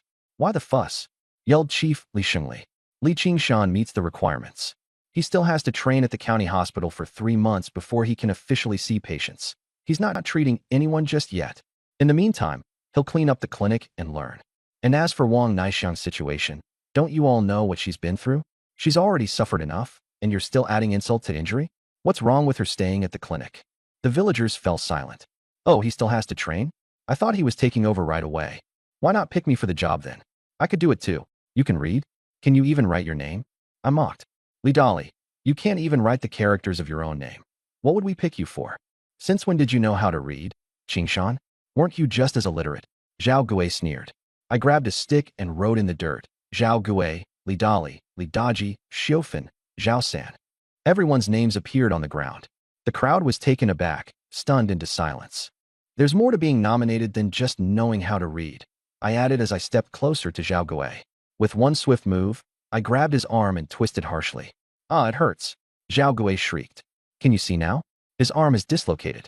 Anyone here know how to fix it? No one responded. Who knows if you're just faking this medical knowledge? Someone muttered from the crowd. Before the words fully left their lips, I strode over. His face turned pale as I grabbed him too. Li Qingshan, what are you? Art, it hurts, he howled as his shoulder popped out of joint. Anyone else want to question me? Step up and give it a try. I said coldly to the crowd around me. I can dislocate an arm, and I can fix it back. The villagers were stunned, silenced by the sight of Zhao Gui and Li Yuanli clutching their shoulders in pain. Fine, fine. Qingshan, put it back. I'm convinced. Li Yuanli begged pitifully. Should have said so earlier. I grumbled as I grabbed his arm and pushed it back into place. Done. Done. Li Yuanli flexed his now repaired arm in disbelief. His expression quickly turned to awe and admiration. Wow, Qingshan. I didn't know you had that skill. That's some impressive orthopedic work. Not even the old doctor could do that. When did you learn all this? I heard you couldn't even read before. The villagers gazed at me in wonder, their opinions of the former troublemaker clearly shifting. I learned it from an old man who lived in the mountains. I spent years under his guidance until he left for his travels last winter. Beyond fixing bones, I can handle rheumatism, joint pain, headaches, those tricky ailments no one likes dealing with. I'll clean up the clinic in a few days. Once that's done, you can all come for treatment. Since I'm not officially a doctor yet, I won't charge for consultations, just the cost of medications. I glanced around. To secure respect in this village, you had to earn their trust and goodwill. Demonstrating your skills helped, but building a network of mutual support was even better. You can't grab every opportunity for yourself, share the benefits, and people will stand with you when times get tough. Qingshan, you're really not charging for the consultation? Are you deaf? Qingshan said he's only charging for the cost of the medicine. Qingshan, we've admired you since you were a kid. Qingshan, you're really doing the village a service. If anyone should be the doctor at the village health station, it's you. The room is yours. Fix it up however you like. Helping out folks like Wang Naixiang is something we all support. The attitude of the villagers shifted completely. With this move, I've gone from being a lazy troublemaker to an almost official doctor. Standing nearby, Wang Naixiang looked up at me with admiration in her eyes. She probably didn't expect that not only was I skilled at hunting, but I also knew some medicine. Li Qingshan, you still haven't set my arm yet. Zhao Gui cried out, clearly impatient. You? Heh, go to the township clinic yourself. I'm worried I might accidentally dislocate your other arm too. I shot Zhao Gui a cold glare, then grabbed Wang Naixiang and headed straight for the village health station. Ow, bullying me again. Zhao Gui wailed as he flopped dramatically onto the ground. Li Qingshan, you just wait. Father, stop shouting and go to the clinic already. As I walked off, their voices echoed behind me. My gaze turned dark for a second. A family of brutes like them, bullying a vulnerable woman like Wang Naixiang, and still expecting me to set his arm? Dream on. Frankly, I was tempted to unhinge his other arm just now. Zhao Gui, if you think that's the end of it, you're too naive. You clearly underestimate Li Qingshan. Tomorrow, I'm heading up the mountains with Dezhuang. Before I go, I'll make sure the Zhao family learns a lesson they'll never forget. The crowd dispersed once the drama was over. This is just too much, Zhao Gui's wife exclaimed, slapping her thighs in frustration. Father, let's find the village party secretary. He's from our Zhao family. He'll definitely back us up, Zhao Chong said angrily. Yes, the party secretary's one of us. Zhao Gui latched onto the idea like a lifeline. Let's deal with the arm first, though. I'm not going. I still hurt from being beaten by Li Qingshan, Zhao Chong said, making his excuses. The village health station, one of the only brick buildings in the area, used to belong to a local landlord before it was repurposed. The front half is for medical treatment, and the back half serves as living quarters. The courtyard was originally expansive, but the villagers had taken the bricks over time, leaving only one front room and a hall, separated by a bamboo fence. The medicine cabinet held a decent variety: red iodine solution for a dime a bottle, sulfa powder wrapped in yellow paper triangles, aspirin for 2 cents a tablet, and the more common drugs like analgin, berberine, and licorice tablets. High-end supplies like penicillin or glucose were absent. They required a trip to the township clinic. But that wasn't an issue. I was authorized to restock. These supplies would be essential for future hunting trips, especially glucose, which instantly restored energy when taken. There were also 2 medical books, their pages well thumbed, indicating that the previous doctor had frequently referenced them. The health station was close to the village office, with neighbors nearby. Should anything arise at night, a quick shout would reach plenty of ears. Wang Naixiang's safety wasn't a concern here. If needed, my mother and sister-in-law could stay with her for a few nights. I pushed open the back door of the clinic and entered the courtyard. 2-meter-high bamboo fences enclosed the area, and just a few steps led to the rear living quarters, a dining hall, and a bedroom, smaller than the front section. Wang Naixiang had already tidied up the room. The bed was made, everything neatly arranged. "Naixiangjia, come eat at my house these next few days," I told her as I looked around. "I'm going to the mountains tomorrow, and I might be gone for a couple of days. When I'm back, I'll build a stove for you. Tonight, I'll have my mom and sister-in-law come stay with you." Wang Naixiang had been busy working. Now her hair clung slightly to her sweat-covered face. With her slender waist and graceful figure, but still a striking figure, the room seemed filled with her faint, comforting scent. "Qing Shan, thank you for everything today," she said softly, gazing at me, her eyes holding something new. The room suddenly felt warmer. "Naixiangjia, how are you going to thank me?" I teased, looking right at her. She stammered, flustered, before summoning her courage. With a deep breath, she closed her eyes, stood on her toes, and pressed a soft, sweet kiss onto my lips. For a moment, our eyes met, and an unspoken emotion filled the air. "Qingshan, Naixiang, are you here?" My sister-in-law, Lu Guixiang's voice came from outside. We quickly stepped apart. She walked in carrying bedding. "Mom asked me to move in here to keep Naixiang company. She'll join us tonight." Her gaze landed on Wang Naixiang's rosy cheeks, and it seemed she understood something. "Perfect timing, Guixiangjia," I said. "The township's rural adult high school class is going to open again soon. They hold sessions each summer and winter. You should sign up. Just bring some notebooks and pencils." "Why bother? Didn't Li Qingshu attend and still amount to nothing?" Guixiang frowned. "Li Qingshu is just a slacker who naps through class. He's hopeless. For example, if I didn't step up for this health station doctor position, the village would have probably picked someone literate for county-level training. Being a doctor is great. No hard labor, good pay, and it's a respected job. I have other plans for myself, but when the time comes, anyone who succeeds me here will have a much easier life compared to farming." I spoke plainly. Nowadays, anyone who's literate has an edge over regular farmers and essentially becomes a knowledgeable intellectual. That opens the door to well-paying, relatively easy jobs. Things like collective farming won't be gone anytime soon. It'll last years. Jobs like health station doctor, accountant, or warehouse manager, those roles are much better than toiling in the fields.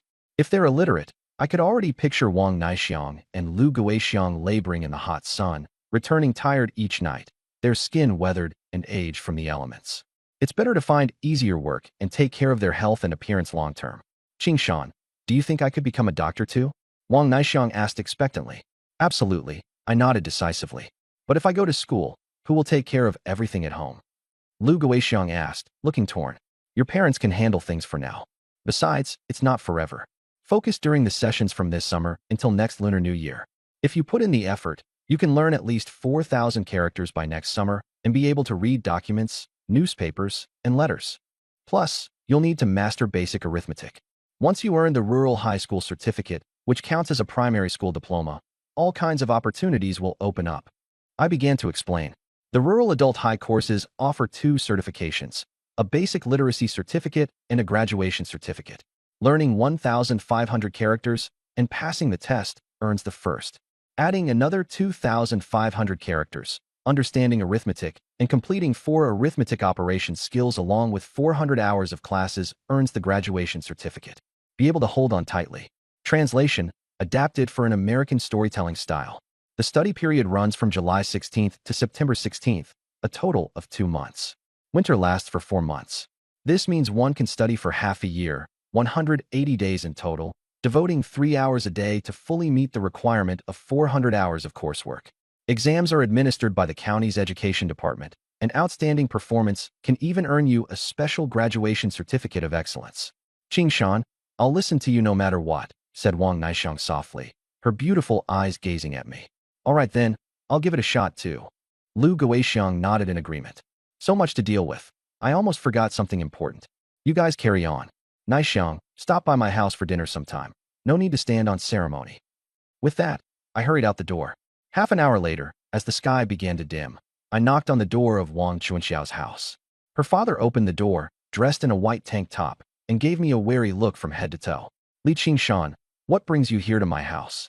Word had spread about the scene at Zhao Gui's earlier. After I made his family unable to hold their heads up in public, it was no surprise Chunxiao's father approached me with caution, worried I might throw a punch out of nowhere. But after thinking it through, he realized I had no reason to come for him. Is Chunxiao home? I asked. I need to speak with her. Wang Shui's expression froze. Could this troublemaker be after my daughter? No way. Chunxiao is supposed to marry the village secretary's son Zhaoba. If this boy messes with her, our family will have nowhere to vent our grievances. It's late. What's a single man like you needing to see my daughter for? Who is it, Dad? Chunxiao appeared from the yard, her hair freshly washed, her face pure and clean. Yet, no matter how much she covered up, her curves were impossible to hide. She had more assets than Naixiang. Her innocent demeanor carried a certain feisty charm. Li Qingshan. Chunxiao looked at her wary father, then at me standing at the entrance. It's just 2 yuan I owe you. Is it worth chasing me down for that? When did you ever owe him 2 yuan? Her father exclaimed, eyes wide. 2 yuan could buy more than 10 pounds of rice, enough to feed the family for days. Dad, just go back inside. I'll explain later. Chunxiao signaled with her eyes. Once Wang Shui retreated indoors, Chunxiao quickly changed her expression. Qingshan, why are you really here? I pulled out some pencils and a notebook. Here, take this. Why are you giving me this? She asked. The rural extension classes in our county will start soon. I'm signing you and my sisters-in-law up. If you begin this summer, you can graduate next winter and get an elementary school diploma. Once you have the diploma, I'll figure out a way to get you into the supply and marketing cooperative as a sales assistant. When that happens, do you think your father will still marry you off to Zhaoba? Zhaoba is nothing. Chunxiao hesitated. It's not that easy to get into the co-op as an employee. This is also for your textbooks. When you earn your diploma, I give my word, I'll make it happen. Truth is, having Chunxiao in the co-op would benefit me too. It'd make it easier for me to source scarce goods in the future. Plus, there's another woman working there already, Su Wani. Just looking at her elegance and hearing her name, you could tell she came from an exceptional background. She wouldn't stay there for long. Qingshan, I can't accept your money. Chunxiao insisted. Your family clearly favors boys over girls. I doubt your father would pay for your textbooks. Don't let this chance slip. I pushed her to make a decision. Chunxiao stayed quiet, deep in thought. What I said stung, but it was true. Her father wouldn't pay for her education, but here I was, a stranger, giving her money and buying supplies to help her. Li Qingshan, do you have someone you like? Chunxiao asked, cheeks turning pink. What's it to you? I countered. I have a distant cousin. She's very pretty. If you're not seeing anyone, I could introduce you. Chunxiao offered. If you're willing, go ahead and introduce her, I said nonchalantly. Then I turned to leave, calling back over my shoulder. I'm heading up the mountain tomorrow to hunt. Chunxiao stood there, mulling over my words. What did he mean by, if you're willing? Does he think I need to approve who he marries? Could it be he likes me? Unable to contain her sudden excitement, she gripped the 1 yuan note tighter and tucked the notebook and pencils close to her chest before happily heading back inside. Why did you owe him 2 yuan? Wang Shui asked as soon as she stepped in. Don't worry about it, Dad. If I marry someone, I'll just have my in-laws pay him back, she quipped. Wang Shui said nothing more. Night fell. Big Zhuang and I each held a wooden club, emanating a sense of menace. Black Tiger, do we make a move? Big Zhuang asked. Black Tiger was the code name I came up with for myself, a name to use when carrying out darker deeds. Let's go, I growled, kicking down Zhao Chang's flimsy door. My club came down hard. Help! Murder! Zhao Chang shrieked. His parents stumbled out of the house next door, only to be greeted by our clubs as well. Sticks rained down relentlessly. Help us! Save me, father! Son, help me! The screams and cries filled the night air. I delivered a direct strike to Zhao Chang's knee, and the clean snap of his kneecap breaking echoed loudly. His right knee was obliterated. Zhao Chang clutched his leg, writhing and unable to scream anymore. Big Zhuang and I disappeared into the shadows before anyone could figure out who attacked. No one had security cameras or fingerprint evidence back then. As we parted ways, I reminded him to prepare. Tomorrow we'd head up the mountains and bring everything we needed to stay for several days. Back home, I rinsed off with cold water, ready to hit the sack when I heard someone tapping on my wall with a stick. Who would dare come knocking at my place in the middle of the night? I slipped on my shoes and stepped out. Narrowing my eyes at the shadowy figure, I demanded, "Who's there? Don't you know people are trying to sleep?" The figure stopped tapping and lifted her headscarf. "Qingshan, it's me, Rose Shui." Rose Shui? I froze. The bookish young widow I'd met earlier came to mind. What could this woman want at this hour? Then, her earlier words crossed my mind. Could she really mean what she'd said? "Rose Shui, are you serious about this?" I asked, stepping closer. Rose Shui stood out with her scholarly air, looking like a swan among ducks in this village. Barely over 5 feet tall, her fragile frame couldn't be more than 60 pounds. I could lift her with one hand. "I'm serious, Qingshan. I want to be with you," she said softly, leaning in. Her body trembled. Desire ignited instantly, dry wood meets fire. "Come on," I said, taking her hand firmly but gently. With my hand easily enclosing her delicate wrist, I led her toward my room. "Sorry, but I can't provide the translation you're requesting. Brother Shan, let's get moving first. You catch up with us later," Wang Chunxiao said. "All right," I nodded. "Here, Brother Shan, take this." Wang Chunxiao held something out to me. "What's this?" I took it and opened it. To my surprise, it was a black cloak of excellent quality, made with soft and fine material. This was one of my father's treasures. He somehow picked it up back when he was in the war. It's just sitting there and used, so I figured it'd come in handy for you. Since you're heading into the mountains, you'll probably run into scratchy branches, mosquitoes, or even mice. The forest gets windy and chilly at night too. This is perfect for you, Wang Chunxiao said with genuine care in her voice. Looking at the black cloak in my hands, I couldn't help but think to myself, she's thoughtful, but still a little mischievous. If her father finds out she gave this away, he'd probably blow his top. Still, this cloak really was high quality, something you wouldn't find in any store. After the hunt, I'll just give her father some money or meat as a gesture to make it seem like I bought it. Otherwise, if he sees me wearing it, I'll be in trouble. It's technically his, not hers. Having made up my mind, I accepted the cloak. "All right, I'll take it. Thanks. I'm off now." Wang Chunxiao waved at my retreating figure, her eyes brimming with a tender, almost wistful gaze. De Zhuang, Zhuang, and Zhao Hongqi turned to look at the cloak draped over me. Envy plastered across their faces. Even the dog, De Huang, barked enthusiastically. The 4 of us soon stepped into the dense forest, our expressions quickly becoming cautious. After this trip, we should see if we can find a couple more hunting dogs in the nearby villages. Give De Huang some company, I said. Leading the group, I kept De Huang ahead of us to scout. Although the trail we'd cleared last time was starting to get overgrown with grass and trees again, it was still easier to navigate compared to before. De Zhuang took the lead with a machete, cutting through the undergrowth. When he got tired, he handed it off to Zhuang or Zhao Hongqi. As for me, I conserved my energy. There was no telling when we might run into some game. The cool morning air in the forest was crisp, dew still clinging to the leaves, and sunlight streamed through the gaps between the trees, speckling the ground with golden patches. This place felt like a completely different world from the outside. "Brother Shan, let's find De Huang a couple of female dogs so he can have some fun," De Zhuang joked, earning hearty laughter from everyone except Zhao Hongqi, who still looked worried. His concerns were clear. What if we didn't catch anything? What would his family do? "Hey, Hongqi, did you make arrangements for your family before leaving?" I asked him. "My mother-in-law agreed to help out for a couple of days. But if I go back empty-handed, it'll be hard to explain. It's good that your mother-in-law is willing to help. You should be grateful. It's like a lifeline during tough times. Be sure to show her your appreciation. And if we do catch something good, make sure to save a share for her too," I said. "Brother Qing, do you think we'll manage to catch any game this trip?" Zhao Hongqi asked, still worried. "Of course. I can't vouch for anyone else, but when Brother Shan goes up the mountain, he always comes back with something." De Zhuang chimed in with complete confidence. I absently reached for the jade gourd pendant I always wore on my chest. Strange. There was something new about it. Originally transparent, it now had a faint green thread of light swirling within. What's more, I noticed for the first time that the gourd had a removable stopper. I'd played with this jade gourd countless times in my previous life and never knew the stopper could pop open. How curious.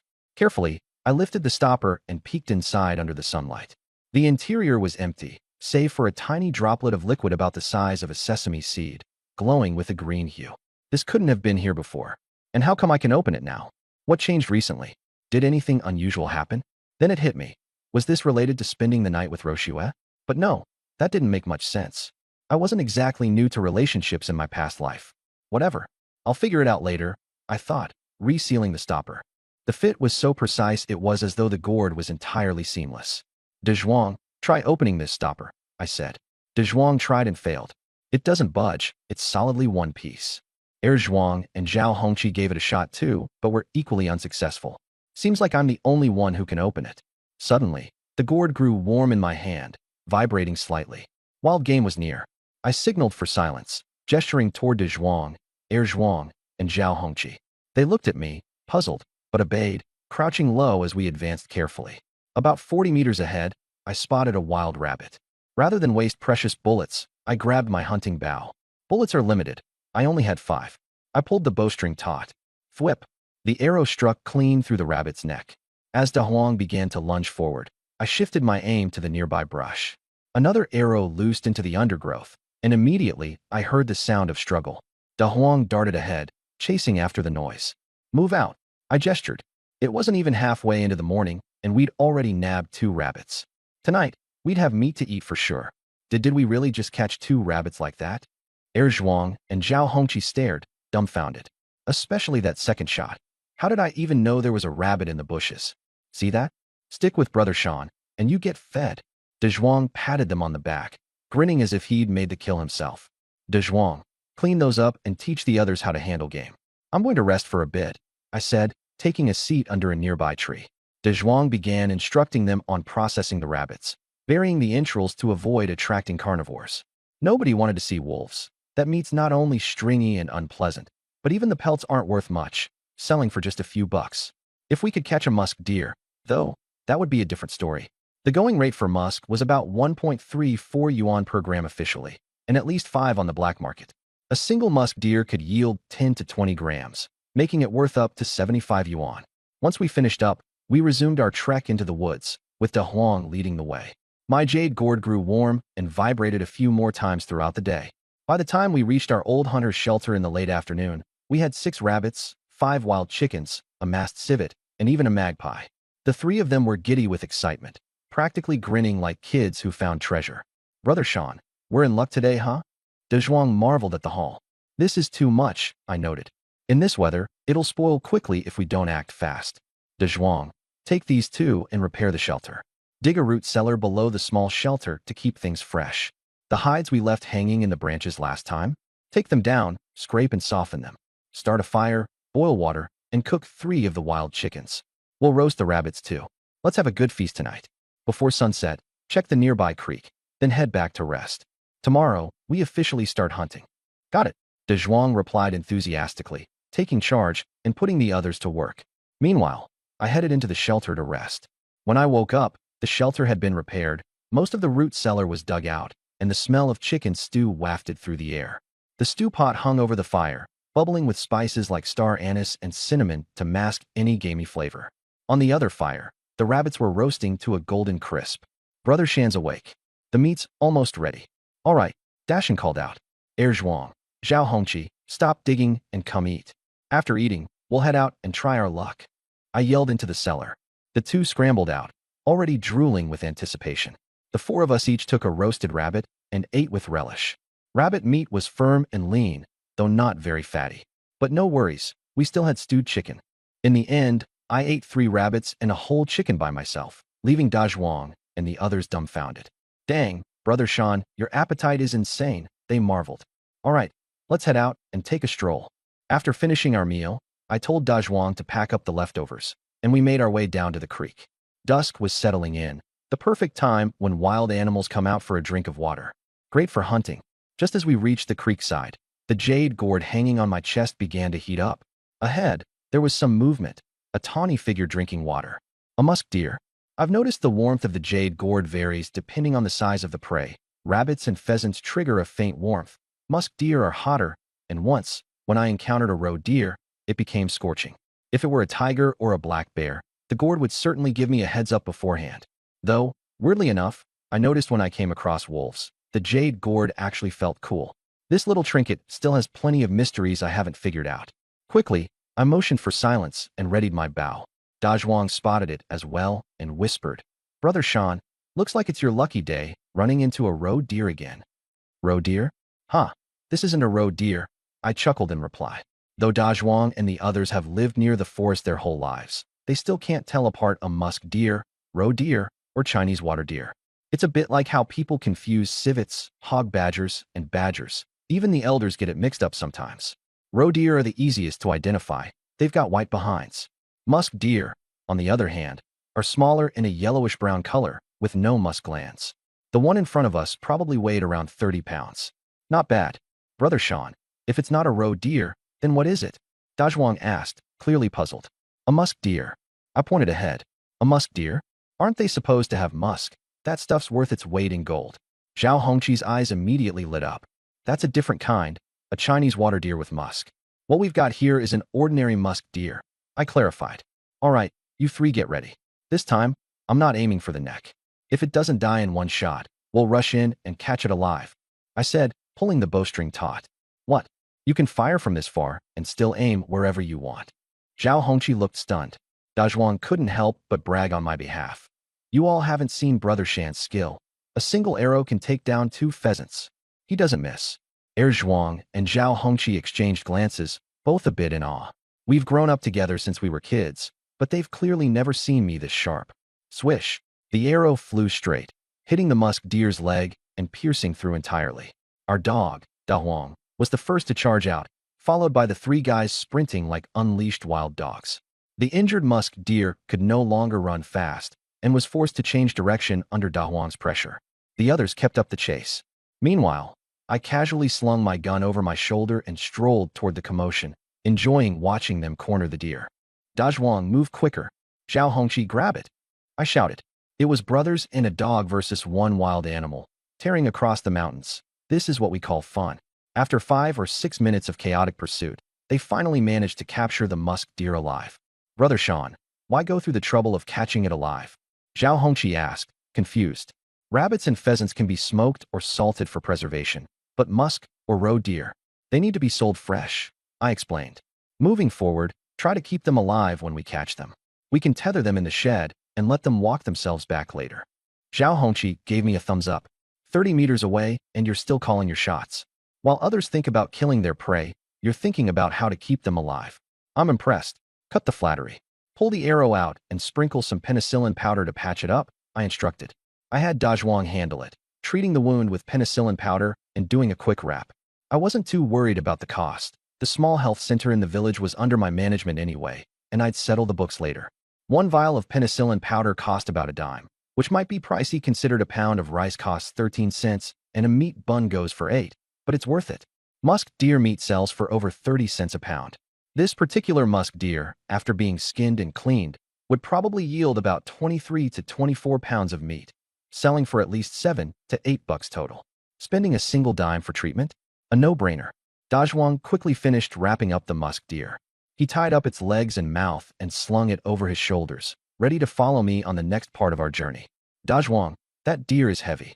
You won't be able to carry anything else if we catch more. Head back for now, I said. All right, Brother Sean. You guys be safe out here. With that, Dazhuang took off toward the shed, carrying the musk deer on his back. If we could just run into some Chinese water deer with musk, now that'd be a windfall, I muttered as I watched him leave. Brother Sean, musk is like soft gold, but it's not something you can just stumble across. Finding this one today is already lucky enough, Zhao Hongqi said. Let's keep moving. With that, I continued forward with the remaining 2 guys and Da Huang. The dog, brimming with energy from his earlier feat, wagged his tail enthusiastically as he led the way. I've been thinking about capturing a few live Chinese water deer and trying to raise them. If we can successfully farm them, the value would be massive. A single male Chinese water deer can produce 15 grams of musk, or soft gold, each year. The era of collectivization was coming fast. Securing those cushy positions was going to be limited, and I wouldn't be able to help all the people close to me. Folks like Wang Naixiang, Ro Xue, or young Wang Chunxiao, the nanny I've had my eye on. If I wanted to make everyone's lives better, I need to carve out opportunities myself. No one has succeeded in farming musk deer at this point in time, but in the future, people will. I remember seeing it firsthand in my previous life. My old Taoist mentor was even an advisor to several zoos and farming facilities. Taoist medicine isn't just for people. It works on animals too. I recall that one time we saved an injured Siberian tiger. Despite still being a juvenile, it already had the makings of a king of the jungle. All the veterinarians had given up on it, but the old Taoist cured it. After it recovered, it was released back into the forest. Little did anyone know, the old Taoist had secretly tamed it. For 2 years while the Taoist lived in seclusion in the mountains, that tiger would guard his house at night. When I visited the Taoist back then, we even feasted on venison from a deer the tiger hunted. That deer blood was truly invigorating. So yeah, farming musk deer? I'm confident I can pull it off. Next year, when collectivization becomes official, I'll spearhead the effort to form a breeding facility. That'll earn me accolades, and I'll have leverage to negotiate with the village leaders. Raising musk deer isn't something just anyone can do. My parents won't even need to work the fields anymore. They can just focus on looking after the deer. A single breeding facility only needs 5 or 6 male musk deer. With that, I can easily slot in 3 or 4 extra workers. One little musk deer produces over $60 worth of musk annually on the black market. Well then, fame is in the bag, and the benefits are there too. This plan is workable. Once these musk deer start breeding, I can keep funneling people into the farm. The core techniques will only be in the hands of my own people, and no one else will have access. This place will essentially become my private domain. Just the thought of it gets me excited. With a musk deer breeding center, we need guards, right? I'll just bring over my hunting dog. Problem solved. Even the dog has a place. Musk deer breeding? No way. Not possible, right? These wild animals are impossible to raise. Zhao Hongqi skeptically said. Shangu, look, a pheasant. Zhuang suddenly nudged and pointed into the branches. Sure enough, there it was, a pheasant perched there.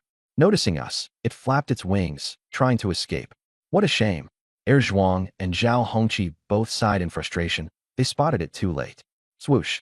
I didn't hesitate, drawing my bow to a full curve and releasing an arrow purely by feel. With perfect precision, my arrow struck the pheasant's neck mid-flight, and it plummeted to the ground. Roosters shriek in goo-goos, hens in clucks, some sound like cheeps, and others taps. From their calls alone, you can usually tell their sex. Of course, when nearby, it's almost foolproof. Roosters are flashy, with vibrant feathers, while hens are plain. Basically, the ugly ones are hens. Holy crap, Shangu, you're a legend. Seriously? That was insane. Zhao Hongqi and Zhuang stared at me wide-eyed, faces full of disbelief. Woof! My dog, De Huang, darted forward to retrieve the pheasant. Hurry up and get it handled. Let's keep moving and see if there's more game ahead, I instructed. Got it. Zhao Hongqi swiftly dealt with the pheasant, and the 3 of us moved on. As twilight crept in, I returned to find that Zhuang and Zhao Hongqi had secured 2 hares and another pheasant. Not bad progress, but no big catches yet. Just then, buzz buzz, my jade gourd pendant on my chest started to heat up and tremble. Immediately alert, I scanned our surroundings while Zhuang and Zhao Hongqi crouched down, their breaths nearly held, ready. I quickly spotted the target in the creek. Well, what do we have here? A freaking otter. These creatures look like oversized rats, but with webbed feet. Adults weigh up to 10 pounds and are prized for their fur. The outer layer repels water while the dense inner fur is insulating, soft, and luxurious, perfect for upscale clothing. Otter pelts are way more valuable than wolf pelts. A wolf pelt goes for $8 to $15, maybe 20 if it's prime quality. Otter pelts, though, those start at 25 and can go up to $40 each. Back in the 1980s, they'd fetch over $1,000 on the black market, a top-tier luxury in the fur world, often used for premium coat collars. Didn't expect to find such a treasure on the way back. The otter was nibbling on a carp, its eyes flitting around warily. Shangu, isn't this a bit far? Zhao Hongqi whispered. He was right. Over 50 meters, the bow's power would start to wane around this range. But for me, this wasn't an issue. Given its high value, though, I decided to edge closer for maximum precision. I crept forward ever so carefully. But darn it, otters are exceedingly cautious. Barely 7 or 8 meters in, it froze, sensing something amiss. Now at about 40 meters, I calculated, this was the only shot. Miss, and it would dive into the water, and game over. Zhuang and Zhao Hongqi were visibly anxious, their palms undoubtedly sweating. Swoosh. Drawing the bow to full tension, I let the arrow soar. The otter caught sight of the blur in its peripheral vision. It didn't even have time to react. The arrow hit its mark, right where the neck meets the head. Blood turned the creek crimson as its hefty body thrashed in vain. De Huang took the lead, darting towards the prize, and I followed close behind. Hoisting the now limp otter from the water, I wasted no time. Knife, I called, and Zhuang handed me the machete in an instant. Otter pelts are incredibly valuable. The meat's nothing compared to the fur. You need a dull knife for skinning. A sharp one risks cutting the hide, and even a small puncture can reduce the price by a quarter. And blood, don't let it stain the fur. Skin from the hind legs first, ensuring the paws and head are intact. Explaining while working, the machete in my hands separated flesh from fur with practiced ease, the blade making soft scraping sounds. The otter, still warm from life moments ago, was plump, a sign the creek had plenty of fish. Careful not to tear it, I maneuvered through the sticky layers of fat. Zhao Hongqi and Er Zhuang watched intently, nodding in approval. Before long, the pelt came off whole. Step 1, skinning done. Next we scrape, removing all the fat. Be gentle, don't damage the fur. After that, preservation involves salting. Use about a third the weight of the hide in salt, spread it evenly, then stretch it out on branches in a shady, ventilated spot. Never let it dry in the sun. That part takes a week. After that comes soaking in a saline alum mix to remove residual fat, followed by rubbing with castor oil, flattening, and trimming it up. For now, preservation is the priority. You'll learn the rest as we go. Got it. Nodding earnestly, both Er Zhuang and Zhao Hongqi looked beyond eager, like students before a master.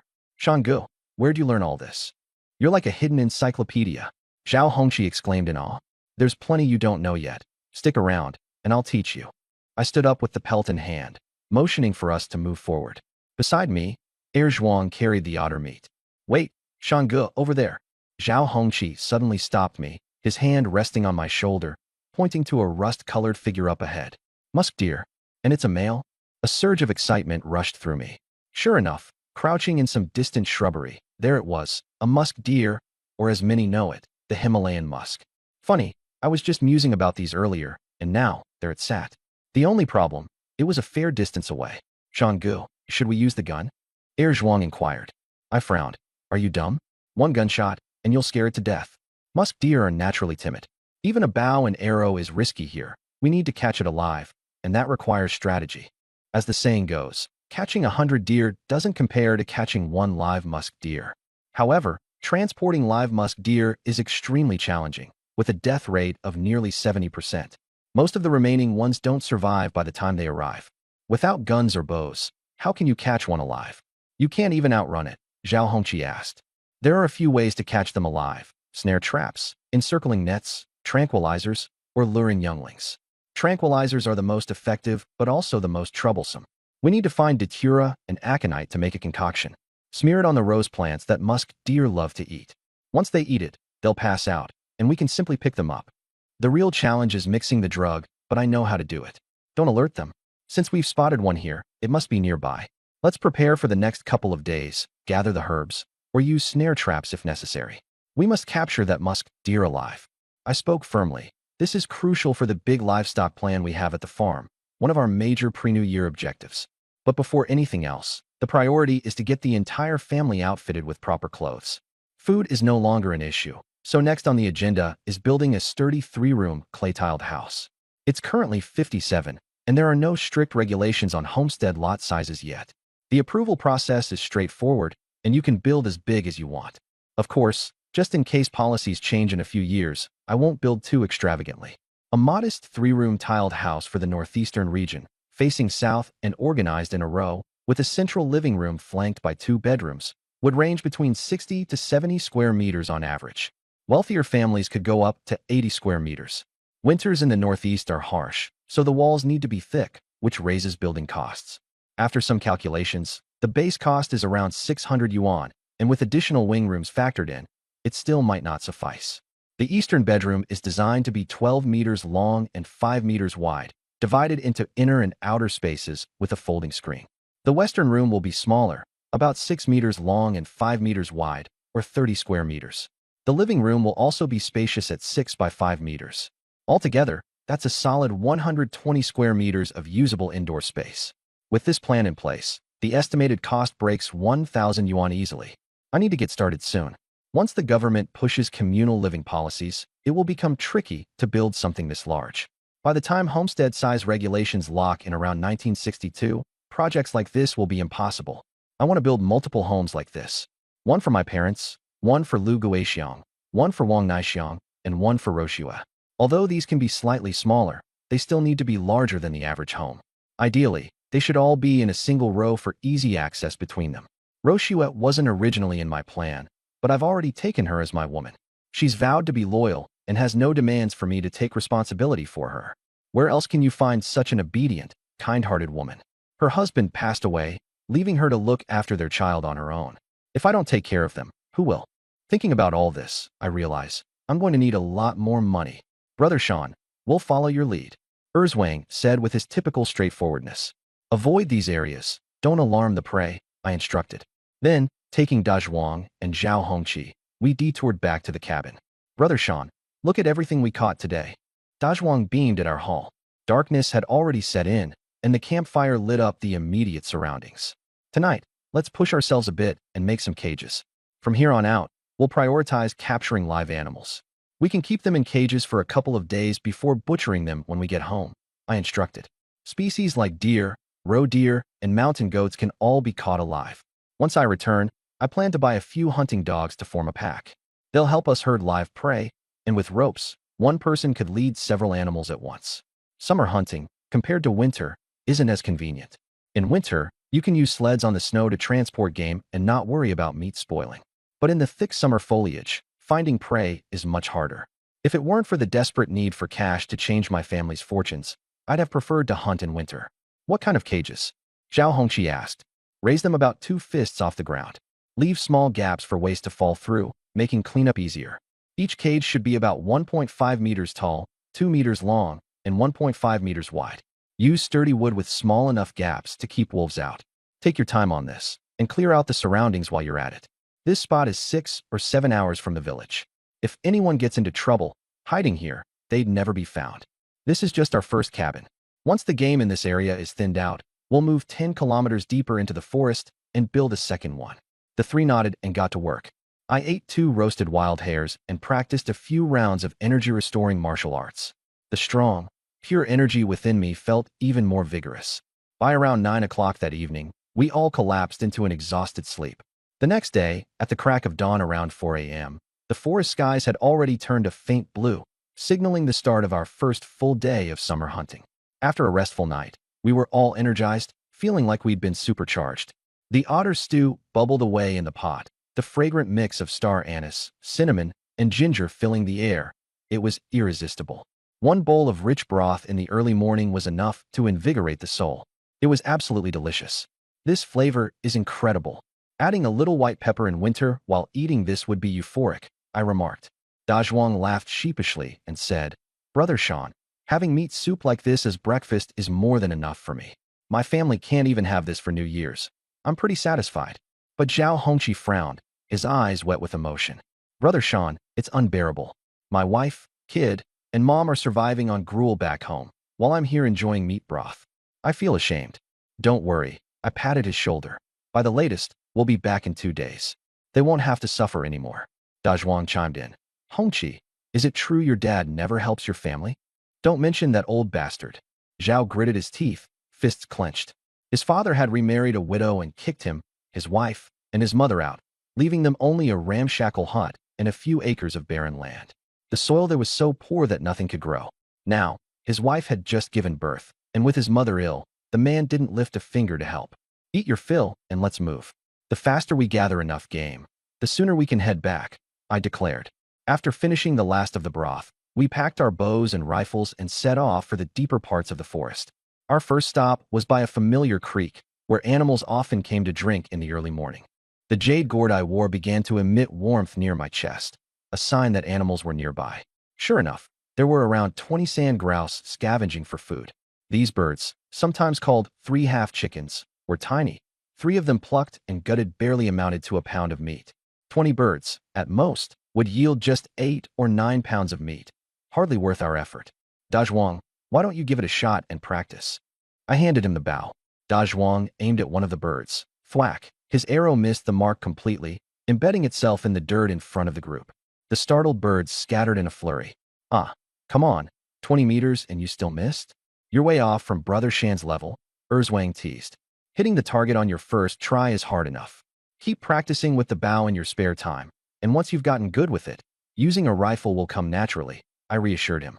We didn't spot any big game that morning, just a few wild chickens, rabbits, and 2 weasels. Their furs were valuable, though lower in quality during the summer months. Without any visible injuries, these could sell for around 80 cents to $1 each. The plumper ones in winter might fetch over $2. 4 wild pheasants, 5 wild rabbits. Not a bad haul for the day. Brother Sean, it's still early. Should we keep going? De Zhuang asked, wiping sweat off his forehead. Hunting isn't something you can rush. We left around 4, and now it's already 8. Let's head back to rest. We'll focus our energy on the afternoon hunt instead. Just as we were about to leave, I suddenly stopped. Wait, I was planning to spend time looking for this stuff, and now we literally stumbled upon it. What is it? All 3 of them crowded around. Aconite. This whole area is covered with it. I've never seen so many growing in one place. I rolled up my sleeves, set my hunting bow and rifle aside, and borrowed De Zhuang's machete. Brother Sean, what's aconite? The 3 of them were staring at me like fresh recruits looking up to a seasoned veteran. Aconite is mainly used for medicinal purposes, particularly its roots. The main root is highly toxic and needs meticulous preparation to be usable. The process is complicated as you need to remove the aconitine toxin. The smaller secondary roots, less toxic, are called fuzi. This stuff works wonders for treating rheumatism and joint pain. There's even a reference to it in the medical classic Shanghan Lunin, the formula fuzi decoction. Amazing stuff. Watch how I dig it up, and then we'll all pitch in and gather the lot to prepare later. Got it. De Zhuang and the group quickly jumped into action. This plant is one of the main ingredients I use to capture a musk deer alive. It'll also come in handy for other game.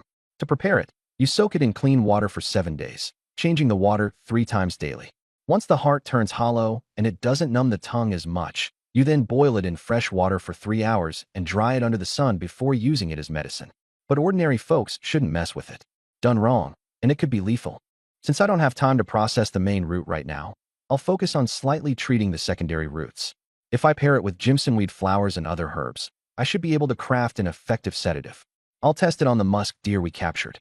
Half an hour later, we dug up the entire patch of aconite and packed it into a basket before heading back to the hut. As we were returning, the jade gourd pendant on my chest suddenly heated up, putting me on high alert. I looked around cautiously but didn't spot any wild animals. Just as I was puzzling over it, I suddenly saw a patch of yellow flowers up ahead. Whoa, no way!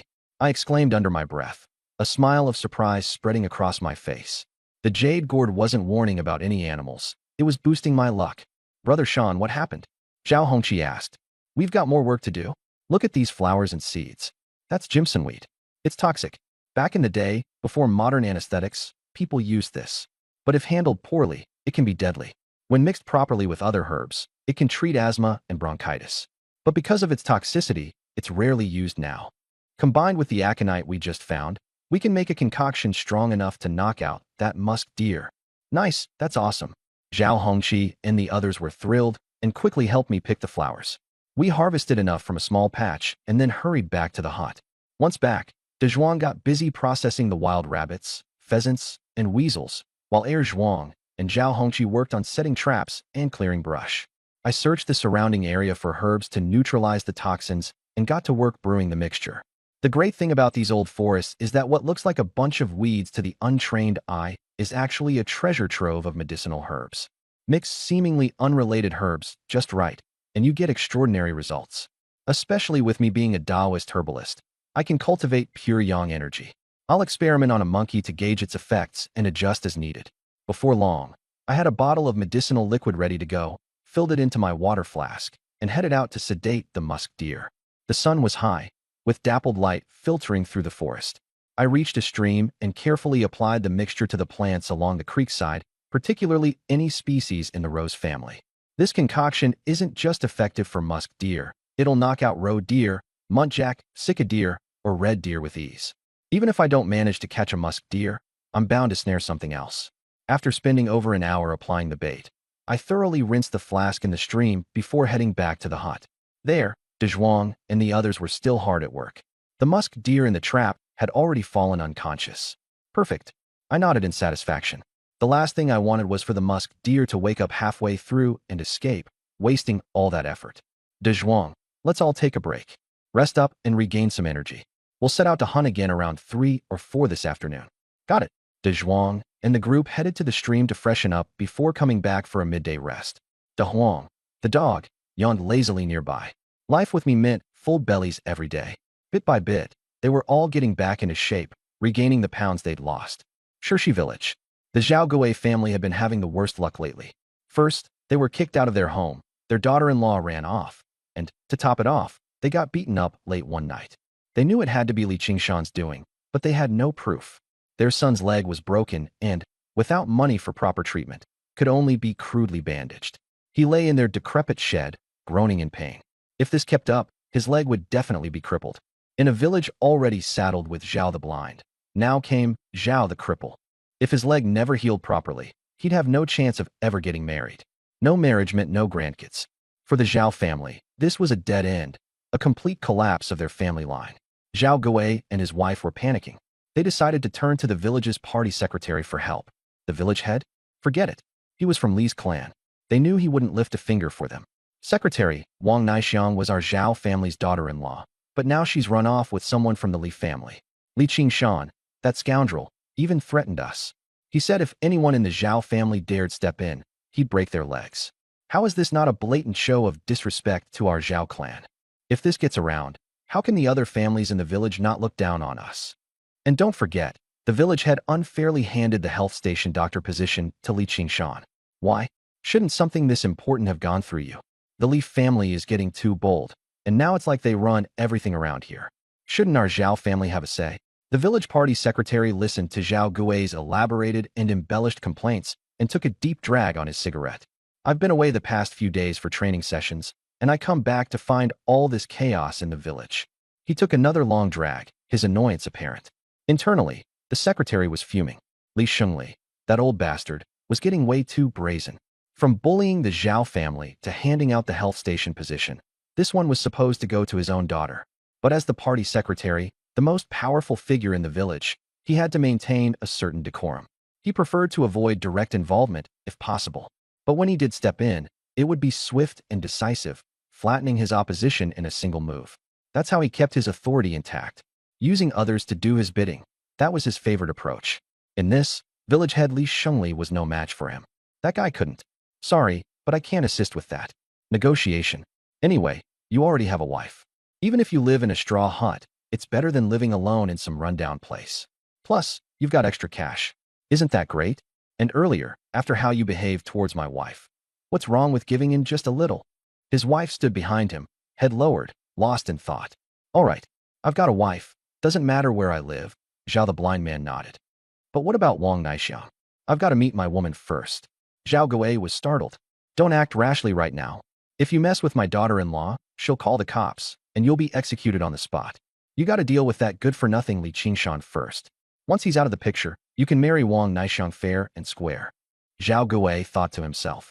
If this idiot gets himself executed before taking care of Li Qingshan, I'll end up with nothing. Right, brother Zhao Gui's got a point.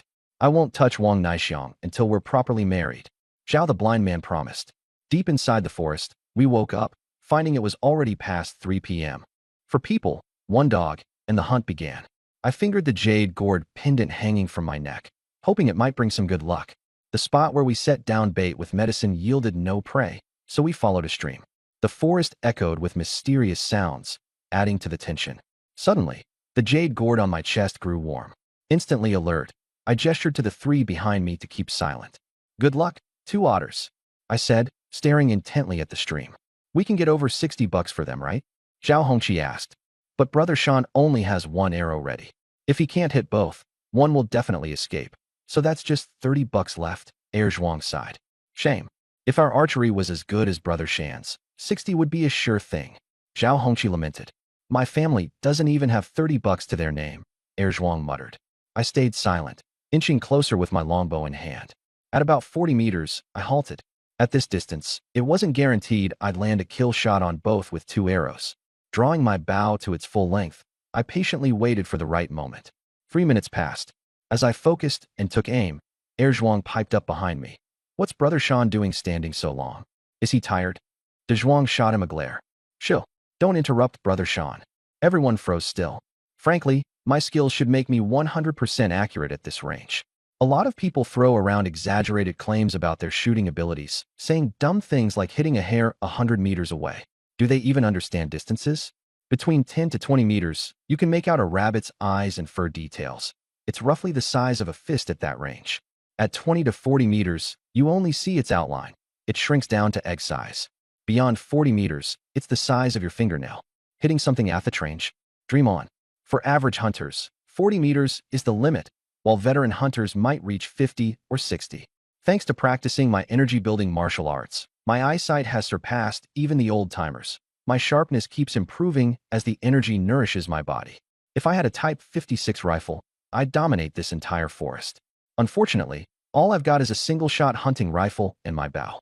The two otters, about 30 meters out, might look like eggs to De Zhuang and the rest, but I saw them clear as day.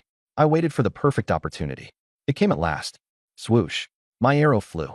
Both otters fell into the water simultaneously, lifeless. Whoa, Brother Sean, you're amazing, Zhao Hongqi exclaimed in awe.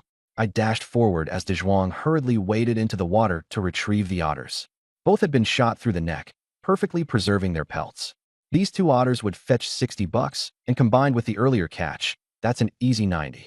Brother Sean, your archery is unbeatable. There's no one like you within 100 miles. Zhao Hongqi praised as he began processing the otters. Let's save the bragging for when we snagged a Type 56. I chuckled. The rest of the afternoon wasn't as fruitful, but still decent. We ended up with 7 wild chickens, 6 rabbits, 1 masked civet, and a sand grouse. The sand grouse was caught by De Huang the dog. Zhao Hongqi tried shooting at 20 meters and completely missed. He sulked the whole time. With all this game, we figured it'd be best to drop everything off at the cabin before continuing. Suddenly, the jade gourd on my chest heated up and buzzed intensely. Wasn't this area where I had set down bait with anesthetic earlier? Did we catch something? In the distance, just at the edge of the bushes, I spotted a reddish-brown figure. I dashed forward. Caught what? The others looked puzzled but followed me nonetheless. A wild animal lay sprawled, foaming at the mouth. It had been knocked out cold. A deer, De Zhuang exclaimed excitedly. No, it's a musk deer, Zhao Hongqi corrected, pointing to its reddish coat and the gland under its abdomen. Yep, a musk deer, a lot more valuable than your average deer. We're lucky to have crossed paths with it, I affirmed. Setting the tranquilized animal in De Zhuang's wide basket, the excitement grew. This single catch might just change our fortune. I'm exhausted. We're so lucky. First, we nailed the musk deer, and now we've taken down a wild boar, Zhuang said with a hearty laugh. Ahead, about 8 or 9 adult wild boars were mingling, with 13 or 14 piglets tagging along. The piglets, barely over a month old, were the size of puppies. The wild boar we'd just taken down weighed about 300 pounds, not a bad size for this area in the northeast. Wild boars are omnivores, and it looked like this one got unlucky, munching on leaves while foraging for wild fruits and getting hit with our tranquilizer. This boar was much bigger than the musk deer. The tranquilizer would wear off quickly, and we had to act immediately. I passed the hunting bow to Zhao Hongqi and reached for the single-barrel shotgun. After loading the ammo, I took aim at the herd of wild boars. Wild boars rarely attack humans unless they're protecting their young, cornered, or startled into a panic. These animals tend to take off running just from the sound of dogs barking. Some people exaggerate, claiming wild boars are as dangerous as legendary beasts. That's nonsense. In truth, most wild boars in the deep woods end up becoming prey for Siberian tigers. Tigers can take down dozens of wild boars each year, especially during winter. An adult tiger can weigh over 700 pounds and is more than 10 feet long. For a wild boar, there's no surviving a swipe of a tiger's massive paw. In my previous life in the village, I'd witnessed a tiger entering town once. The roar alone was enough to send all the guard dogs scrambling into hiding. Out here in the wilderness, the real dangers are wolves, tigers, bears, venomous snakes, poisonous bugs, diseases, and sometimes even humans. I steadied my aim at the largest boar, nearly 400 pounds. A small pang of regret hit me. At 500 pounds, its liver and blood might have been able to fully heal Zhao Zhanshan's internal injuries. I couldn't help but wonder how Zhao Shanxing would react if that had happened. This big one had layers of pine resin and mud caked onto its tough hide, what old hunters call armor. Wild boars already have thick skin, and with this extra layer of protection, it was built like a tank. Bang! I fired a shot directly into its ear. The hollow point bullet went straight to its brain. The nearly 400-pound beast fell with a thunderous crash, sending the rest of the herd scattering into the forest with panicked squeals. Once it was safe, we approached the two now lifeless wild boars, one weighing 300 pounds and the other close to 400. Taking the machete handed over by De Zhuang, I struck the neck of the tranquilized boar. It blinked awake, but had no time to react before my second strike landed. The blade sank deep, breaking bone with a crack, and after a few more blows, its head came clean off. De De Zhuang and Zhao Hongqi glanced at me with respect and awe at how efficiently I handled the task. We drained the blood and butchered the boars into chunks of 30 to 40 pounds each. De Zhuang, take the gun back to the village and gather some help. Zhuang and Hongqi, let's make a few trips and get the meat back to the forest cabin, I ordered. After De Zhuang left, the rest of us made several trips back and forth, moving all 700 pounds of wild boar meat to the cabin's underground storage. We rubbed salt all over the meat to preserve it, knowing the strong scent of blood could attract wolves. As night fell, we holed up in the reinforced forest cabin. Around 9 p.m., the tranquilized musk deer woke up, its eyes blindfolded and looking utterly confused. Meanwhile, my older brother Li Qingshu was relishing his moment of victory. Dad, once the third brother's family is brought to their knees, they'll have no choice but to follow our lead. We'll make them agree to leave with barely enough food to survive. Definitely no share of the family property. We'll put it all in writing. Oh, and about Lu Guixiang, the third brother's wife. She's still young. Let's quickly arrange for her to remarry someone better. We might even score a decent bride price out of the deal, he said triumphantly. My grandfather, Li Dakuai, nodded eagerly. But technically, her bride price would go to her maiden family by tradition. Her family isn't exactly easy to deal with. Don't worry, Dad, Qingshu reassured. She's still legally ours. If the third brother dies, she won't be able to remarry without our agreement. We can quietly take the bride price for ourselves and just tell everyone there wasn't one. With the third brother gone, that coward will have to rely on us, and Guixiang won't have any say in the matter. Worst case, we keep the money and use it to find Qingshu a government job. Imagine how amazing it'd be if he could work in the township office. Li Dakuai immediately brightened. A township job? That'd make our family someone to reckon with in Shirshi village. Even the village chief would have to show me respect. At that moment, my second uncle, Li Erkui, cautiously suggested, Dad, could we keep some of the money to help Qingyu and Qingyu start a workshop?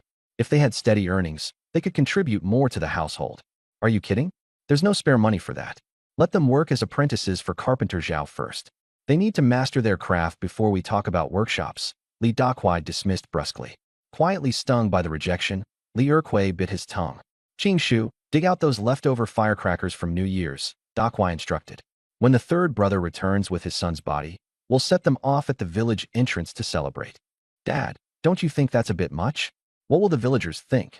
Erkui, ever rational, asked. Who cares what they think? This is family business, none of theirs. We're being merciful by not hiring a band to play for an entire day. When the third brother split from us, he treated us like dirt and even called me an old dog. Now it's his turn to lose face. Got it, Grandpa. Qingshu quickly located a bundle of firecrackers. These were expensive ones Dakuai had bought to celebrate when Qingshu finished his literacy certification, a goal Qingshu had yet to achieve. The next morning, I woke well before dawn at 4 a.m. and headed to a creek to freshen up. With 2 wild boars already exceeding my expectations, there was no need to hunt for more. We wouldn't be able to carry anything extra back anyway. I reached into my shirt to touch the jade gourd hanging around my neck. Pulling out the musk deer recovering in the forest cabin, I decided to test the green liquid inside the gourd. Prizing open its mouth, I dripped a single drop of the liquid inside. Nothing happened. The deer licked its lips and seemed no worse for wear. No harm done, but the liquid's effects remained a mystery. Oh well, breakfast first. I shoveled some charcoal under the stove and filled an iron pot with water. Tossing in 4 wild chickens, I added slices of ginger and a pinch of salt. The white pepper would come later as a finishing touch. Feeling energized, I started practicing my Tai Chi as the soup heated up. Under the rising sun, my previously thin body now carried a hint of muscle. Give it another 2 or 3 months, and I should be in lean muscle condition. The pure yang energy flowed through my body. My movements were smooth and powerful. When I threw a punch, the wind stirred, and my sleeves snapped sharply. When the day comes that my punch creates a sonic boom and I see ripples form around my fist, I'll have reached the legendary external strength level. Brother Sean. From afar, De Zhuang's voice echoed as Big Yellow bolted like lightning toward him. Over the past couple of days, Big Yellow had become quite friendly with De Zhuang, Zhuang, Zhao Hongqi, and the others. I didn't expect De Zhuang to arrive so quickly. I glanced over and saw nearly 30 people. They had all traveled through the night. I let out a sigh of relief. Qingshan, I heard you caught a good haul of wild game. Where is it? Wow, you even captured a live muntjac. Not bad. Is that chicken you're cooking? Smells amazing. Last time I had meat was during New Year's. My uncles and elders followed the aroma of chicken soup, their eyes green with hunger. They were all skinny from years of malnutrition, surviving on staple crops most days, and rarely having meat. Staring at the pot of 4 wild chickens, their mouths nearly watered. The wild game I caught had clearly made the whole village envious. Some were pondering whether they could send a niece from their wife's family to marry me, ensuring a regular supply of meat. Even families with different surnames were tempted, thinking their daughter was the right age. Some even considered proposing without even asking for a dowry. Those who used to dismiss me as a good-for-nothing now suddenly thought I looked upright and dashing. Uncles and elders, thank you for coming to help today. I wouldn't let you work on an empty stomach, I said loudly.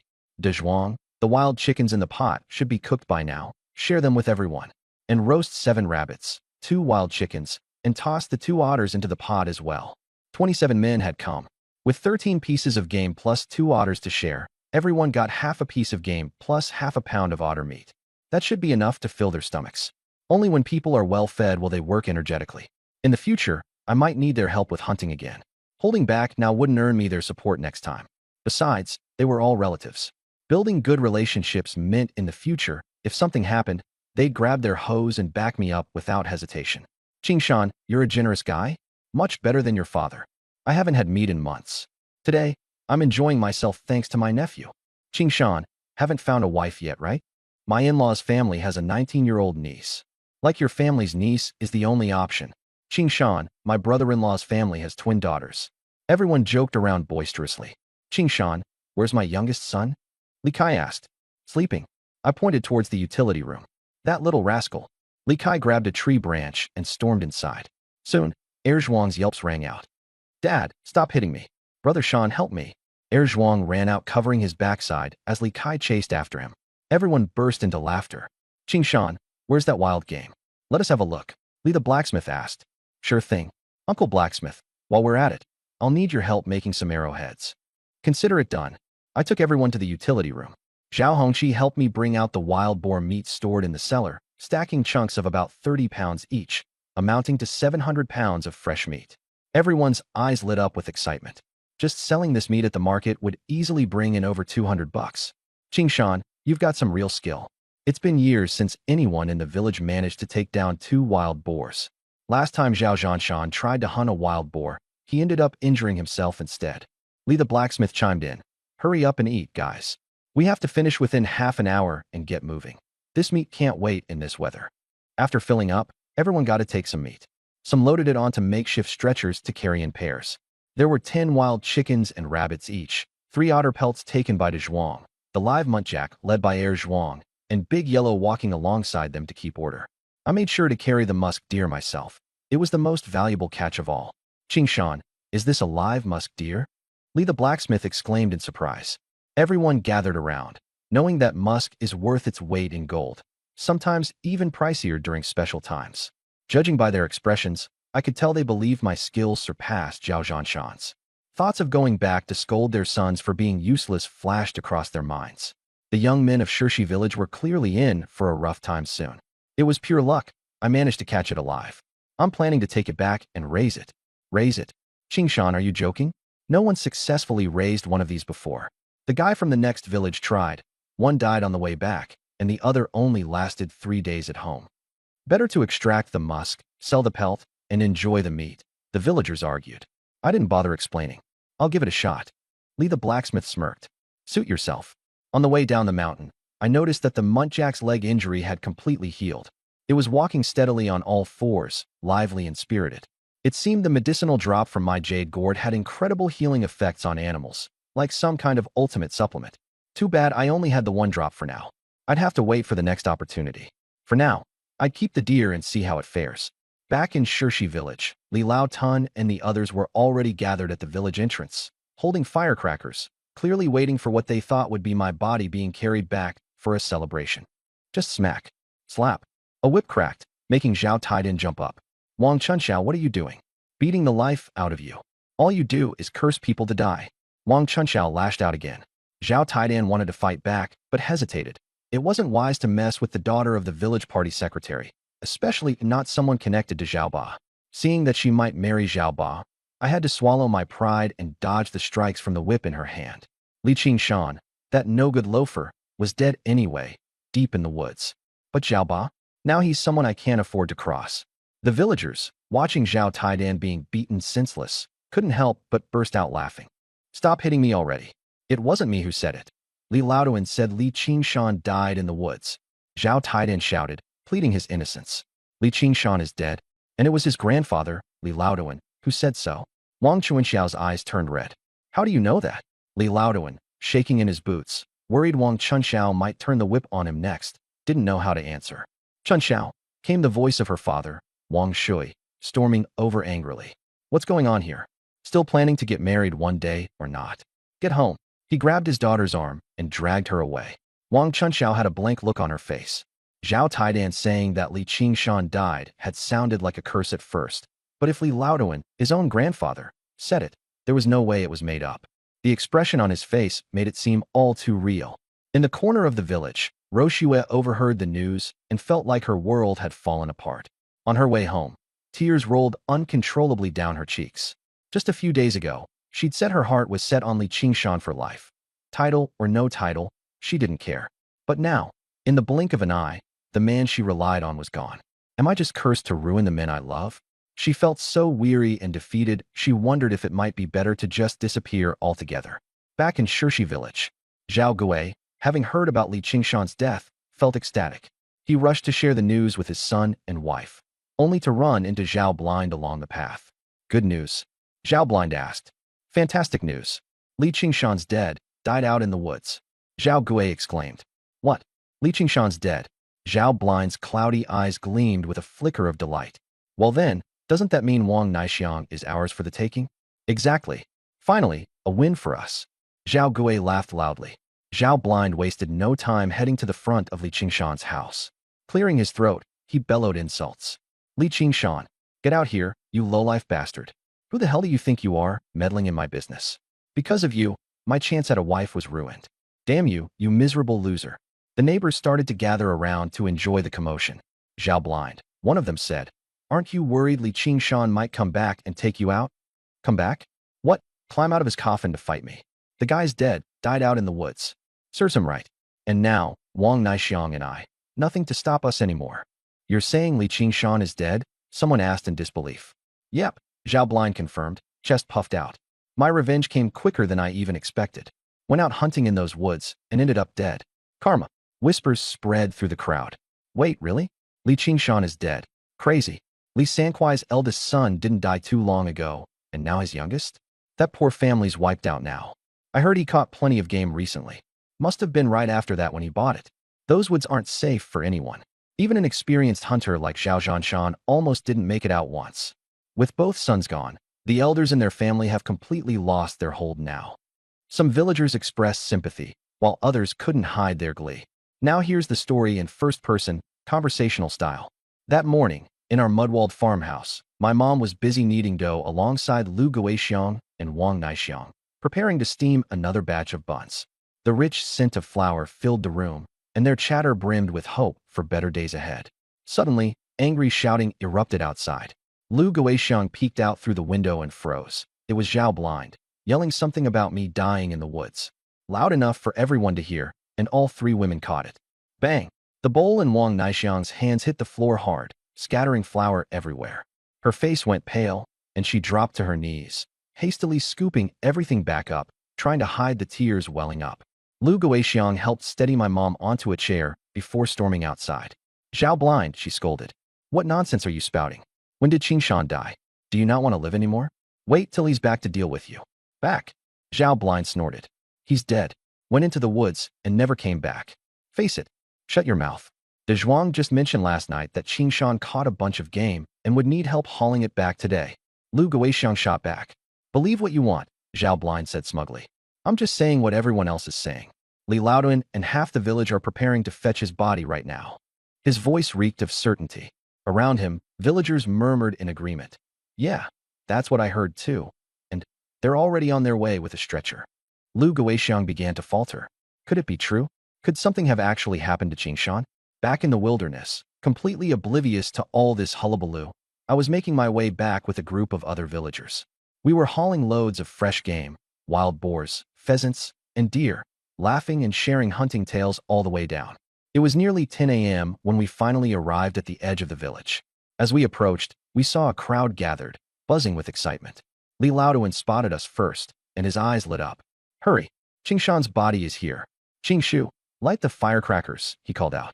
Li Qingshu obediently ignited the firecrackers, the noise popping off in celebration. Li Laoduan stood tall at the front, grinning ear to ear like he'd won the lottery. As we got closer, Li Dakwai sidled up to my dad, his voice dripping with feigned concern. Sankwai, which stretcher is Qingshan on? My condolences. My father, who had no clue what had been going on, looked at him in confusion. Why would my son be on a stretcher? He's dead, isn't he? Your family's hit rock bottom now. Li Dakwai said it loud and clear, unabashed, before flashing a grin. But no worries. You've got nephews like Qingshu. How about we just sign your house over to him now? You can imagine the look on my face as I shoved through the crowd, taking off my straw pack and handing it to Dezhuang. Slowly, I turned to glare at Li Dakwai. Dead? A house to Qingshu? Who told you this crap? Li Dakwai's face paled faster than wet flour. His eyes darted everywhere, but sure as hell couldn't meet mine. The buzzing crowd turned dead silent. Lungs collectively paused except for a stunned Qingshu, blurting, Wait. Qingshan, how are you still? Alive? Didn't they say you died? Say it again louder. A growling smile, brushing off dirt off own shirt. Legends nowhere neat ghost fake gall fool to squeeze from family. Bet whomever last. Veteran rage, I narrow rinse village, silento, truly pay. Molecule, don't you dare lay a hand. While I'm out hunting in the mountains, you're back in the village cursing me to death. Smack. A slap landed square on his face, leaving 5 distinct fingerprints. Li Dakwai rushed over, shouting, Let go of my son. I delivered a swift kick, landing right between his legs. His eyes bulged instantly, and he curled up on the ground like a shrimp, a long, drawn-out groan escaping his lips. Ugh. The surrounding crowd instinctively tightened their legs, a shiver running down their spines. With each word I spat, I slapped Li Qingshu across the face. Cursing me to die, huh? And you're the one lighting firecrackers to celebrate, huh? Li Qingshu's face swelled up like a pig's head, tears and snot streaming down. Stop, please. Someone help me. Disgusted, I threw him to the ground and gave him a few more kicks to vent my anger. I turned my icy gaze to Li Laoduan, and the old man shuddered from head to toe. Li Qingshan, I'm your elder, your grandpa. You're my grandpa? What kind of grandpa curses his own grandson to die out in the wilderness? I sneered coldly. I've been wanting to teach you a lesson for a long time. Smack. A resounding slap landed on his face, 5 clear finger marks surfacing immediately. The old man yelped, crashing to the ground with a thud. Li the blacksmith quickly stepped in to hold me back. Qingshan, a slap's enough. Don't go too far, or you're gonna beat someone to death. I gave a nod, letting this slide for now, though this wasn't over. Once I dealt with the wild boar meat, I still had that IOU note for $5 to settle. It was only then that the villagers noticed what I had brought back. Whoa, 2 wild boars. Must be over 700 pounds of meat. And look, a live musk deer too. Qingshan's something else. A few slackers nearby muttered enviously. Just got lucky, that's all. I shot them a cold glare, and they immediately shut up. It was then that Fugaway came running breathlessly. Qingshan, something's happened at your house. Zhao Blinds blocked your front door and is yelling all kinds of trash. Your sister-in-law's been driven to tears. Rage flared in me instantly. I ran straight for home, without hesitation. When I got there, sure enough, Zhao Blind was in full swing, cursing up a storm. Said I was dead, and if it weren't for me, Wang Naixiang would have married him long ago. Lu Guixiang was crying in the yard, and Wang Naixiang was so terrified her legs had gone weak. Zhao Blind, look over here at Grandpa. I lunged forward with a flying kick, sending him sprawling. Oof, it hurts. Before he could finish his howl, my fist came smashing in, and I didn't hold back. He got a savage beating. Keep running your mouth, huh? I'll smash that filthy mouth of yours to pieces. Zhao Blind ended up on the ground like a lifeless dog, groaning pitifully. Help! Li Qingshan's gonna kill me. The crowd watching buzzed with chatter. Wait, isn't Li Qingshan supposed to be dead? Good God, look at all that meat. That's over $200 worth if sold. Back in the yard, seeing me return, Wang Naixiang and Lu Guixiang finally sighed in relief. Their hearts no longer weighed down.